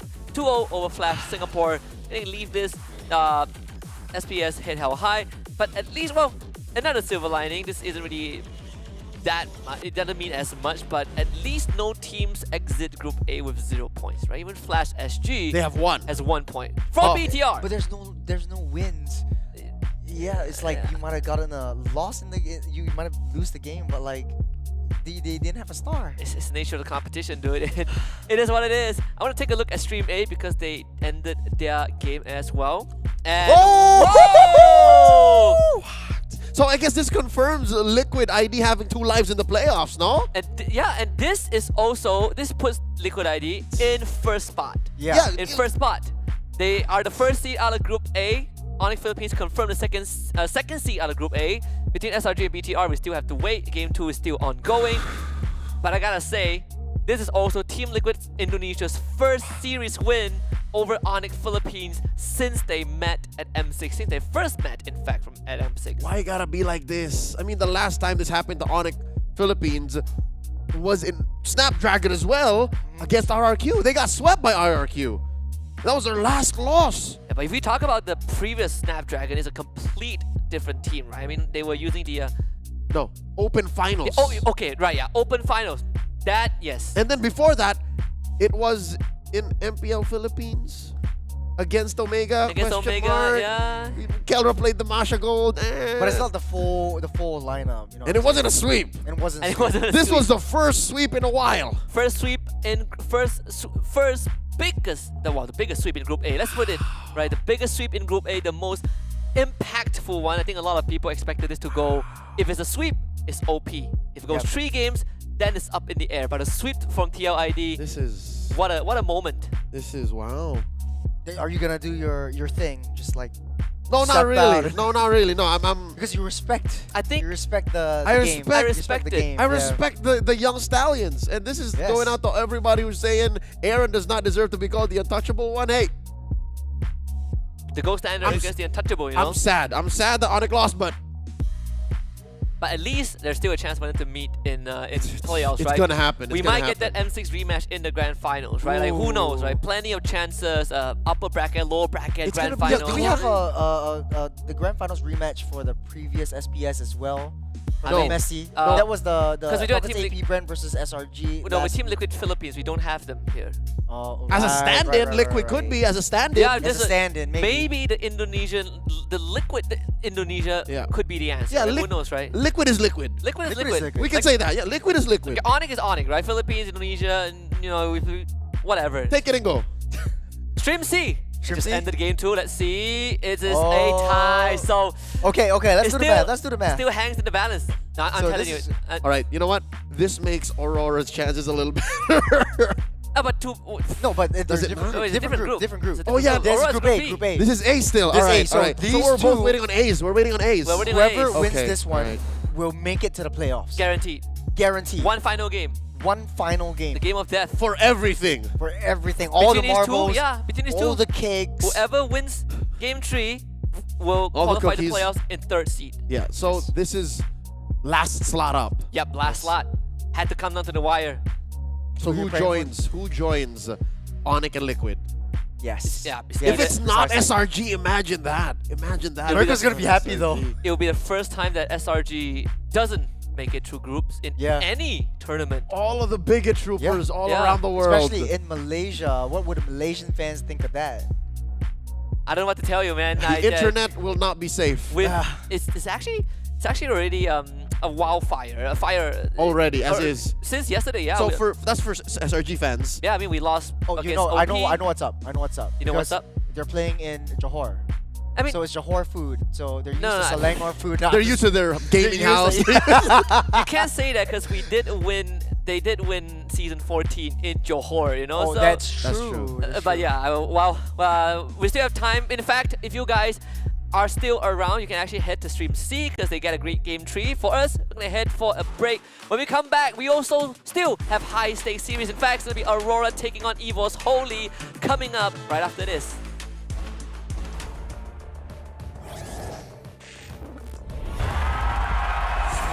Here we go!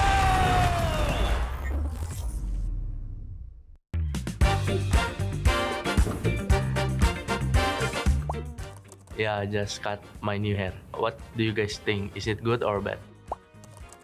Nggak setuju sih kalau yang itu no king of no era, berarti dia kayak ini ya, nyepelein gitu. My thank you to the fans that are very entertained by my gameplay or by my personality. I will try harder to make you all happy. Pembohongan publik biar scene Mobile Legends rame aja mungkin. Nah, alhamdulillah itu bisa dibilang ya ucap syukur kita lah. Enggak dong, kan aku masih di BG dan masih main di turnamen SPS ini.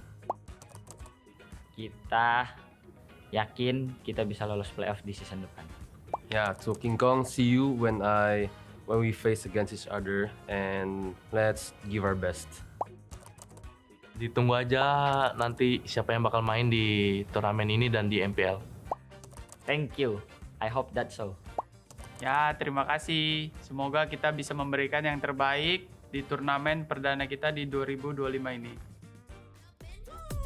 Yeah, we going up, up, but don't call it good luck, luck. Earning what we got, cause all we do is give it more. Yeah, we going up, up, but don't call it good luck, luck. Earning what we got, cause all we do is give it more. Give it more, give it more, give it more right now, right now. Give it more, give it more, give it more, give it more. Give it more. Give it all we got, we give it all we got. Oh yeah. Now they know about our dedication. Not just hard work, it's also patience. Chipped away at it and ignored the hate. And now we big time status and it's us for the taking. We eat, dream about it every time we sleep. Making moves, just look at my feet. Yeah, we bring the heat. We make every situation sweet. Now all we need is, yeah, we going up, up, but don't call it good luck, luck. Earning what we got, cause all we do is give it more. Yeah, we going up, up, but don't call it good luck, luck. Earning what we got, cause all we do is give it more. Give it more, give it more, give it more right now, right now. Give it more. Give it more, give it more, give it way more, way more. Give it more. Give it all we got, we give it all we got. Give it more. Oh yeah. Give it more. Give it all you got. Give it more, give it more, give it more right now, right now.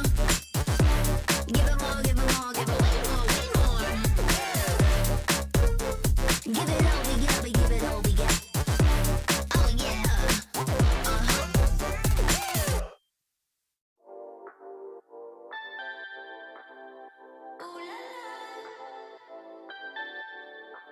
Let's go. Put it in motion. Baby, we're going faster, faster, faster, faster. Seizing the moment. Baby, keep going faster, faster, faster, faster. Speed up, make that thing rough. Foot on the gas so you got nothing left. Let's drive to the top of the mountain and see the view. Let's vibe, looking back on the journey, just me and you. Ain't nobody wanna go slow. Yeah, I was chilling in the past, I was solo. Now that I got you in my life, I'm like, go, go. I be living for the thrill of it, whoa, whoa. I hear you like to gamble. Let's take the road, let's travel. No, I'm a lot to handle, but I wanna go fast with you. Think we can go the distance, although I know we're different. Together we both fit it, so I wanna go fast with you. Put it in motion, baby, we're going faster, faster, faster, faster. Seizing the moment, baby, keep going faster, faster, faster, faster. It's like they never even seen us, and nothing will ever get in between us. I'ma ride by your side every season, and if anyone try to stop us, we just speed up. Yeah, always keep it at 100. Top down, pretty face so sun-kissed. Know it's scary, but I swear I really love this. Big shades on, summertime in London. I hear you like to gamble. Let's take the road, let's travel. Know I'm a lot to handle, but I wanna go fast with you. Think we could go the distance, although I know we're different. Together we both fit in, so I wanna go fast with you. Put it in motion, baby, we're going faster, faster, faster, faster. Seize the moment, baby, keep going faster, faster, faster, faster. Put it in motion, baby, we're going faster, faster, faster, faster. Seize the moment, baby, keep going faster, faster, faster, faster.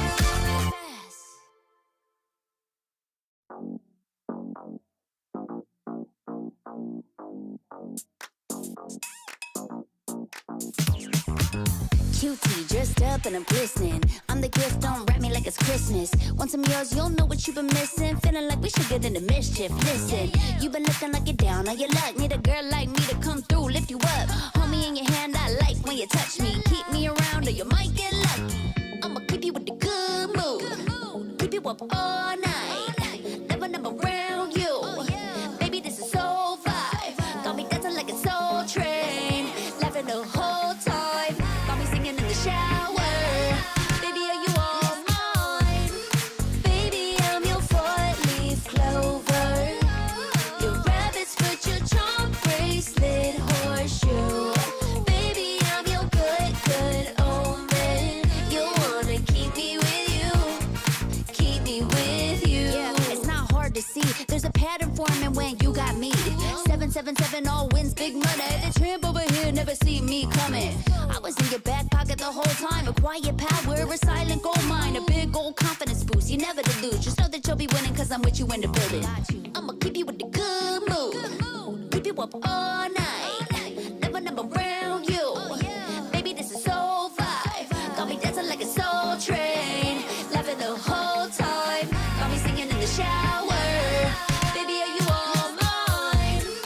Baby, I'm your four-leaf clover. Your rabbit's foot, your charm bracelet, horseshoe. Baby, I'm your good, good omen. You wanna keep me with you. Keep me with you.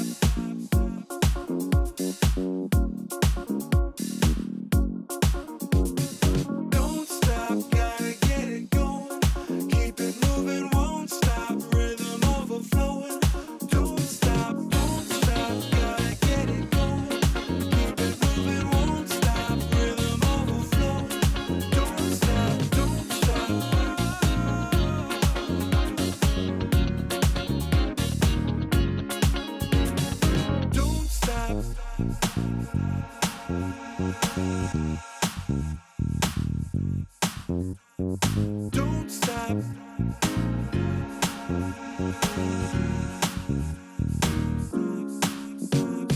Don't stop, gotta get it going. Keep it moving, won't stop. Rhythm overflowing. Don't stop, gotta get it going. Keep it moving, won't stop. Rhythm overflowing. Don't stop, don't stop.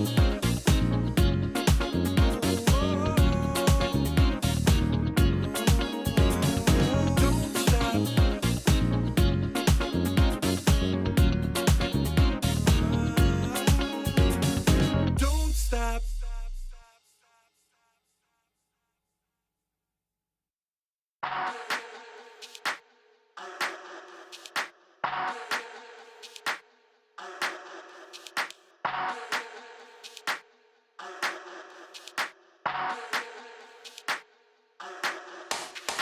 Let's get waved, let's get lit, let's get high, let's come have it.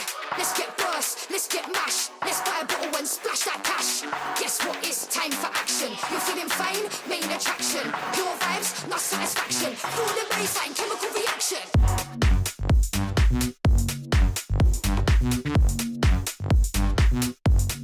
Chemical reaction.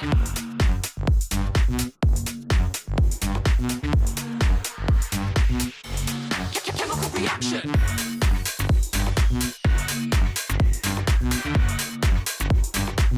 Guess what? It's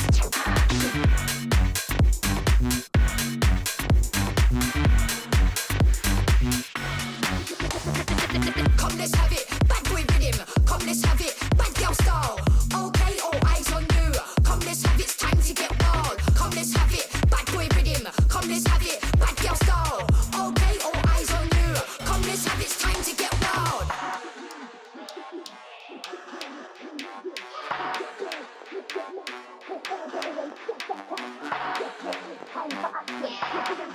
Main attraction. Pure vibes, not satisfaction. Feel the bass, chemical reaction.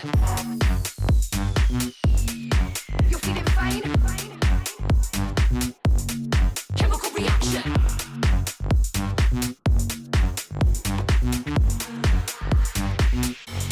Chemical reaction.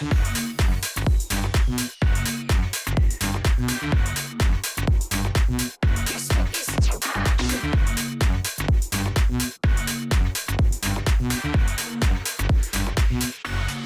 chemical reaction.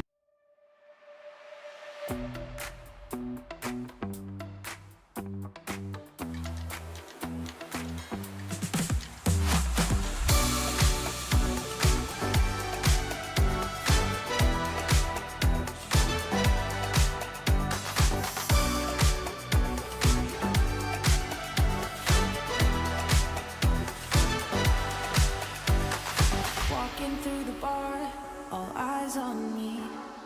People picking up my energy. The music never stops. They play my song on repeat, on repeat. I'm flying till I hit the sky. The melody is getting high. You know how to free my mind, my mind. When I'm with you, my world is golden, so golden. Baby, you make my heart shine golden, so golden.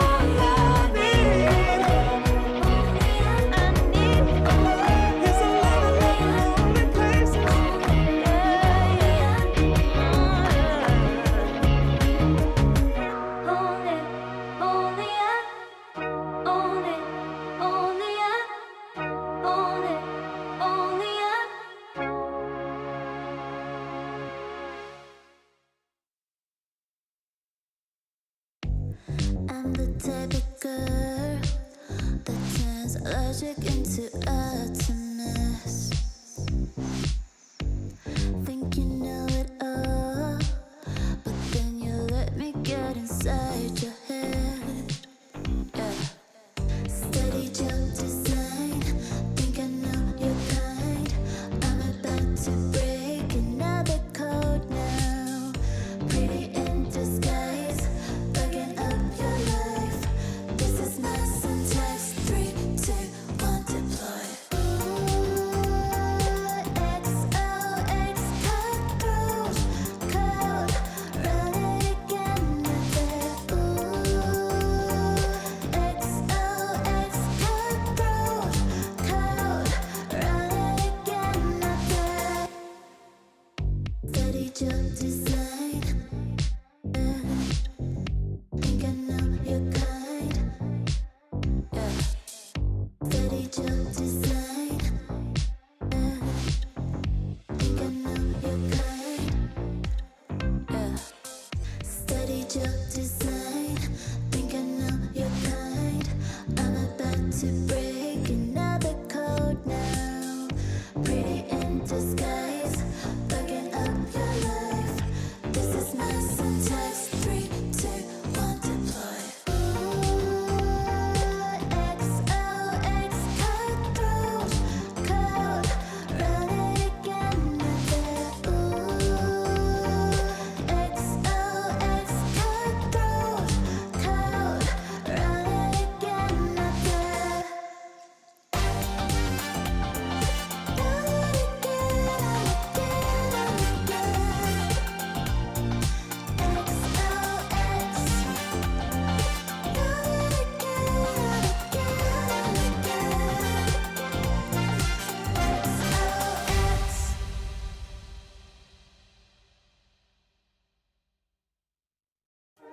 You waited all night for me to come back. Why'd you think that it's not alright? Told you that I'm not that type. Didn't mean to get you so excited. Tried to tell you not to fall in love. Why you always hit me uninvited? Just hoping you would get the picture. I've had enough. Now it's time for me to turn around. Thought you knew what this was. Yeah, I am superstar. You were never the one for me. Never should have fell for me. Take back your heart. Why don't you take it back? You never had a chance. I'm gonna take back the one. Call it a savage love, just till I had enough of us. I'm good, babe. I'm on my own. This ain't a phase. Just let me go. Told you that I'm not that type. Don't wanna waste and ride. Begging for one more chance. Yeah, know you got carried away. Ooh, you made me to say. You've been messing with greatness, spaces, stay in your place. I was looking to play, then you got in the way. All the love that we made got me stuck in the rain. Got no time to stay here and say goodbye. Yeah, I am superstar. You were never the one for me.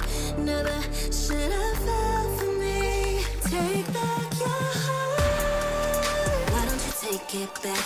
You never had a chance. I'm gonna take back the one heart. Call it a savage love, just till I had enough of us.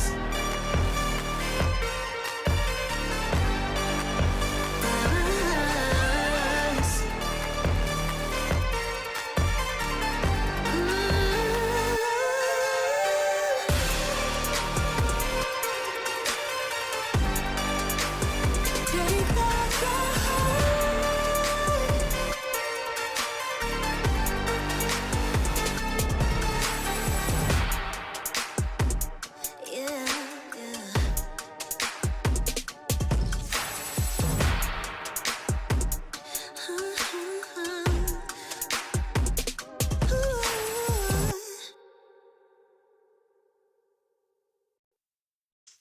Give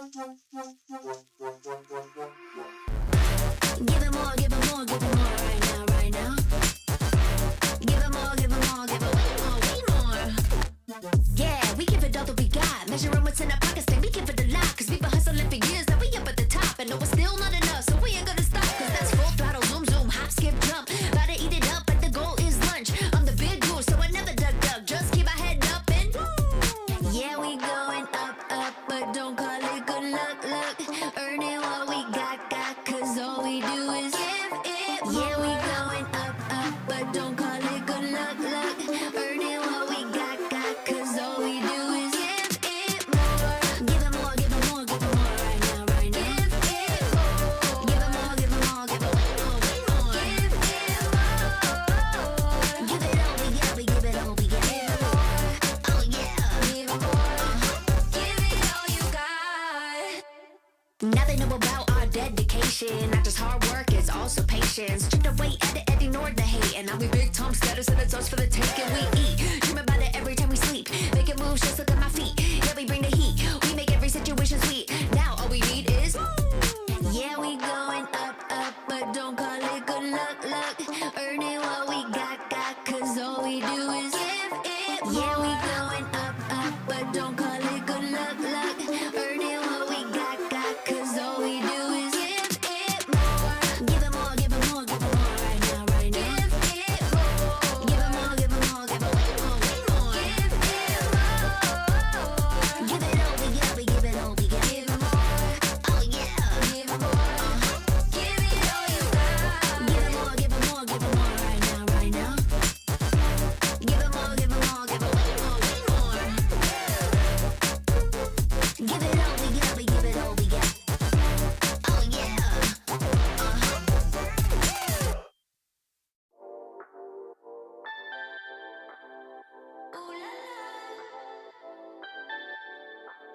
Let's go. Put it in motion. Baby, we're going faster, faster, faster, faster. Seizing the moment. Baby, keep going faster, faster, faster, faster.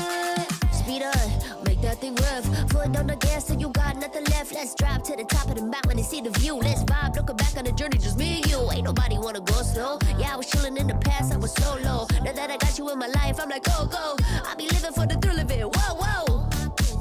I hear you like to gamble. Let's take the road, let's travel. Know I'm a lot to handle, but I wanna go fast with you. Think we can go the distance, although I know we're different. Together we both fit it, so I wanna go fast with you. Put it in motion. Baby, we're going faster, faster, faster, faster. Seizing the moment. Baby, keep going faster, faster, faster, faster. It's like they never even seen us, and nothing will ever get in between us. I'ma ride by your side every season, and if anyone try to stop us, we just speed up. Yeah, always keep it at 100. Top down, pretty face, so sun-kissed. Know it's scary, but I swear I really love this. Big shades on, summertime in London. I hear you like to gamble. Let's take the road, let's travel. Know I'm a lot to handle, but I wanna go fast with you. Think we could go the distance, although I know we're different. Together we both fit it, so I wanna go fast with you. Put it in motion. Baby, we're going faster, faster, faster, faster. Seizing the moment. Baby, keep going faster, faster, faster, faster. Put it in motion. Baby, we're going faster, faster, faster, faster. Seizing the moment. Baby, keep going faster, faster, faster, faster.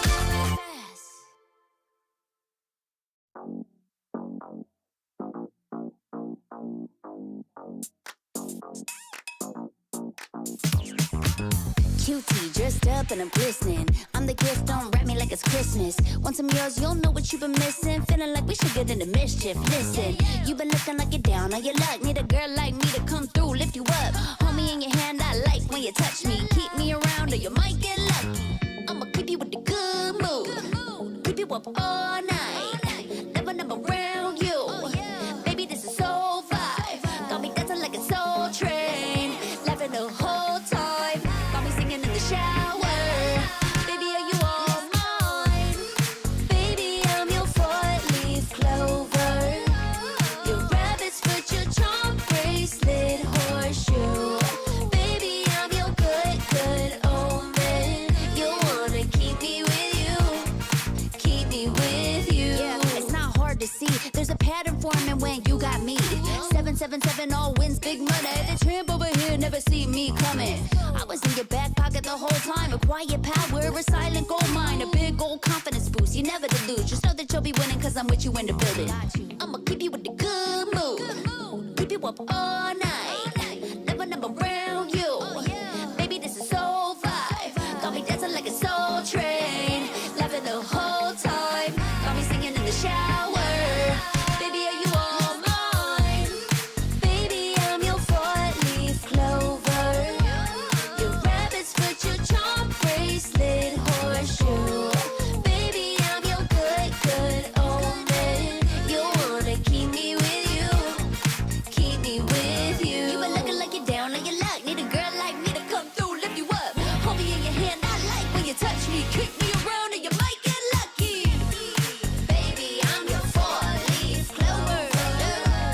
Your rabbit's foot, your charm bracelet, horseshoe. Baby, I'm your good omen. Yeah, you wanna keep me with you. Oh yeah, keep me with you.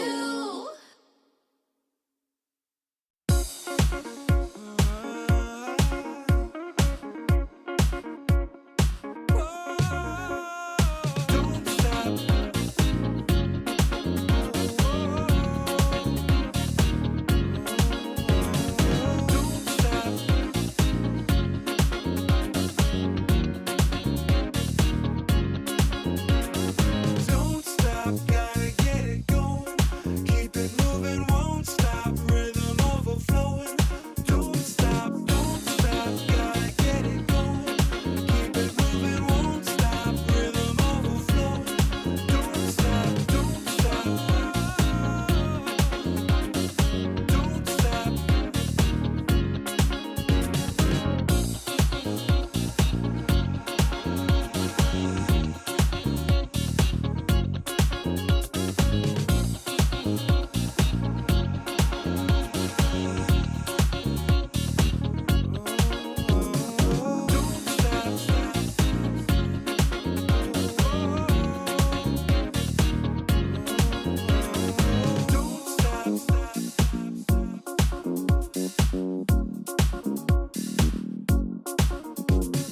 Don't stop, gotta get it going.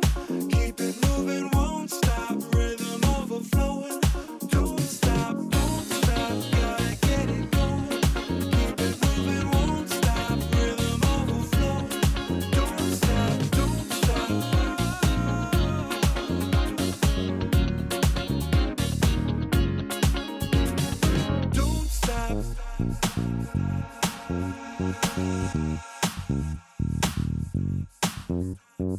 Don't stop. Don't stop.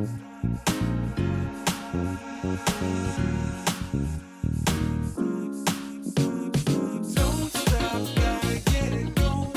Keep it moving, won't stop. Rhythm overflowing.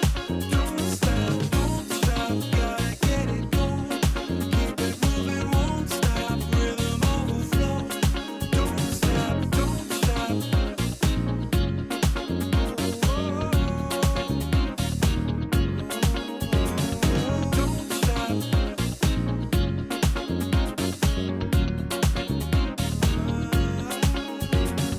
Don't stop.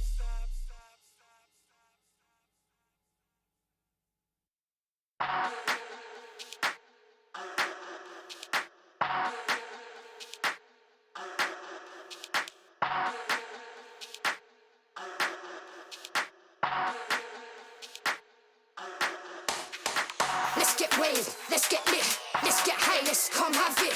Let's get burst, let's get mashed, let's buy a bottle and splash that cash. Guess what, it's time for action. You're feeling fine, main attraction.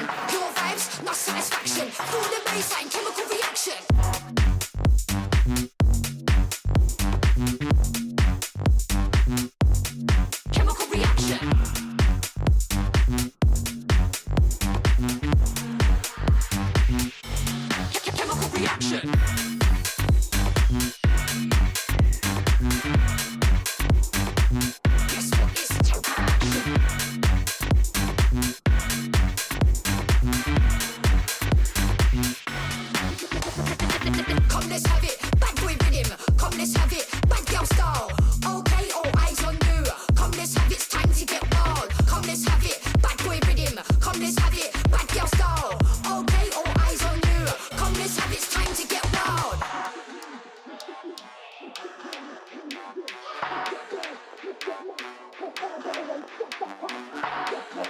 time for action.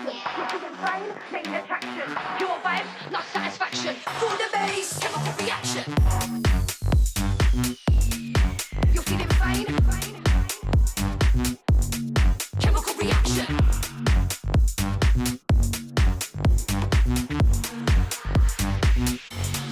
Chemical reaction.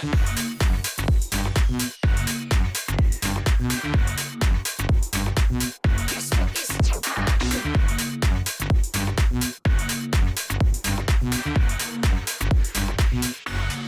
Chemical reaction.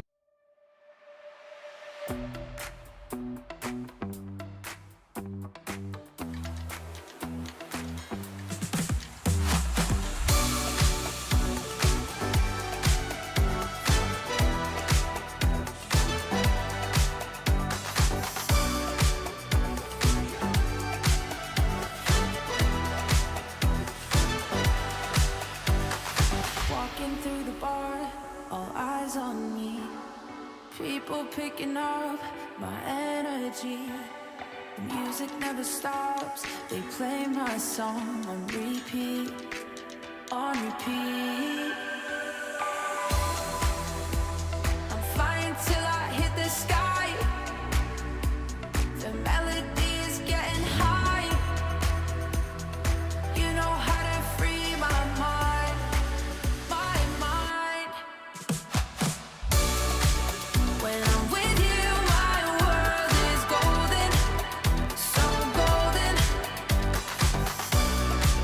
Baby, you make my heart shine golden.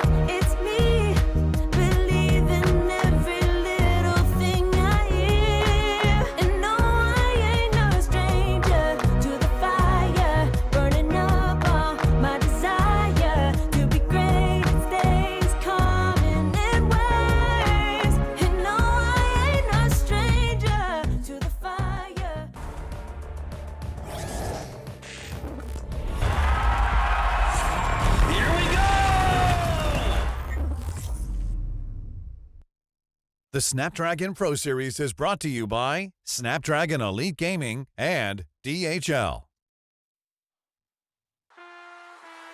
Welcome back to the Snapdragon Pro Series Challenge Finals, Season 6 Group Stage, Day number 3. You guys are tuning into Stream B, where we have one last best of 3 to determine the fate of Aurora against Evos Holy, because they essentially still have a chance to qualify for playoffs. Of course, even if they win this entire series, their fate still lies in the hands of RQ Hoshi and Onyx Esports, which will be happening on Stream A. But for now, let's see what Aurora can make out of this. It's Husky, Leo, and Gideon Q. Boy, this has been a long day, but also a very tight day for Group B. And I think everybody has got their eyes on this match at the very least. We had a couple of disappointments for the rest of us during the break. Man, it's a bit of a bummer, but hey, to say the least, the fact that Aurora has a chance, this could be the penultimate round. And what's funny is they have more than just a chance. Like the math is a little wonky, but there are more factors that allow for them to actually make it through the playoffs, the next stage of this tournament, compared to some of the other teams in Group B. And just the same, all they got to do here is, if I'm not mistaken, win. Just win one way or another, 2-1 or 2-0. Yeah, ideally win 2-0, so you get that 3 points, you max out at 7. And that odds. also has to also come down to Onyx Esports not winning their series, because if they do, then Onyx will have a better chance. Because in terms of head-to-head, Aurora actually beat Onyx yesterday in a 2-1 fashion. So again, many permutations can happen, but Aurora, to increase their chances to the fullest, they gotta win this. Yeah, SRG, we're not gonna make it. Bigatron Alpha will qualify into playoffs in Group A, taking the last slot alongside Onyx Philippines and TLID. And TLID, the only team in the entire group stage to go lossless. They are Satu right now. Satu, number Satu, 0 losses every single game, 8-0 essentially. Pretty surprising that they won in a sweeping fashion against OP of all teams, right? At least for the scoreboard, you know, OP is still on top, unfortunately, in the overall between the two teams. But hey, at least CLID is putting up a fight. Yeah, right here, right now, it's only Liquid who's secured to have 2 lives in the playoffs. Group B, still anybody's game. I don't know if that's for sure going to one team or another. But yeah, that's the format. That's what we're looking forward to come February 14th. But right here, right now, at about 8 hours, 32 minutes past noon, we are looking towards a singular best of 3. One of these teams want to make it through. If I'm not mistaken, Evos Holy is feeling a little safer, no?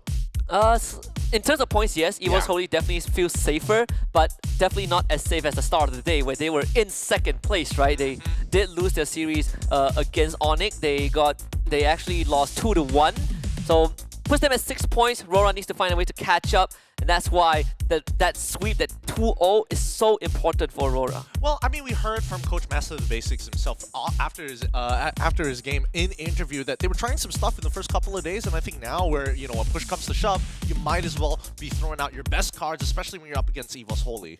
The Alpha is one card that's entered play, and I'm so happy that it's now a legit pick once more. I hate to go back to the first day of broadcast where we saw Demon Kite forced to pick the Alpha, the Julian.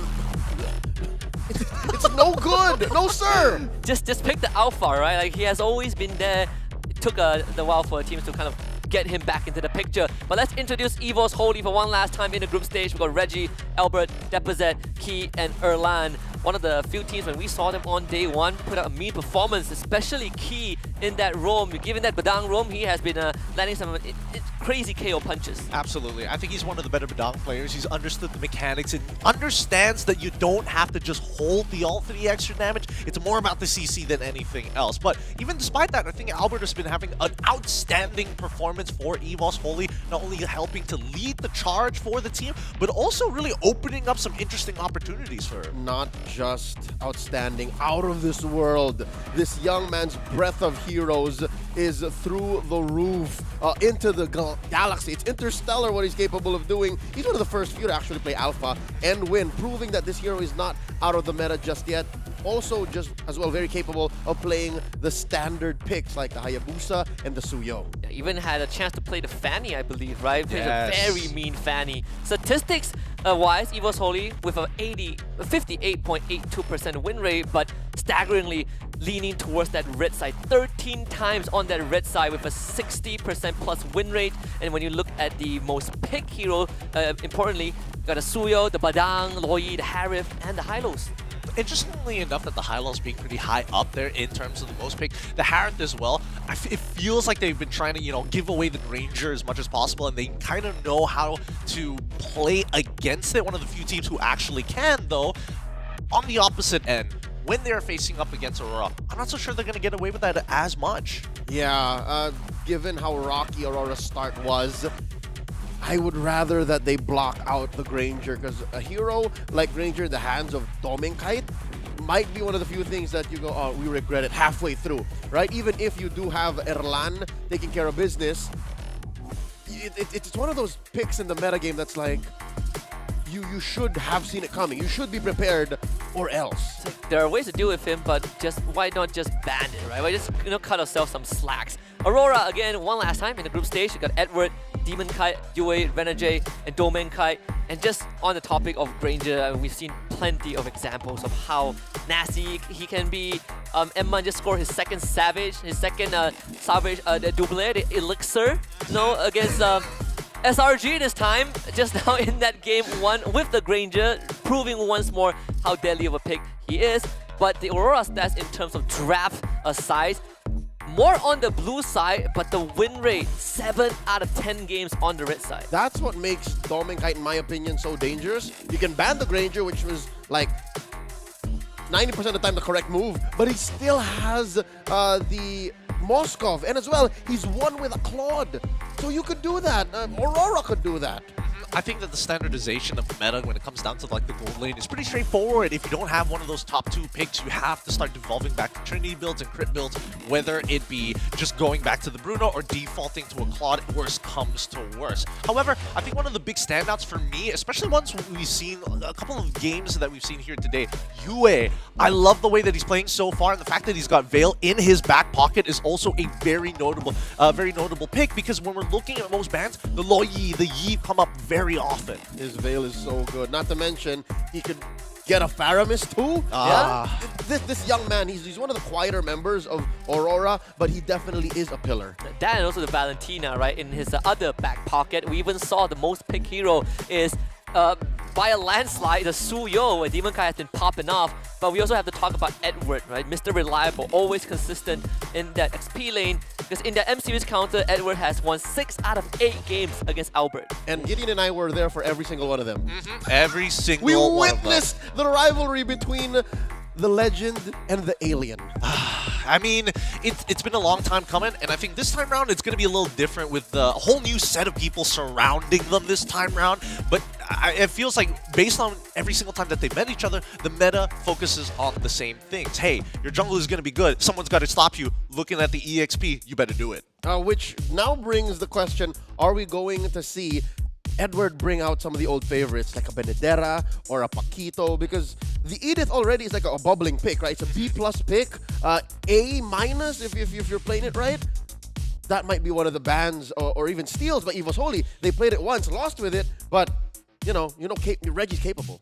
As we look at the predictions, I just want to quickly say that I forgot to update mine after yesterday, so this is gonna cause me some problems. I had an Evos Holy 2-0, but I'll put it out there right now. Aurora 2-1, right? That's my current prediction. A little amendment. Yeah, a little amendment. I forgot to change it yesterday. I went back and just knocked out. I forgot about everything. Look, I'm sticking to mine. I think that Evos Holy has a pretty good chance against Aurora. After seeing what Aurora is capable of today, yes, it is a little nerve-wracking to see whether I'm going to be correct or not, but I think it's a fair argument for both sides. I think that Evos Holy, they've got a couple of good things going for them, but if Aurora has just been like holding onto their trump cards in the back pocket this whole time, the question is, which one is going to show up this time? Okay, so gentlemen, based on your predictions, y'all are saying it's as good as done. Aurora's getting knocked out here. Aurora 2-1. Aurora 2-1. Oh! Aurora 2-1. Spicy! From a 2-0, you're like... Thank God. Yes. Aurora that's more than an amendment, dog. That's a full-on return. Oh, man. He took the examination one more time. Gotta make sure. He even changed the name on top. It's too good. All right, but coming into this one, I feel like as much as I want to see Edward go back to like high damage fighter style EXP lanes, man, Suyo is going to be so good for both of these teams. We saw it. That's why even in games where the Suyo doesn't feel like it should be the first pick, I did emphasize just give Demon Kai Suyo because he has been popping off. I mean, he lost like one game today with the Suyo because he got shut down by Team Falcon, but aside from that, he wins the series when he gets the Suyo. So, like, it's safe to say 99% of the time he plays Suyo, he wins. Yeah. So what if Evos Holy read into that? What if they ban the Suyo, right? Exactly. What if Albert just picks up the Suyo himself? I mean, he's been doing pretty well on it as well. It looks like they're willing to trade out for the Fanny. Like, they're going to leave the Fanny open so that either way, Demon Guy does not have to revert to the Julian. Oh, he's not that bad. It's I feel really sad. I feel like he's not that bad. We just haven't cracked the code on it just you know, yet. the same side of the coin is Lucas Jungle and Julian Jungle. Okay, that's a pretty fair assessment. If Flash SG has taught me anything, is that if you have enough of a snowball, anything could look good. Hey, but at least Lucas Jungle won a game. Facts. But here's where it gets a little dangerous, right? As much as I want to see Edward back on, like, you know, those fighter style of EXP laners, I just think that the meta is not calling for it right now, and it takes too many resources, unfortunately, in a meta where EXP is like you have less resources and you're expected to do more. Man, yeah, he has thick brows. That's your MSC 2022 champion.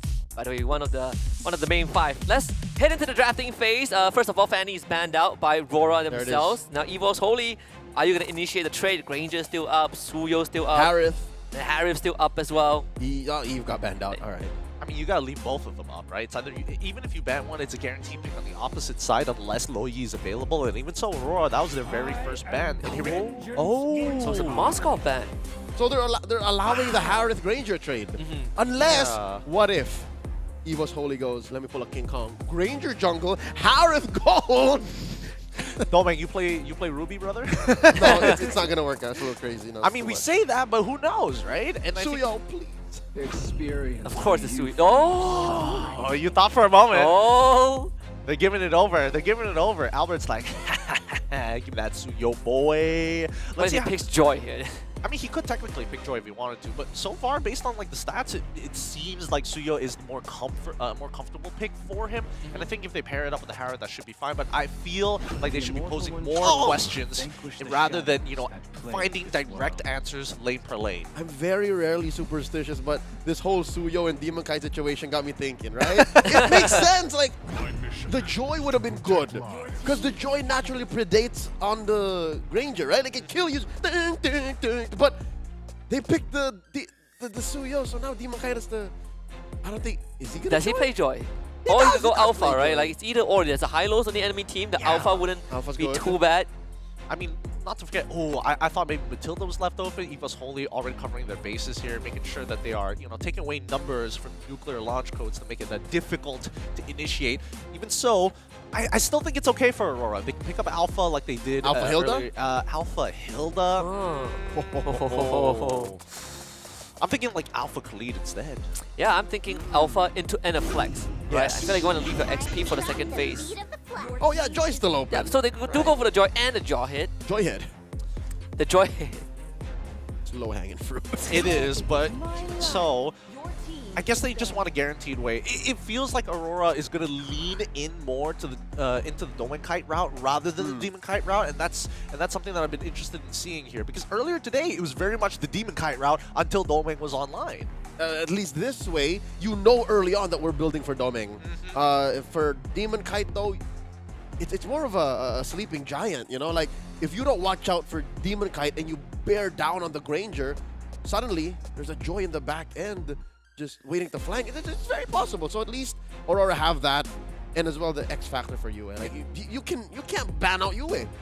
Then also if this is the route that Aurora wants to go down, you have to think of a Tigreal ban, right? Like that is an answer to the Jaw hit, to the Joy, and for Evos, the Badang is also still up if they want to go for that flex. Like this high-lows does open up a couple of avenues in the second phase of the draft.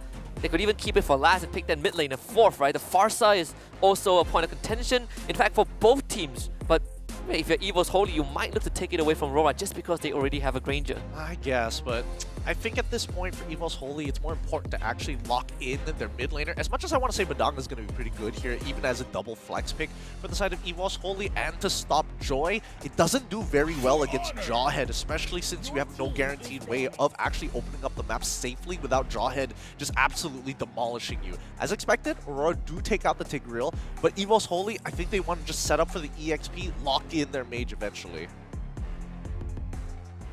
There's still one more. They did ban out the Edith for Edward. What's left? I mean, Phoebus is still in. It is. I don't think it's a guaranteed lock-in though. Because Evos Holy can also pick up a different XP laner. They don't want to... What about the CC for Aurora? I feel like CC right now is in a really awkward spot. They won't ban it out. Yeah. Yeah. It's going to be open for sure. Just in case Evos Holy picks up a Lucas, you want an answer.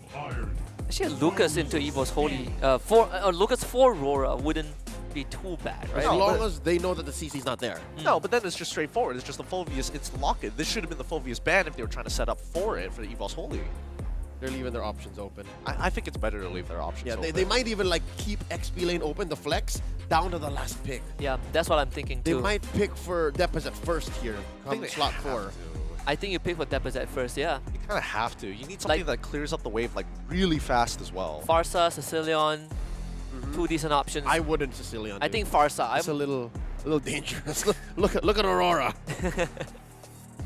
I mean, it's Deposit. Like he does whatever he wants. You know, he can pull it off. Don't worry. He'll figure it out. He'll figure it out. No one can stop him. He has a way. Ooh, smart from Aurora, deciding to get rid of the Badang here. So now Evos Holy, we're expecting a mid laner to actually get picked up for their side, something that's able to kind of like really contest that mid lane with or without Hylos, or so roughly so whatever roam that they decide to go with that has Concussive Blast. If that's the case, I think you take that possess hero now. The Vex isn't that Vex Aurora? I don't know, because no matter what, I feel like Farsa might just be the safest one. You have maneuverability, you can hop over walls with help by the Wings by Wings, and take Purified just in case Jawhead wants to get on top of you. I kind of like the Vex though, because you have an extra body to go between you and the Jawhead and Granger. There you go. So that's especially what the episode was thinking too. Especially when one of your main damage, one of the enemy's main damage dealers is all skill shot based. Yeah. And so you do have that extra piece of extra slab of meat to block it. Piece of armor. Piece of armor, yeah. It also, I mean, I hope it doesn't become like a double-edged sword with Demon Kite just using it as like a hopscotch and jump into the back line if it happens to be Simon in the wrong place. As Aurora goes for the Valentina for Yue here. Ooh. He's stealing 2 solid ults. I'm with it. I think the contention is more important because you don't want Jawhead to be sitting around in your lane for so long. We know that it's not going to go into the EXP, so if you're going to contest, it's still a pretty tough task to do. Could be, actually. Oh, so it's a full-on in your face. It's divey dive McDive. It's time to dive. All in. Evos Holy though, they're going both ways. It's good CC. You can disengage. And there's the Lucas! Oh, they know. Lucas is so good against the Hilda. Yeah, it's really, really good against the Hilda. Well, I mean, at the very least, he can try and win his lane. He will be able to get first push early on. I don't know how to feel about this. Aurora's draft, I feel like the Faramis is interesting because you're already up against the Vexana as well. You're just going to force your team to clump a little bit more. But that kind of applies to Evos Holy, right? They are also pretty close range, and if there's the Eternal Guard, you could use it as a launching pad, kind of disperse that Ghost Bursters. Goes both ways, but if you don't want the Jawhead to stay in the mid lane for so long, Faramis kind of solves the problem in that early game. So this is going to be interesting. For all the marbles, Aurora needs to ideally get a clean sweep, and it starts with game number 1 between Aurora and Evos Holy. All right, let's get right into this game. Our very final best of 3 series to determine who's going to be making it on to the next round in the playoffs here at the Snapdragon Pro Series. Let's call on our best friend Madong here. Is he going to break that stone in the middle? Nah, not this time. It's wide open, all hands in the air. It's Aurora on the blue side up against Evos Holy on the red. This is so good. It just dawned on me that more teams are doing this. The Jawhead leash. Look at this. As soon as the Demon Kite goes to his orange, it's down to like 10th of its health. Yep, that's the beauty of Jawhead, right? Super fast clear, and UA getting hard shoved in, unfortunately. Expected at level 1. Let's look at the emblems to see if there's anything interesting. Wilderness Blessing to kind of keep up instead of Tenacity. So big difference between Deposit as well as UA. On the bottom side, we're not seeing, well, actually, no Weapon Masters at all. It's going to be Magic Shop just to make sure to get some discounts here. Now, Kite trying to hit level 4 as soon as possible as Reggie has already gotten chunked out pretty hard at level 2 against Edward, who's playing a very strong lane against them. Yep, the whole Lucas beats up Hilda happens more when he gets the items, happens more in team fights because it's easier to do things and to break up lineups more as a Lucas than it is a Hilda. There is going to come a point where an Edward is more just a glorified ward or, like core killer in Deposit and Erlan, but that's neither here nor there just yet. Yeah, but in terms of his emblem setup as well, he's opting to go for the Concussive Blast. He kind of wants to keep up with the Hilda in case they do get that initial push. But let's not forget the fact that, the rotation coming in from Demon Kite was towards the bottom side of the map, so giving pressure up isn't actually that bad of an idea, since Albert, now that he's here, holding up a large area to hopefully catch Edward off. Did they find him? They did! And that is going to be first blood. A 4-man kill squad taking down Mr. Consistent. They're a man down for this first turtle take, and still, Aurora marching in. They're going to try. Pretty bad odds for them, and I think that after the initial take here, Albert, he's very comfortable. Like most junglers we've seen so far, would rather rush getting level 5 before actually doing the turtle. But Evos Holy, they don't mind rushing it as soon as possible because at minimum, they're only losing one small camp on the top side of the map rather than the entirety of the top side. They timed it well. They took down Edward, counted it up. If we blitz this, Orange wouldn't have spawned just yet, and Demon Kite at best would only steal that small camp. Great win for Evos Holy. Again, first blood for free, plus 500 gold up. So far, gold lane a little mum. Will Demon Kite try to even that odd? Because I would assume that Edward will try to leave that bottom lane, XP lane, faster. Got a steal? Oh, that's good. Okay. Yeah. Keeping it close, keeping it as close as possible. Demon Guy has a very slight EXP as of right now over Evos' Holy Albert here. He will be hitting level 7 pretty soon, but it's very minor, very minute. We'll see whether it's going to compound later down the line. For the most part, on bottom side, this is where we're expecting Reggie to get a little bit more active, right? He's got that first initial kill and level lead on Edward, so he wants to kind of maintain that process so he can get first move, even going to proxy the wave. Dear God, the Hitman and the next standard hit one. Down goes Erlan, so this should open up the rest of the map for Aurora, give him a clear go signal, or at least if not, allow for them to keep going. Wait, what is this? What is this? Is that Renegade getting hit up top? Ooh. That might be it for the Hitman. Kept alive by a Netherrealm off of US, so you can count how many seconds is that left that you can't fight in time for the turtle. Yep, 20 seconds. Honestly, this is pretty good for Evos Holy, unless Aurora is able to kind of, set the pace, tell Evos Holy, hey, we're able to buy a little bit of time until we get that Netherrealm back online.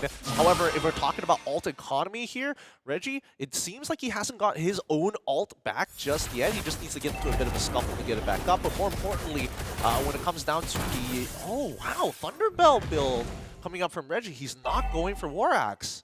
I guess we'll get the War Axe after. Again, he does need more sustainability, especially against the Hilda. Man advantage for Evos. Oh my God! Especially an ult off camera. Down goes Renegade. Erlan traded out for, though. That's in the gold lane. In the turtle pit, though, still. Looks like another going over to Evos Holy. They want to be fast about this. Edward is going to get stunned up, but really he's not the main target here. And it looks like Aurora, yes, they are definitely playing for the Domain Kite route rather than the Demon Kite route. They just need Demon Kite to just be consistently farming. Once he gets the Holy Crystal, he's going to be doing some hard work and labor for his team. But in the meantime, Domain is scaling very fast. It seems like both teams are calculating what they're giving up. Renegade spots one, goes for the unstoppable force, the ejector, spent in. He's gonna go down here. Oh, Netherrealm just come out of cooldown at the perfect time. In comes Demon Kite, trying to take one down, traded out for Rome. For Rome, they're still going underneath the turret. They let go. Demon Kite down to a fifth of his health. They're playing with the range, and both teams, to some extent, are dive comps up until Domain Kite comes in. So Domain Kite not being in here changes that dynamic. It does, but in terms of tempo, they did get the bot tier 1 turret for their troubles despite trading supports while Evos Holy was able to actually cover that top side. So structural damage has been dealt by Evos Holy. However, Deposit getting put to 1 here by Edward. They're not going to lose their mid turret, are they? Looks like it should be fine. Aurora are thinking twice. It looks like they put so much work in the top lane, and that bottom lane push by Erlan, very sneaky, went in too fast, and I don't think that was down the schedule for them. They weren't ready for that. Yeah, it looks like they're heading back up to the top side. They're not 100% sure where Key is. They know he's on towards the bottom side. And since they were up top earlier, they saw Albert. He probably cleared up his top side, so they know that a majority of members should be bot coming up river. Renegade spots one, make that 2. Says, all right, they're on their way up here. So far, besides Edward, it's like it's Evos Holy who gets to these bushes first. Yeah, Renegade. Renegade's trying to sneak in between the cracks here. I'm not sure whether Reggie saw Renegade tailing him earlier, but now that the turtle is going to be spawning on the bot side, as expected, Domain clearing up that top side, he might participate in the upcoming battle. Big chubby wave set in by the next standard, and here comes the turtle. Final one scored by Evos Holy. Aurora looking to collapse. Big Eternal Guard set down by Deposit. And they're in the middle of all of this. The ejector, the glorious pathway. 2 go down just like that. Aurora A man down. Yue just respawned. Edward very low. Down goes Dominkite. Reggie biting down onto him like a pit bull. Great stuff coming in from Deposit. Was able to find a huge two-man fear to set things up for the rest of Evos Holy. And Reggie more than happy to flicker forward to chase the rest of them down. With mid-tier 1 down, Evos Holy can get a little aggressive. This Lucas pick by Evos Holy at the very last slot, paying dividends. 302 right now on the formerly known as Fluffy. I'm loving it. See, it's worth it what he did here. Thunderbelt first. I'm surprised that it's working out this well. He's building full... I'm guessing that he's going to go the full tank route. Yep, that's the Athena shield already completed. He's going to completely omit the War Axe. It's not about sustain. It's more so I can stick around, get my damage down, and hopefully I can get 2 rotations of my spells. Instead of burst damage, it's more damage over time. The fact that I'm here much longer makes it harder for Aurora to take down the rest of Evos Holy. Aurora finally does find vindication in that gold lane. Down goes that tier 1, but that doesn't change the fact that Evos Holy are running circles around them. Again, Evos Holy are just finding bushes better. They're making ganks much faster. Now here comes Key, blocking out Demon Kite, going through the glorious pathway, saying, get out of this lane. Yeah, and now you can see that the Living Ward, Edward, trying to make sure that he can cover as much as he can to keep the goalpost as far away as possible, being the keeper of it, so that Evos Holy can score free kills. And as much as Evos Holy is able to make these like fast rotations across the map, a lot of it's because there is no safe place for Aurora anymore without those T1s. Tier 2s don't hold very powerful positions across the map and are more for economy for the enemy team more than anything else. That's right. Tier 2s are more like speed bumps. After you get one through, it's just a matter of time. Lord could be there, and then once you get the Lord, Tier 2 just follows within 5 or 6 seconds after. The dance has begun. Evos Holy wants this. Evos Holy has initiative. Edward holding that brush, but the river brush is what's really dictating the power, the dominance here in this dance. Reggie taking the Preshow. Albert holding the fence. Why for the rest of Evos Holy? And Aurora are second-guessing themselves. The concealed play by Renegade. They want somebody. Terrify is already out. That's one cooldown they can take advantage of. But here he comes. Carpet's down, and now they engage. Glorious pathway set in by Key, dispersing the rest of Aurora. Here they come. Oh An early Nether Realm. Not gonna be enough to stop Reggie. He wants more. Down goes Renegade.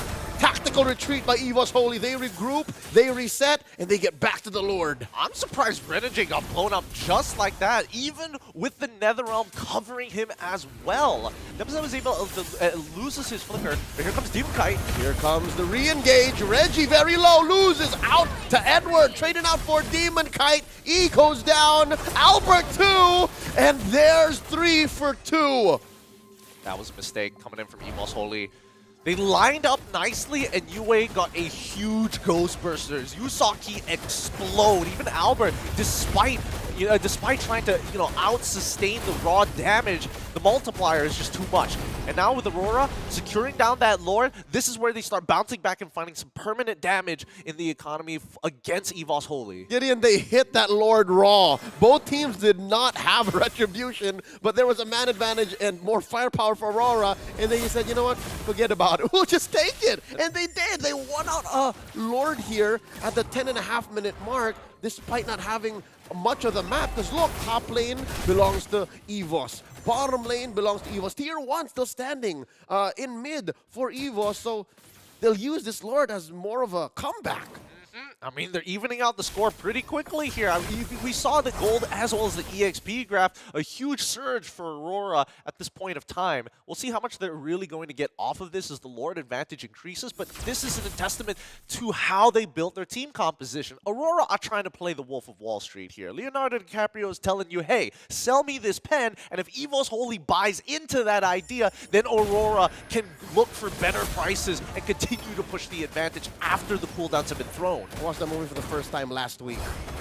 I should have watched it much sooner. Here we go, the back line getting pulled in. Demon Kite looking for one from all the way up top. Key barely survives, dropping that glorious pathway. TKO for Aurora. 1 member down. That'll allow for them to push down bottom with that Lord. I'm looking at a popped Holy Shield. Yep, and they've basically guaranteed one on the bottom side of the map. Curious to see whether or not topside is gonna also collapse as well. Very good coverage from the side of Evos Holy. But you can see that the tier 2s are collapsing very, very fast. Aurora is more than happy to take it. They are sitting on a 2,000 gold lead, approaching 3, and the map is looking blue. Holy Shield still intact for top. Oh no, wow, they all just went! Oh well, we're past the 12-minute mark, so now Evos Holy has to be extra careful. They do have to understand that since the map has shrunk, they're losing their tier 2s. Albert has to say goodbye to his orange buff here. Might even also be the purple. Yeah, I mean, at least Albert is already at level 15. You're just losing a little bit of gold. The EXP doesn't really matter to you at this point. And when we're looking at the gold, honestly, not too far away from each other. Both Demon Kite as well as Albert already at past the 8.5k mark. 3 items already completed. However, there is not enough MR built on the side of Evos Holy. Only 1 Athena shield has been completed, and that might cause a couple of problems once those electrifying beats land. And the majority of this 3k gold lead is on Dominkite and Erlan. So not just MR you have to think about, but even this, the Antique Kiras. This is going to be key for Reggie to survive these head-on dogfights. Yeah, it's going to be a matter of execution. And I think that Evos Holy, they have to hold on to their cooldowns for as long as possible until they can guarantee something from Aurora. 2.9k lead for now, but look at the convoy coming up from Evos Holy. They cannot just have people separated. And the same goes for Aurora, but they can have a wider spread. So far, I'm liking how Edward is actually adjusting. He's not as... Oh, wait. All right, he checks in. All right. See how conservative he is as a Hilda? Usually you would see Hilda's running around. Edward's just that consistent. Edward just knows that, all right, I need to stay here, hold my ground. They'll be here somewhere nearby. And he uses that to his advantage. He's forcing Evos Holy to respond first, to make the first move. He's doing the legwork to sell that pen, right? He's like, I'll give you a Thunderbelt stack, but you gotta, come on, you gotta give me something here. Let me know where the other 2 are. Tell me. Tell me. And as you can see, top side, a big wave is amassing, and Aurora knows this as well, with the bottom side ready to get shoved in at any time. They're going to let Domang sit on top of it for now until we see a response from Evos Holy. Oh, they're going to send Erlan to take care of it. I guess that's one thing Evos Holy have considered. The conceal coming in from Renegade, the flicker, they catch one, ejector, on to Key, dropping the Glory's pathway. EG making this all so much harder. Edward finds Deposit, the flicker back, the blast from Reggie, and they lose 2 just as quickly. The Lord back in the sights of Aurora. A decisive decision coming in from Aurora's side. As soon as Harith Erlan shows on that top, instantly Conceal and Renegade will start the play. Now, keep in mind, while this is happening, Edward is getting right in front of Depozet's face. He needs to make sure that he minimizes the damage being done by him, and more so the rest of his team doesn't get hit by the fear. Oh man, it's not just the pen he's selling, he's also forcing Erlan to put out his ult. That's a Zaman Force down already, just by standing in that bush. Exactly. Inhibitors are still going to stand for now. Let's see what the setup is, because again, we see that Aurora are trying to keep Evos Holy back, not trying to get all the waves to collapse at the same time. They're doing their best, and it looks like it's going to be successful, at least for mid, right? Look at how far out this wave has gone through, and they'll be welcoming this enhanced Lord with enough time to clear bottom and mid. Evos Holy holding on to all of their inhibitors. Lord's going to crash, but at least he's going to still keep that turret safe. Yeah, oh, Reggie might be in some trouble, quickly having to unleash the beast as quickly as possible to keep himself alive. Good use of the cooldowns here. And I think that Evos Holy, we're getting into the final phase of this game. Evos Holy's got some really great high ground defense, and Aurora doesn't necessarily want to just freely dive underneath inhibitor turrets. They are conservative. Again, I think it's Edward who's telling everybody, all right, relax, relax. Let's not throw this game. We got a great lead, about 5,000 gold. Let's make sure that Yue has enough damage even, right? Because he's, what, short 2 items. Let's make sure that Dominkite says, okay, let's go. I could sell my boots. Extra firepower. Aurora are waiting for this Lord coming up in about a minute and change. It's going to be a tough fight here, because now it's starting to equalize. I think the only issue is that the Deposit doesn't have any penetration when it comes down to his magic damage. Even so, I think the Wishing Lantern is going to do more than enough, especially against the frontliners of Aurora. They can't just hover around for too long anyways. And looking at Reggie, he needs one more bit of physical defense. I'm guessing this is an immortality, so that he has one more stop click before the Unleash the Beast. So maybe he can even Unleash the Beast first and then force out all the damage and all the ults from Aurora so that he can come in for one more fight. Keep in mind that Reggie is opting to go for the flicker instead of going for traditional vengeance, right? So if Aurora overcommit towards Reggie's side and he's able to kind of, push the backline forward into Evos Holy, that could cause a lot of problems. And I think Aurora is trying to maintain that balance of we need to chunk him out, but we also can't give him too much space. I reckon, best case scenario, he forces out an early Netherrealm. Like, that's why he uses his flicker. So that it's either my immortality or your ult. Make my day, Yue. Pick your poison. They got to make these trades. And for now, Aurora just waiting for the right opportunities, waiting for the next Lord, just to make sure that they can hold Evos Holy hostage. Ideally, they would have liked to take at least one of those inhibitor turrets, especially on the long lane, right? Just to re-simulate what happened in the previous. Hold on. Renegade down to a fifth of his health.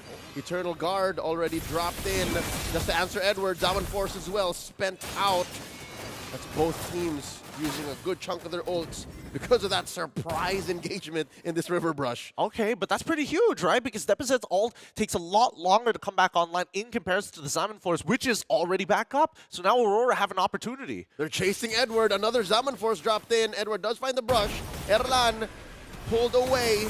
Yue looking for a pull. Look at Renegade with the ejector. Finds one. Forces out the dub. And they do get it. Netherrealm. Down goes Albert to the back line. Demon Kai dancing all around him. Reggie and the rest of Evos Holy are retreating. Down goes Erlan. Defensive. Eternal Guard. Not going to be enough to push back the Northern Lights. Two left, Reggie and Deposit. Aurora might go for the finish. Oh man, you're gonna need a bigger umbrella here. You can't try to block the lights out with just your fingers. They'll slip through the cracks, and the battle lines just crumbled so quickly. You see that Reggie is even trying to keep UA back, and it's just not enough. Once Deposit is out of position, you can't get an effective ult down.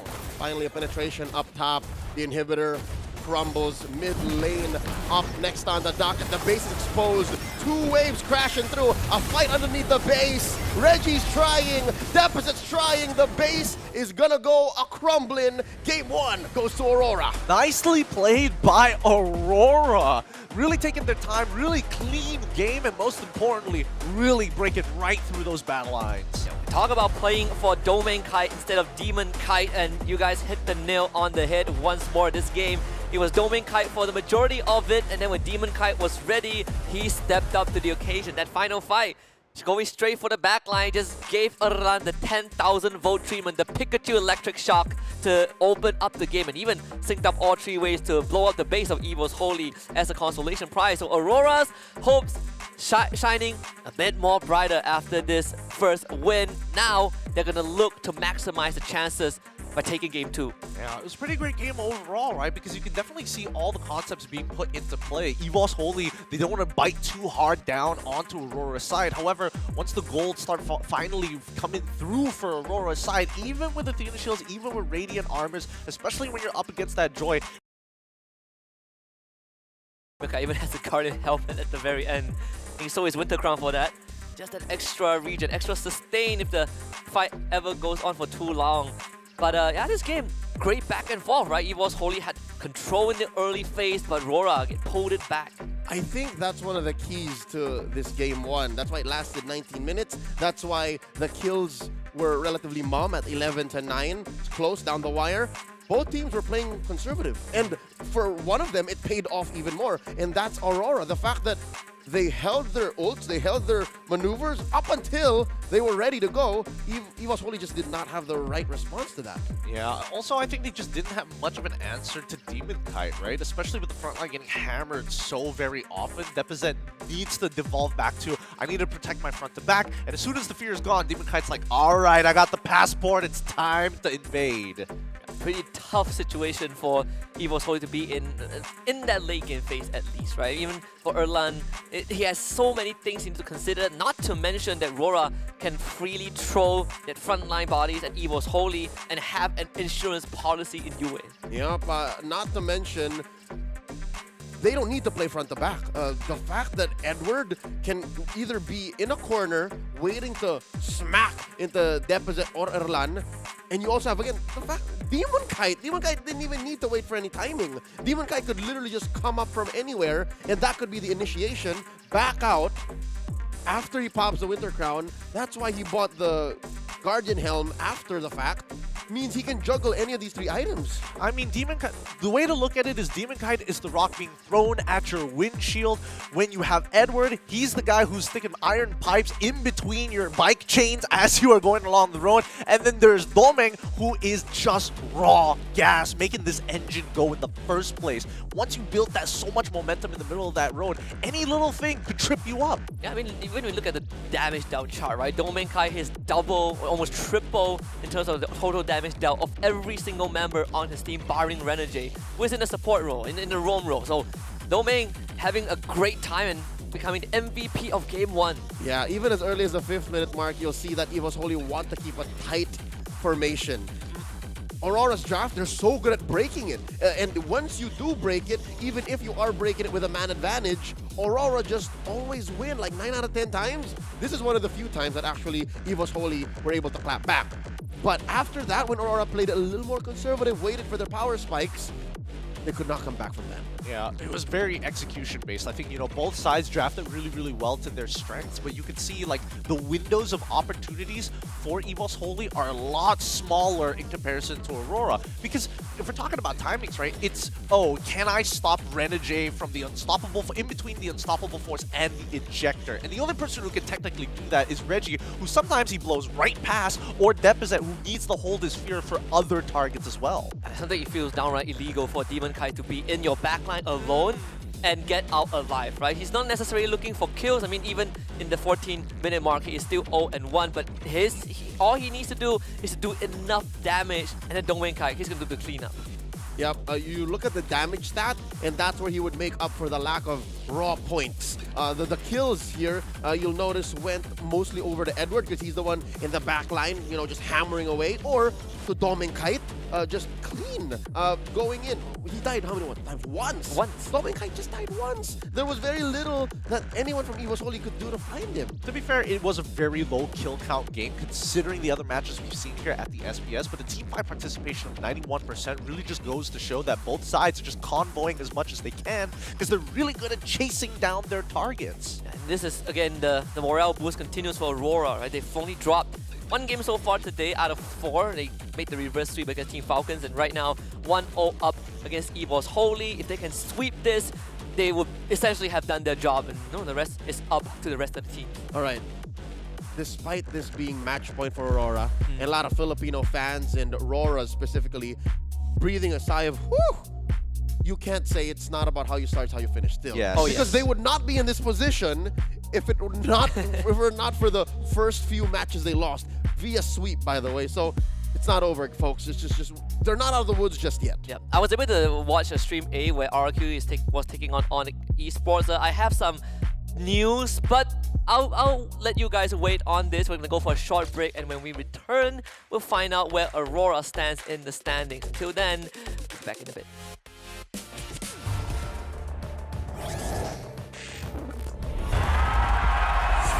Here we go!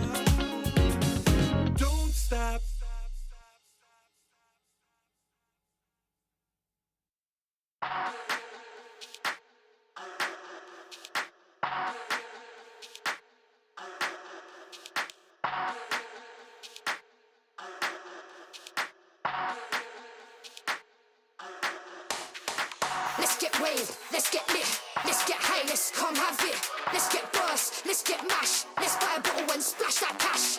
Guess what? It's time for action. You're feeling fine, main attraction. Pure vibes, not satisfaction. Feel the baseline, chemical reaction.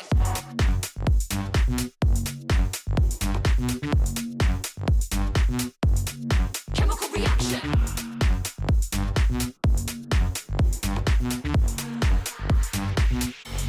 Chemical reaction.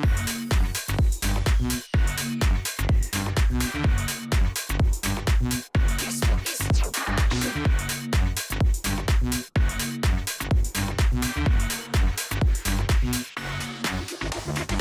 Come, let's have it. Bad boy rhythm. Come, let's have it. Bad girl style.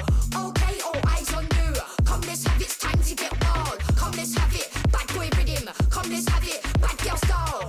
Okay, all eyes on you. Come, let's have it. It's time to get wild.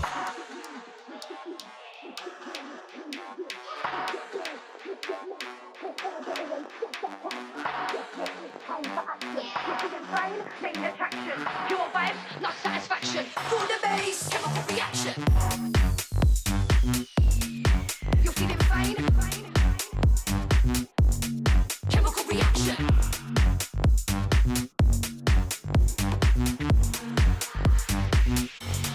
Chemical reaction.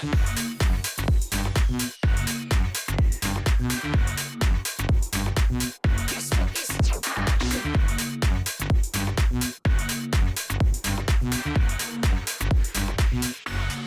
Chemical reaction.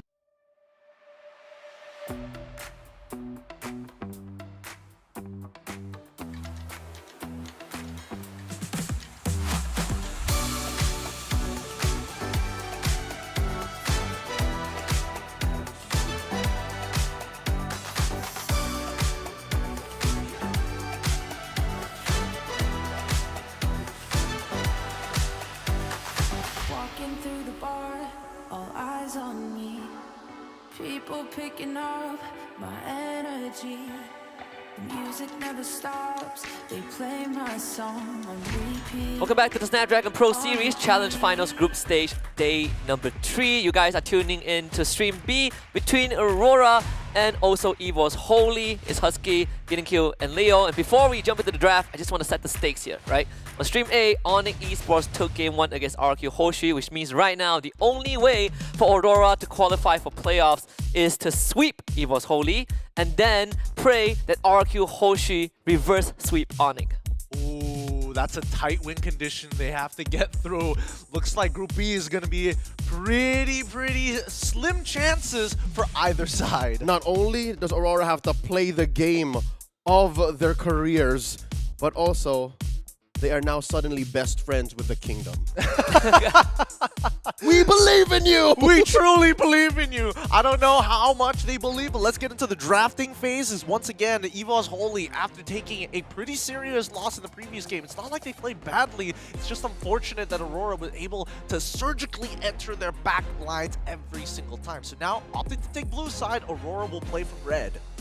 Aurora did go for the Granger first ban, immediately refusing to go for any sort of a Granger trade.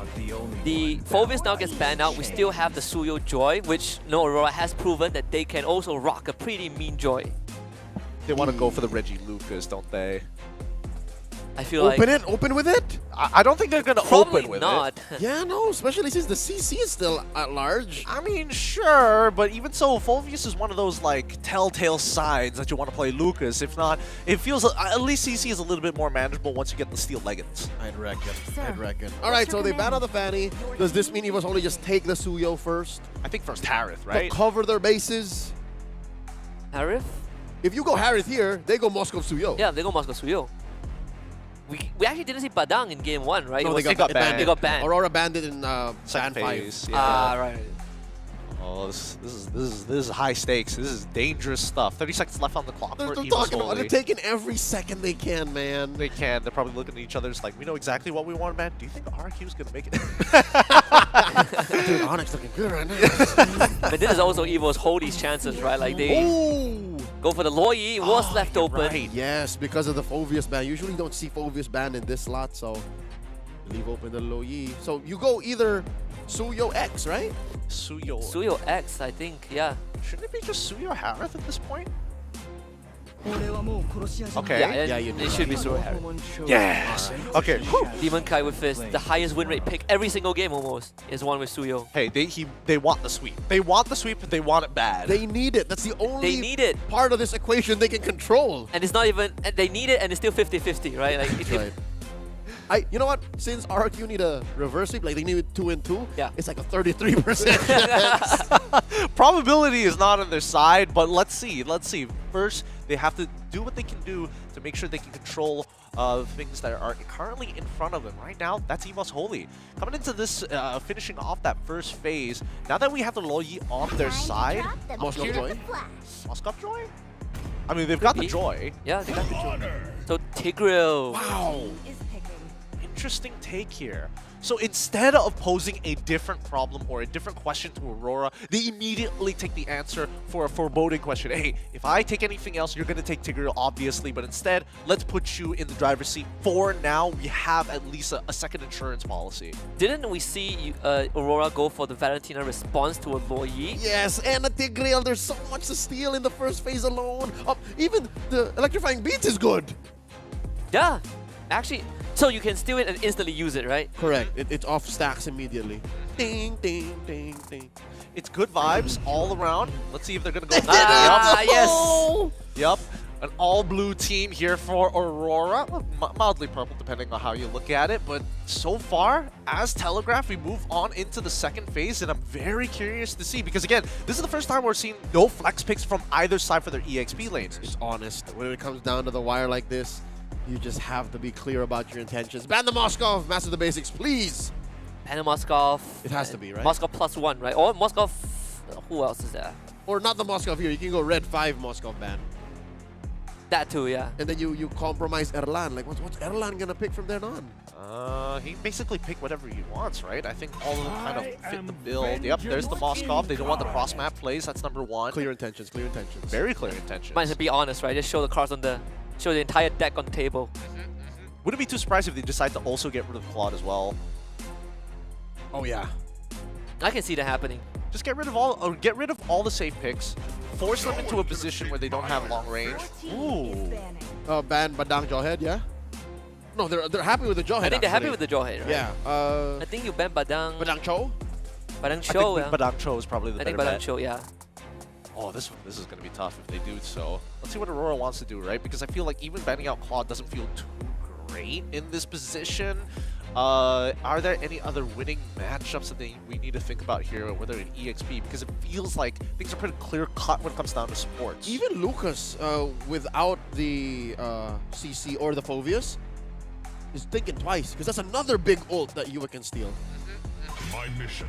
They do ban the Hylos on the Aurora side, okay. So they get rid of the sandbags this time around. It's a little ridiculous, right? You have a diversion into, oh god, we can't move!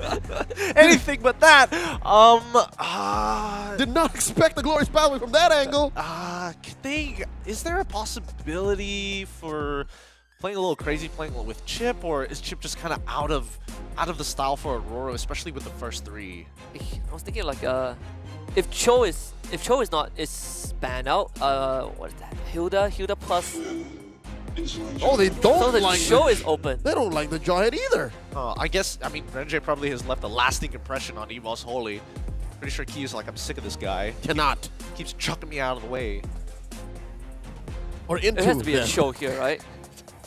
Actually, no, you could still keep Cho because the Tigreal is already revealed by Evos. Yeah. You get an XP laner first, is it?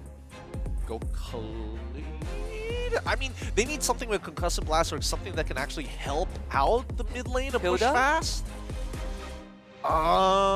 Hilda's good. You think yeah, I feel that Hilda's... Or the Lucas. Oh, now they force them to play the CC. Oh, that's going to be so bad for them, though. Yeah, you can even steal a Curtain Call. It's a pretty good spell. And your damage profile ain't quite there. Yeah. You're taking fights, and it takes too long for you to get anything done. You don't have a Granger to supplement that early to mid-game damage either. I suppose. I mean, the majority of the burst is coming from Magic in the first place, right? Oh no, this is not looking good for Evos Holy. Unless they start bringing back some like good old favorites, especially when we're talking about like the laning phase. I mean, if they go for Hilda, okay, sure, that does make a little bit of sense, especially when you're up against the Lucas. However, are you more concerned about having priority, or are you more concerned of having some like more impact during those team fights? I mean, that third ban Phoveus is a green light for this Lucas pick, right? It does make Aurora's life so much easier. So Gatot Bruno will be the choice. Very straightforward draft, very honest. Yes, but just the same, they're both compromises. Unless they win. I mean, it's a box of chocolates for Yue. Yeah. That's for sure. For sure, overload him with as many ults as possible. All of them are really, really good here. There's no like going around it. The last two picks for Evos only like tier B picks. Yeah. It's like just what's left. Oh, this is. Do you still go? So aside from Cho, who else is there for Renegade? Tilda's banned down. So they still go to the Cho, yeah. I mean, there's no reason not to at this point. And I think as long as you can disrupt the Joy, everybody else takes way too long to scale. The only problem is, can I control that mid lane? I think that's a big question here. Can Renegade minimize the damage once he walks into the mid lane, especially when you're looking at that Lo Yi? And can Yue actually walk away alive without getting chunked out before his first recall at level 2? Yeah, because Yue is a mid-range hero at this point, and once you input a well-built Bruno into the equation, it's not so sick. Like, he has to make that decision right then and there. I'm expecting the Domain Kite route one more time. Yeah, I agree. I think this might lean into Domain Kite, but let's see. We get the Suyo for Demon Kite. But probably the one last time, Aurora looking for this desperate 2-0 sweep over Evos Holy. We're going to hop into the land of Dawn for game number 2 between these two titans. Thanks, Husky. Coming into the land of Dawn, let's see whether this is going to be the sweep of a lifetime coming in from Aurora. They need to make sure that this game counts. Let's call on our best friend Badang to crack open the gates between both of these teams. Evos Holy playing on the blue side up against Aurora on the red side here at the Snapdragon Pro Series. Players and coaches who have seen the World Championship stage 1 are playing for Aurora, while Evos Holy, the very first world champions, are entering this bout. And yeah, Aurora's chances to get to the playoffs aren't as clear, but they need this win. So Evos Holy, with this collection of B-tier picks in the second phase, have got to make Aurora pay. Yep, and look at the emblems, right? So many tenacities. They all know, like, the early game might not go well for us, brothers. We need to get as many advantages as possible. We got to play safe because our scaling is going to take quite some time unless Aurora make a significant mistake. Hunker down for Duma. That's what they're doing. Hunker down for Duma or allow Albert to snowball one way or the other. Aurora, though, given Yue's nature of just needing to have one step prior to actually the fight starting, I feel like they only have one way in, which is Domain Kite. Wait for Domain Kite. Yeah, they gotta wait for Domain Kite, but there is another way of playing, and I think that's if Renegade is able to. I mean, they're doing a really good job getting up the freeze. That's a third minion already lost for Deposit. He's gonna be way behind on EXP and will not hit level 4 on time, which is great for Aurora. That just might buy them the time for Aurora to kind of set up for a level 5 jungler with a level 4 Renegade. All right, there's a TKO sending home a key before this first big engagement in the turtle pit, spawning in the lower quarter, upper quarter for some of y'all watching right now. 2 minutes in, first of the scene is Demon Kite. Yep. So far, even the laning phase not looking too good for Erlan. They're going to have to give this very first turtle here. They just don't have the ult economy to actually contest it. And if I'm not mistaken, they did not use their retribution. Demon Kite still has it. Quick rotation, they catch one. Key! Use the secret hammer plus his flicker to survive, and all Evos Holy could do is just push him back. This is pretty, honestly, very rewarding for Aurora's side, right? They take one small camp, they still have the kick. And they do have the retribution, stolen away the ult, the jump coming through for Reggie, and there's a sever. Erlan still standing, in comes Edward, flickering in to finish the job. He is gonna fall here. but he's done his mission. Happy with that takedown on the gold laner. So worth it here. Reggie tried to save the day, but in the meantime, look at how much gold plating Domenkite was able to achieve off of that. Really, really nice stuff coming from Aurora. Domenkite is eating good. So far, that has led to a, oh my god, 600 gold lead in the gold lane alone. And you know, funny enough, Yue, top of the charts when it comes down to damage, right? So, while all of this is happening, Albert, he needs to, you know, double time the speed of which he clears up the jungle. He needs to get his Holy Crystal as soon as possible after that Starlium Scythe. The baby alien is a veteran of the game. He's been here for the better part of, what, 4 or 5 years now. And oh my god, in comes Key, punishing the Hitman. And as I was saying,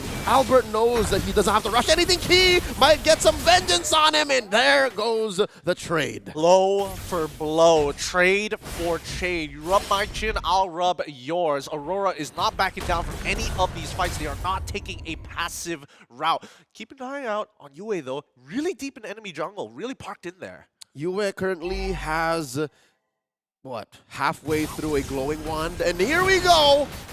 Stealing away the implosion, giving all of us a collective heart attack.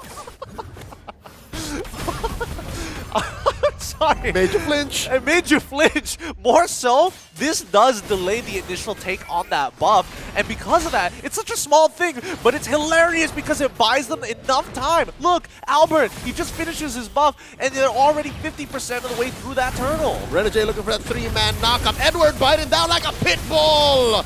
And they're going to come through the implosion by Key. AOG, Demonkite, sharpest retribution in the East. Gets 3 down, traded out for Abun Jingjing. Aurora, big wins. Wow, one hell of a fight. One hell of a fight. Great mechanics as well. Oh no, Demonkite, don't go down just because we're about to compliment. All right, you know what? Sure, that just happened. Give compliments where compliments is due. Aurora, really great stuff. Yue, using that Purify, knowing the AOG was coming down. Demonkite, he's got iframes to work with. And even Renegade with a well-timed Shunpo.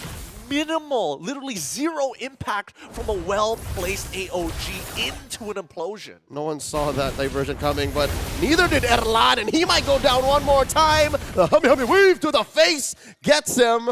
And there's chaos all over. Yue is having a field day with the ulti stealing. He is, and Erlan, it's got to be a deep, deep sigh because that's the second time he's caught by Edward again. This time around, however, looking at the items, a quick item rush, a glowing wand coming in from Yue. He hasn't even finished his T2 boots. He's just trying to make sure that he can keep up with the rest of the team, but most importantly, to minimize the health regeneration and spell vamps coming out from Evos Holy early on in the game. And here we are, not even with the game ending. Ooh, Edward bumped into that brush with Key in it. The Gatot just can't catch a break. He really can't. This is one hero I understand why he's fell off more than Alpha. Alpha's still good, I can tell you that, but the Gatot just, he jumps in and then there's just nothing much for him to catch most of the time. He's literally praying, and half the time it's not even him setting up. He is just the follow-up from the Key show. In the meantime, though, 13 seconds until the next objective is about to spawn here, and Aurora already taking position as they keep control over that mid wave, supercharging Domenkite with another wave down mid. Demonkite working up top, taking down that tier 1. So that should allow for this turtle to be smooth. Still 100% of these neutral objectives going over to Aurora. Who's playing with Albert? Oh my god, Edward putting Albert down to half health. Turtle scored by Aurora. Yep. I love the fact that Yue is specifically stealing this. Hold on. Implosion in by Key. The answer, the Sever coming in. Edward finishing the job. A man down for Evos Holy. They do get a push down bottom. They're not done. Zaman Force coming in from Domenkite, pushing back the rest of Evos Holy. In comes Reggie. I'd reckon off of a big jump. Didn't even need to spend it. He just walked in there and taken down just as quickly. Here's the comeback. The clap back. Down goes Demonkite. Traded out for Depp is at 1-for-1. Oh my goodness, if Demonkite didn't go down there, I think Evos Holy would have been tilted out of their minds here. If we could get an instant replay of Yue getting caught, a beautiful Purify into, no, this is my implosion now. What a moment. So much went down there. I don't even know how Reggie walked in through the back. Where did he come from? Could have sworn he did the AOG, but the green dot is up, so I guess he decided to be in the middle of it. It's rough. It's really, really rough. Edward. Oh, one-on-one! And down goes Edward, the shutdown! Finally, Albert getting something back here. He's very close to that Holy Crystal, but looking at the opposing items from Aurora, if we're talking about MR here, oh, interesting. Edward going with a bit of a hybrid, right? With a standard build. I say standard because that was recommended when the hero first came out. Thunderbelt into the War Axe. Which explains why he could not hold a pen up to Albert. He's just saying, all right, uncle, you got me. Put him into submission for now. But in the meantime, at least Aurora, their next item, Power Spike, honestly, not too far away. They're going to have to wait until 36k until everybody has actually hit that standard. But the fact that Renegade is opting to go specifically for the Radiant Armor instead of the Athena Shield, he is confident in his way of playing, utilizing the shippost to dodge a majority of the damage. If so, probably just standing on top of Reggie saying, hey, just hit me, dude. Yeah, it's really good to be Renegade right now. Besides being an award-winning recording artist, you are also very chunky against the rest of Evos Holy. You're actually only scared of Erlan when he gets his Trinity build, but right now, he's still lacking. So you can stand in front of the rest of Evos Holy, and you can get that perfect 3-man knockup. In the meantime, Erlan still does not have the Malefic gun just yet. Rocking the Haas Claws, as well as the Berserker's Fury. All right, casual Fury Hammer. That might hurt Renegade a little bit. Well, I think it's still pretty dangerous for Evos Holy to actually attempt the fight, unless we see like a super play from Key. Oh, concealed by Renegade, finds one in the back, kicks Albert the opposite direction. I guess that was all according to plan. Aurora does score the turtle, or rather the Lord. Here comes an AOG and a concealed player of their own. No one home. They do catch Yue, purifies. No one to catch the stolen diversion. Where are they going? Into the orange brush. Here comes the rest of them. The pincer maneuver from Aurora. Down goes Key. Edward traded out for Ella, kicking balls in his face. And now Reggie looking for targets. Another one down. Yue gets blasted by those lightning bolts coming in from Albert. That's a good trade up for Evos Holy. It was a great trade up for Evos Holy. That's something that they needed. Despite losing the Lord, they still are able to take 2 away from Aurora. But all of this was just to make sure that Domenkai can finally get his 3rd item. The Holy Crystal is complete. And I'm not seeing a lot of Athena shields on the side of Evos Holy.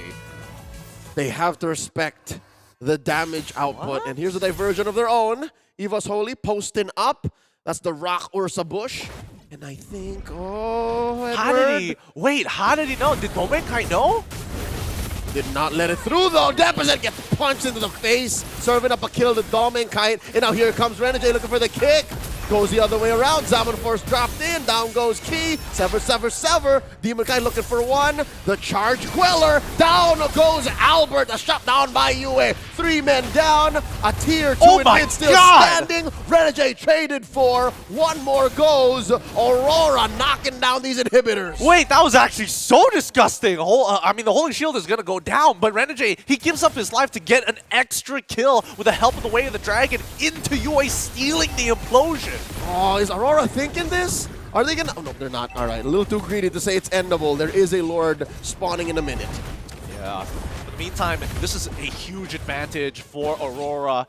Unfortunately, the inhibitor that they've taken was the mid inhibitor, which is, again, one of the more easier lanes to manage for Evos Holy. It's convenient. It's convenient. However, they don't have the same high ground defense pros like they did in the previous match. Everybody is a little hesitant to walk up against Aurora at this stage of the game because it's so easy for Aurora to extend an arm and then pull out multiple bodies. That's right. As soon as Domenkai says it's go time, this is where we play, there's very little that can happen to stop this young man from getting his way.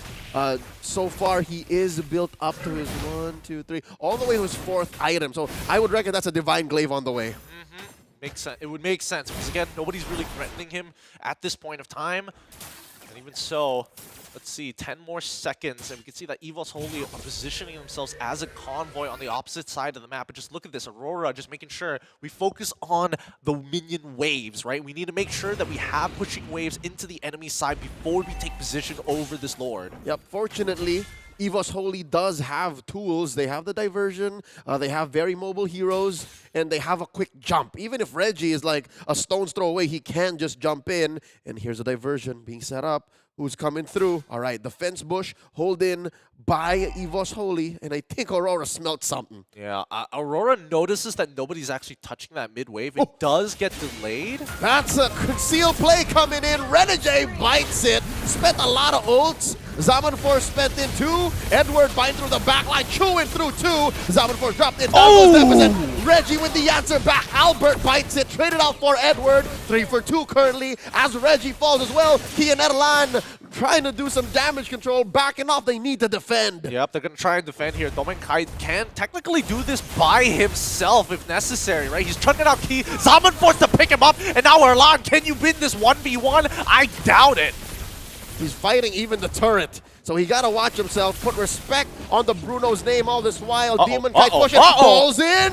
Close call. Retreats in the safety of the bush. Aurora playing it safe, as they should. Oh, very, very safe indeed. Generates a lot of shield, but Erlan, he's already got his 4th item down. Those autos, especially when he's fully stacked as well, really is going to hurt.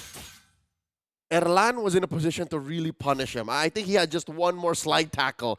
So if Aurora stayed maybe a second longer, that would have been a shutdown onto Domenkite, and this Lord would have been null. So now with the Lord knocking through, does Key have a... Key doesn't have a flicker, so it's going to be a honest implosion. Conceal. That's welcoming Aurora.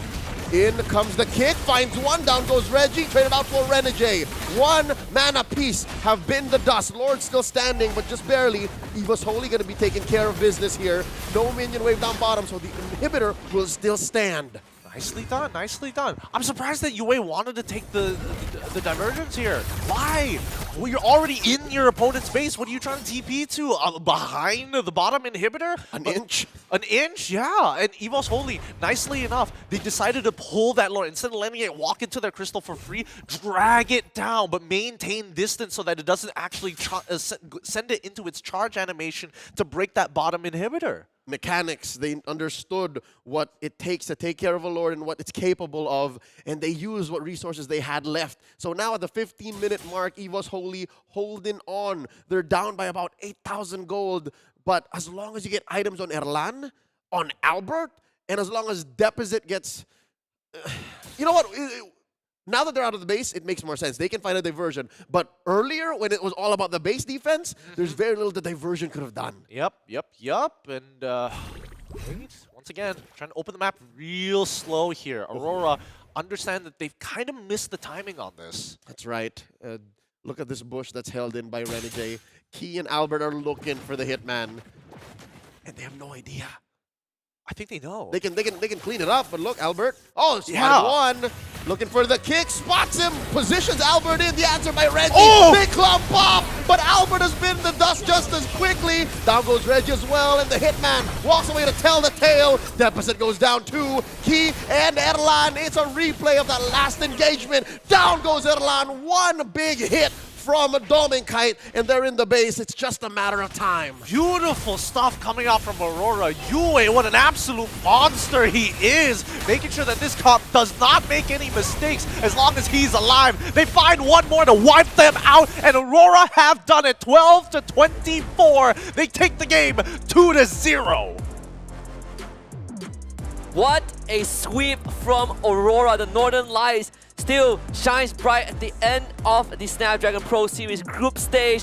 But once more, this is just to maximize the chances to qualify for playoffs. Now it's all up to the Kingdom on the other side of the Indo Derby to keep Aurora in it. Where was this Aurora in the first couple of days? Hey man, you heard Master the Basics. They were doing well in scrims, it just didn't translate, and they had to adjust. This does very little to actually scare Evos Holy's position, right? They should be fine. So Evos Holy started the day with 5 points. They went 1-2, I believe, against Onyx. Now. So Evos Holy has 6. Definitely not as much as Aurora. Aurora now sits at 7. Actually, no, they sit at 6. Because they went 2-1 earlier against Team Falcons. They started the day with 2 points. Right. So they start at 7. Yeah, 7 points for Aurora. So they've overtaken Evos Holy for sure. Oh, wow, that's how important this match was for Holy as well. Yes, it is as important. They overtook Evos Holy. but their fate now lies in the hands of either RQ or Onyx Esports. Still. Because Team Falcons have essentially locked in, right? They got their qualification points after That's taking right. game 1 after Falcons Esports on Stream C. Okay, so if I'm not mistaken, this game lasted much shorter than game 1. Much shorter than game 1? 3 minutes shorter, right? Yeah, Game 1 so was 19. it almost hit 20. That means Aurora have found their groove a little faster. Despite there being a little bit more engagement, a little bit more range in Evos Holy, it seems like they may have gotten, Aurora may have gotten to their heads.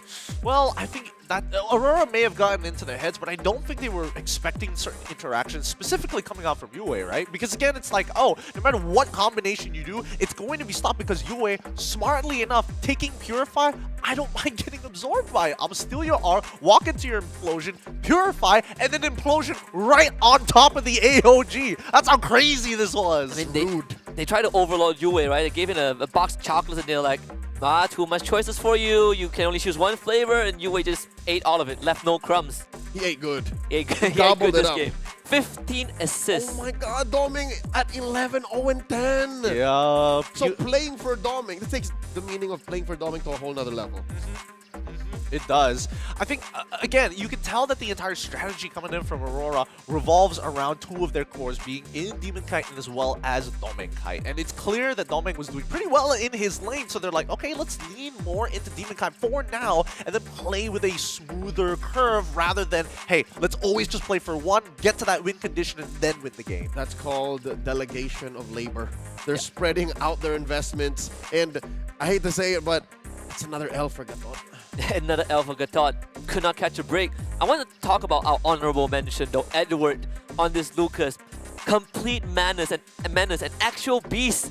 All these team fights, you see Edward jump in and you're like, okay, the rest of Aurora pretty far away, but he's flickering to the back line. He's just jumping on top of Erlan. He wants this guy dead and he gets the job done. This is the same thing that Reggie was doing in game 1. It's just that the follow-through wasn't there. It's just that once he did the thing, there was very little for follow-up. Here, Aurora, the rest of them, they're ahead. So if Edward scrambles them, it's just more of finishing the job for the rest of his team. I think Edward has had the most amount of fun here at the SPS, finally getting to play Lucas with no counterplay whatsoever, than honestly a very long time playing in the MPLPH. Because again, it's been a very long time since we've seen Edward on a true fighter. It's one that's like, I'm gonna kill you, I'm not trying to peel you for the rest of my team and be a support. Yeah, then also, I mean, the shot calling from Renegade also on point, right? I think there are certain points where Evos Holy probably underestimated how much distance Aurora can cover when they start the fight. Like, sometimes you look at the kick from Renegade, Aurora, they were able to follow up because they just stagger. Well, they not stagger, they lay the crowd control so well. I think the foundation was already laid out very nicely coming in from Aurora. The real question is, what tool do we need for what situation? And they needed some level of foresight. And I think that's where it becomes very important for Aurora, especially when you're looking at Yue. We can only see what he takes and kind of figure out what they want to do, but they've probably already discussed beforehand, Yue and as well as Renegade, what was going to happen. Yeah, this comes down to synergy. This comes down to chemistry, which makes sense because this Aurora squad has been together for what, the past 6 to 9 months, while Evos Holy was just recently built. Even then, I think Evos Holy put up a pretty good fight, right? Very promising. I think coming into the SPS group stage, there are a lot of people who expect Evos Holy to be one of the 6 teams in the playoffs. Perhaps this time isn't it, but it's a very bright future for this young squad. For sure, whether it be in the groups, rather the playoffs of SPS, or in MPLID Season 15, I want to see more of Evos Holy. Absolutely, same here. Now, give it up for our MVP. It's going to be Doming Kite. He's coming off pretty hot this time around. It feels like a lot of pressure is alleviated from his shoulders now that it's like, okay, let's distribute the labor. Let's have a smoother curve with the way they play the game, rather than put a lot of pressure on Doming Kite, and he has to perform at every stage of the game. Yeah, and I think you put him in a position that he has to perform, but he can perform, right? It's just very, very straightforward. Which is ridiculous because Aurora figured out a way to alleviate the pressure on Doming and Edward, where they can have fun, but still, if you think about it logically, that means trio mid should be thinking harder, working harder. But no, it seemed like they were just also going with the flow. I think they had a really good read on the draft, especially once we saw that Phobias ban. I think that opened a lot of options for Aurora, and they really took advantage of that. So honestly, well done to the men behind the team. The coaches and as well as their drafting staff, they did a very good job putting this composition together. Yeah, pretty tough for Erlan to be in any fights, right? You are worried about so many things. If not a stolen implosion, it will be Renegade in your face, and then you have Edward just jumping onto you. Even with the Malefic gun, it doesn't solve all the problem. But Edward has the flicker. He's going to close the distance, and we're going to go back to square one. And Erlan can't even afford that Winds of Nature because that's not the item that's going to save him. Yeah. Yep. He's protected from very little. It would be wasted gold if he picked it up Wind of Nature. Even Winter Crown, like he can't get any of that. His hands are tied. It's Rose Gold. You have to get Rose Gold. There's just no other options in this case. Even then, if you picked up Rose Gold, you're also accepting the fact that I'm gonna get hit. Yeah, he picked up Rose Gold. You can't get hit. And he still got popped, right? Yeah, he still got popped pretty fast. I think on the surface, looking at the composition from Evos Holy, there's some very clear ideas. They want to go Implosion into the AOG, and then they start clearing up shop, right? And catch as many people as possible in the net, and then quickly squish him as quickly as possible. But Aurora, I think the one thing that they kind of didn't foresee was how much impact UA had on the counter engage, as well as the rest of the team, especially for Edward, right? Because he's never really taking the traditional front to back. He's going straight to the back. He is trying to cut the front, from the back as much as possible, and that's why he's not pushing them back into the fight. He's actually pushing them away from the fight so that the front line has to peel backwards rather than try and take space. Which makes it awkward because there's also a little bit of CC. Mind you, there's a terror on Valentina, on Yue, right? So you're left confused. Like the front liners, Reggie and the Key, have to think twice about that. So how odd is that? How awkward is it for your front to back lineup to go, so which way really? It's an artillery engage, but it's technically after you've launched that Motar, that's all you can do. Like every time Which way is it going? Every time Reggie does the Superman landing, he lands and he's like, okay, so now what? Where do I go? Where does he go? Am I early? Am I late? There's no real answer to it, so well done once again for Aurora. This squad looking up here, but we still don't know whether they actually make it through. Yeah, this is a scary moment, right? They've done all they can in all of their power. You sort of wish that they swept Team Falcon early on to make it less ambiguous, but it's the state of the game. It's the nature of competition. The fate rests not in Aurora's hand, but in the hands of the Kingdom, who are now currently taking on the Sky Prince and the rest of Honor Esports. We have to wait for the update because I don't know what to tell Leo. So it's the Sky Kings versus the Kingdom. It's a tale as old as time. These two have been duking it out in MPLID ever since the franchise started, all right? It's ever since they have risen. So it might come down to the head-to-head, right? But you know, we'll wait for that because this could be the last time we talk to them. We don't know. But for now, let's talk to the assistant coach of Aurora regarding this 2-0 win over Evos Holy. We have him on the line. Let's bring him on. Hello, Dexstar. Hi, hello everyone. Hello, congratulations on another win. The final best of 3 of this group stage, 2-0 over Evos Holy. First of all, you guys did have quite a long break in between before the series. How do you kind of readjust the mindsets of the entire team coming into this? Actually, we just, after the first series, we just took a rest and we, MTV and I just prepare for these matches. We watched the replays, then we studied them and prepare for the drop. All right, in your preparation with MTB going up against Evos Holy, Coach, were you expecting a sweep? Because you needed a sweep, but did you see that it was possible now that you're here? I'm not actually seeing that this is gonna be a sweep or clean game because we know that Evos Holy, their new lineup, has also a strong players. Interesting. Now, I'm curious to know from your perspective, Dexstar, because we asked Master of the Basics, well, I asked Master of the Basics, what was Aurora's biggest weakness coming in that they were looking to, overcome?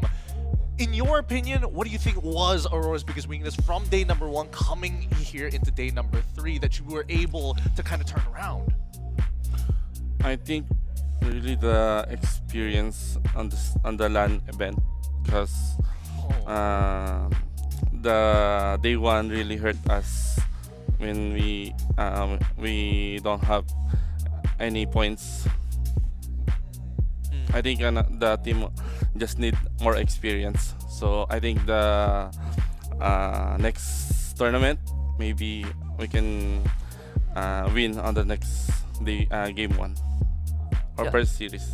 That's interesting. Actually, I want to follow up with something that we also asked Coach Master the Basics. He did say that the whole approach is you reset after every game, after every tournament, regardless of winning or losing the games. And I'm pretty sure you share the same outlook as him. But I want to pick your brain a little bit to expand on that. Right? In that process of resetting, are there any MOs that you guys kind of follow to get the player's mind to kind of go back to square one for the following games or the following tournaments?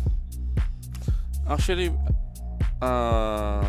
there's nothing really, because the result already done. So we don't have any.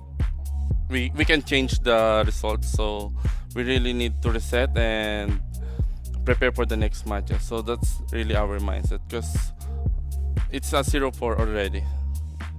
So it's just very straightforward approach. All right, a little bit more optimism, Dexter. You guys played very well against Evos Holy. I know that you'll say all of the players, but if you could pick one, who is a standout performer from this series for you? I think it's still you and Dominic, I think. Yes, Dominic, because we saw it from Onyx from Falcon to Evos Holy. They really perform well, both of them. So I think they really stand out for this day. Yeah. So before we kind of let you go, Coach Dexter, I just want to kind of do a quick recap. Right? I think how do you kind of sum up the whole journey of Aurora from the slight fall from grace during M6 and up to now? We can see that recovery, right? Aurora definitely stepped back up to the occasion. I think a lot of the Aurora fans would be delighted to look at the wins and how solid it has been. How has that kind of few months been like? Actually, the loss in M6 really gave us what do you call that? It gave us exposure, or how to deal with the losses, or how to back again to square one, or how to bounce back. Yes, how to bounce back and upgrade our strategies and our mindset, I think. I mean, it's good to hear, right? Progress. It's really, really upgrade us on the next level, I think, the losses in M6. It's good to know. Is there any final words you have, for all the Aurora fans that has been supporting? I know Coach Master the Basics says that he appreciates the fans and also those who criticize and give feedback to Aurora every now and then. Do you have any words for everyone out there?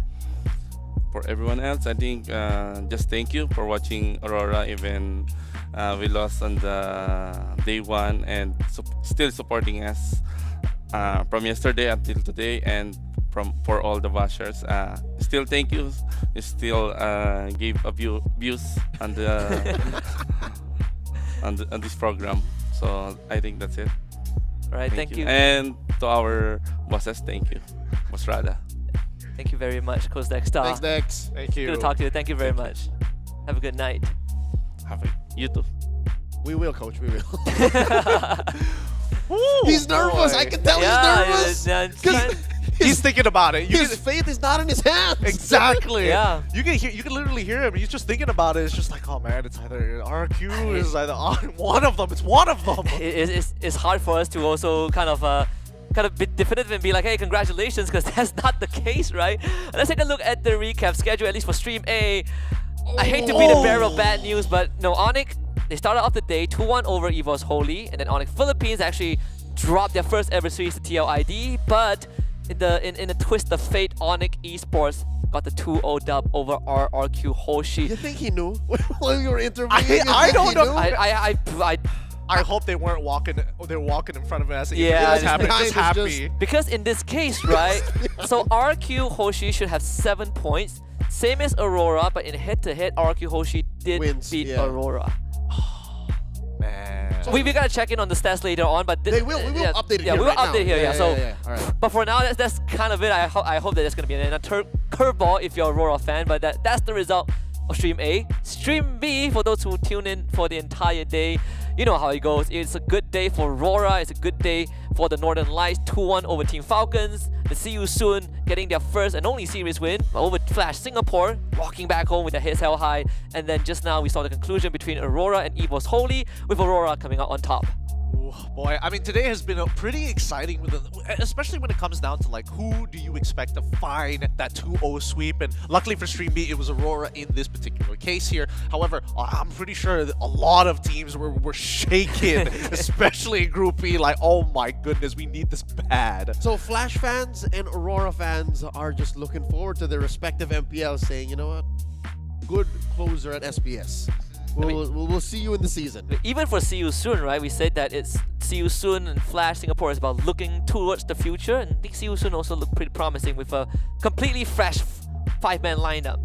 I mean, SPS has always been an appetizers before we get into the regular leagues. It's a filling appetizer. It's a very filling appetizer. I know, as much as we here on the desk are like stressing out, most of these teams are like, let's try something new. Let's dabble a little bit. I mean, it's like an omakase, right? 15-course meal, right? You get stuff, and they are still stuffing you with more good quality games.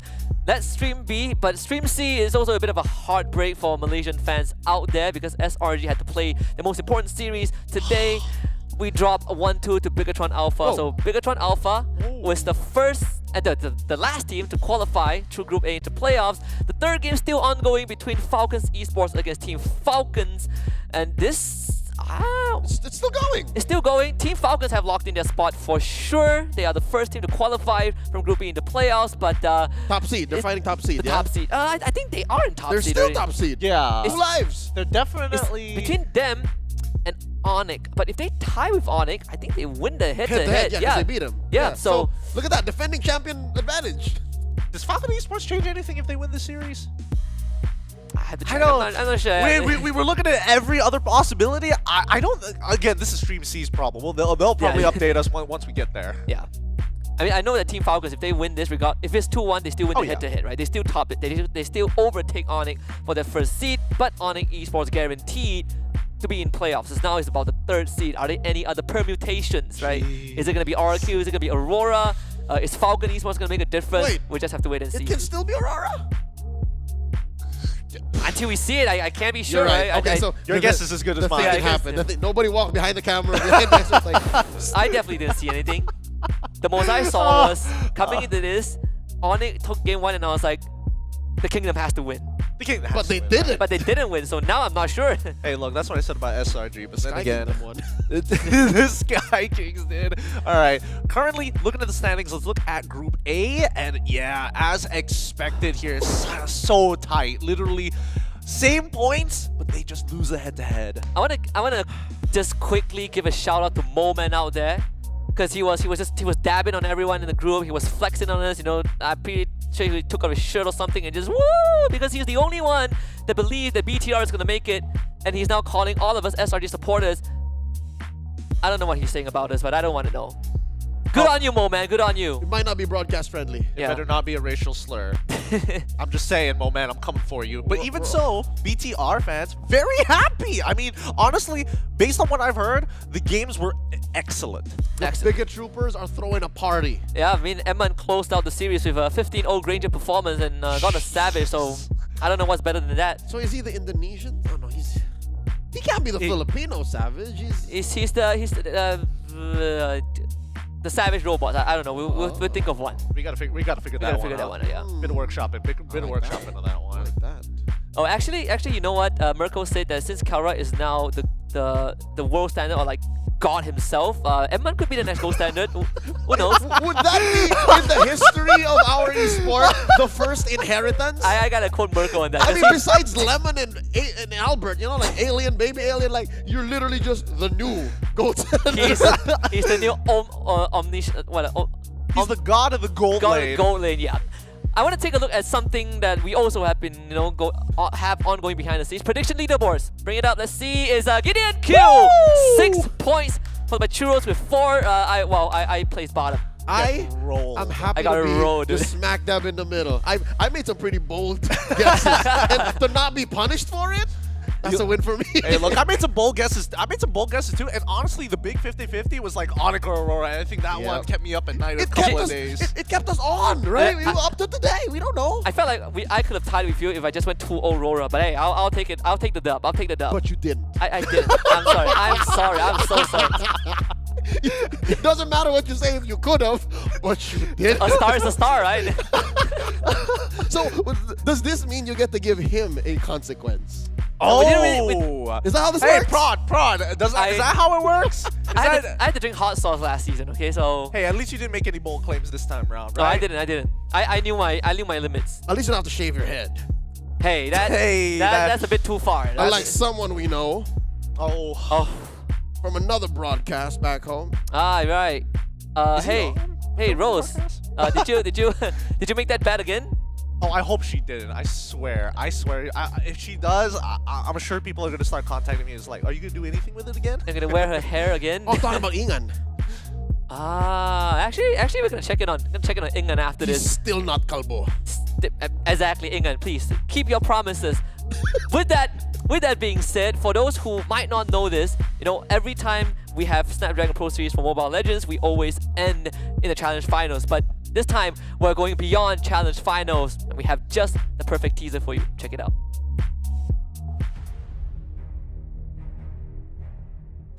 The journey to greatness starts here.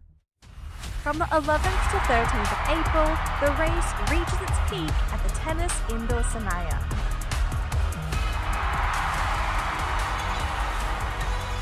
Tickets are live. Be part of the climb and secure your spot now. Be part of the journey. Witness the rise to the top.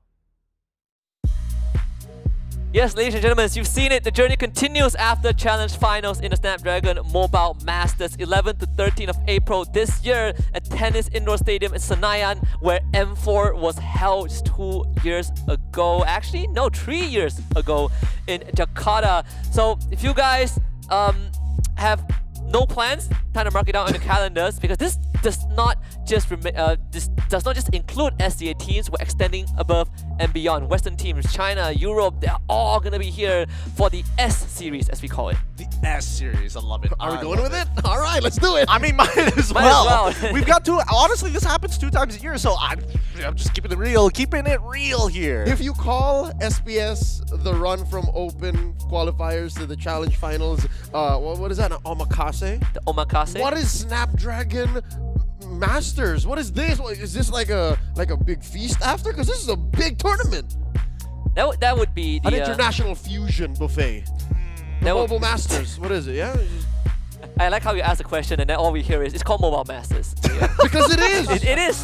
We have limited tickets, by the way, so you can scan the QR code to get it, or go to esl.gg/SPSMasters25 tickets. It only starts from IDR 10,000, which is super affordable, like every other SPS LAN event. It's going to be a good time. I expect it to be a good time because the turnout the last time that we had the Challenge Finals was insane. I'm hoping that, JV is going to be, of course, similar, but with an even bigger stadium, and especially with the Indonesian crowd. I think everybody who's into Mobile Legends, who's never experienced the esports scene, should at least experience that crowd shouting. You better not have plans in April. If you could have plans, it should be this one. If you had plans, plan for Valentine's. It's coming up 2 days. Is it? Yeah, it is. Yeah, it is in 2 days. Yeah, the playoffs is It's happening. It's the first day of playoffs. It's Valentine's Day. Dang, man. Hey, which reminds us, we want you guys to start co-streaming this alongside. I've heard so many people are just like, let's have a bigger watch party, right? People who are entertaining to watch, but also love Mobile Legends. Those are the people we want. We want you. Make it official. Make it official. You can join again with the QR code or at esl.gg/Mobile Masters co-stream. We're always growing our arsenal of co-streamers, so just come join. Mirko is part of it. Sometimes. The SPS family. The SPS family. The S family. No, I'll figure. The S family. Going too far. I will take a look at the score. Apparently, the score has once again been updated, so this could be the final result. I mean, this is the final result. Let's pull it up. Wait, hold on. This side. Okay, hold on. So, it's a little heavy. It's a little heavy. Okay, go 3, It's cooking. 2, 1, hit it. So 2-1, Falcon Esports took out Team Falcons on Stream C. What happened? For the first time in a while, the Burmese take down Few and Flap. This is revenge for 5 years ago. This one's for M2. Goes into game 3. I gotta rewatch that. That's one hell of a series. Yeah, what happened to them? I know it's a long day for Team Falcons. Sorry, both of them are Falcons at this point. Lost twice. Lost twice. Yeah. First to Aurora, then to Falcon Esports. Something considered one of the bigger upsets today, I'd say. Depends on where you're from, I suppose. I'd hate for it to be the season 13 syndrome. You know what that was? Like, there's a theory that goes, they were just so happy to make it to MSC that they weren't as locked in for that finals against Liquid. Oh. So maybe because, you know, they're locked in for top seed and playoffs, maybe today's games just weren't as, you know, as falcony. I don't know. I don't know. It's tough to say. Based on their last interview where they had their break, they came back into the meta, just kind of moving away from them at that point. Just a struggle all over. Yeah. Still the adjustment period, right? I mean, still took them a while, but at least they can breathe a sigh of relief knowing that they still are going to the playoffs. They still have a chance to defend their title, and the fact that we saw Onyx Philippines go down today means that the field is wide open. It's a bad day to be a Filipino fan. Yeah, it's a little rough. It's a little rough. Even the team that swept everything might not make it, right? So it's tough. Oh yeah, no, just PH lost all day. Aurora fell. They won, but they got eliminated. Falcons lost both of their series. Given one at the hands of Aurora, and then Onyx lost to Liquid. Yeah, that's true. And in fact, just want to let you guys know, if you want we're gonna want the bracket updates, I believe, on Stream C. If you want the bracket updates, you can go to Stream C to get the full bracket update. So hold your breath, because that's where you will know which 6 teams have qualified for the Snapdragon Challenge Finals playoffs.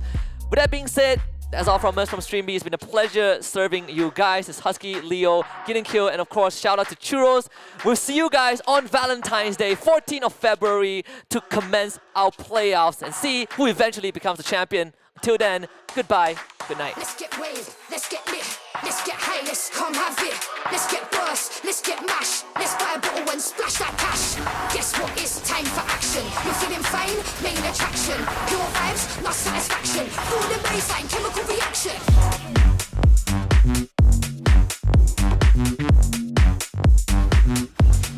Chemical reaction.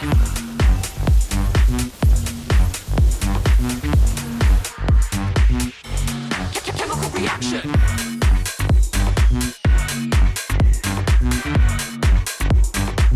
Guess what? It's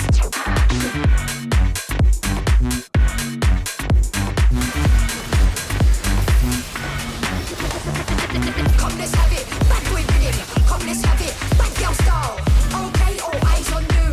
Come, let's have it. It's time to get wild. Come, let's have it. Bad boy rhythm. Come, let's have it. Bad girl style. Okay, all eyes on you.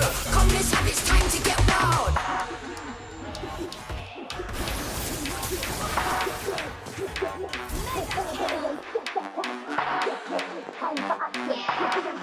Main attraction, pure vibes, not satisfaction. Feel the bass, chemical reaction.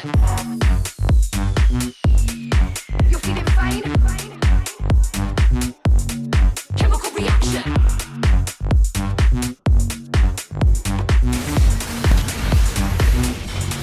Chemical reaction.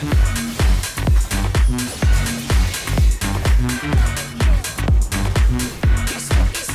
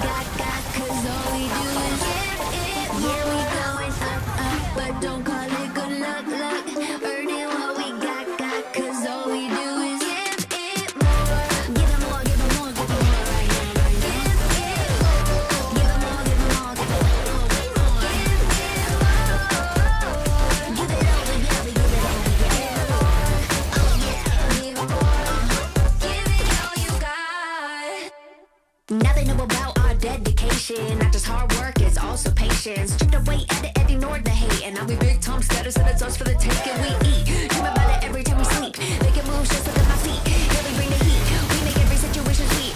Now all we need is, yeah, we going up, up, but don't call it good luck, luck. Earning what we got, 'cause all we do is give it. Yeah, we going up, up, but don't call it good luck, luck. Earning what we got, 'cause all we do is give it more. Give it more, give it more, give it more right now, right now. Give it more, give it more, give it more, give it more, give it more. Give it all, we give it all, we give it more. Oh yeah, give it more. Give it all you got. Give it more, give it more, give it more right now, right now. Give it more, give it more, give it way more, way more.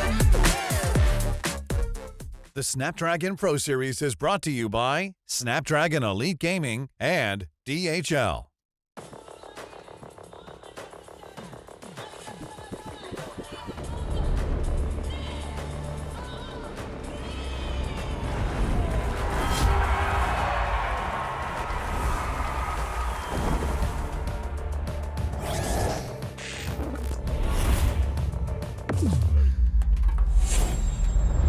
Let the weak melt away.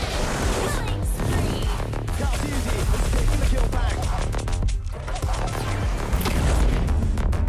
Prime time, baby.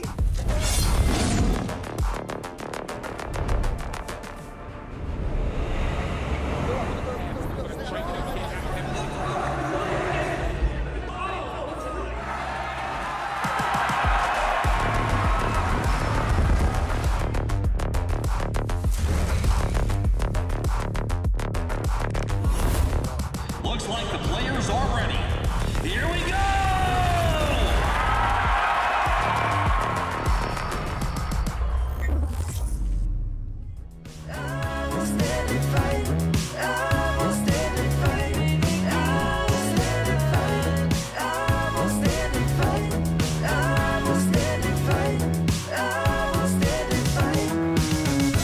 Everybody said I was crazy for believing. So when you give up, there ain't no shame in me losing, but they're wrong. Oh, but they're wrong. Oh, but they're wrong.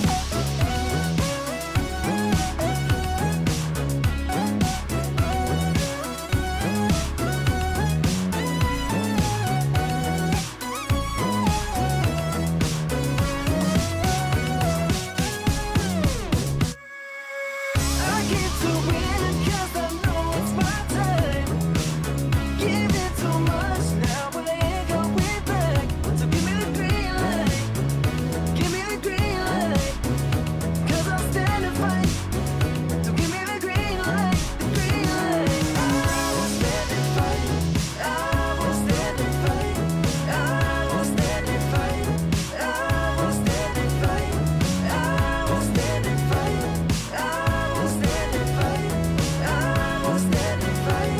I will stand and fight.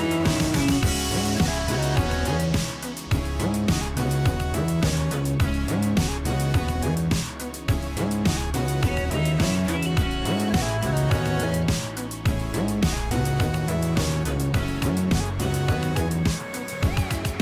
Give me the green light.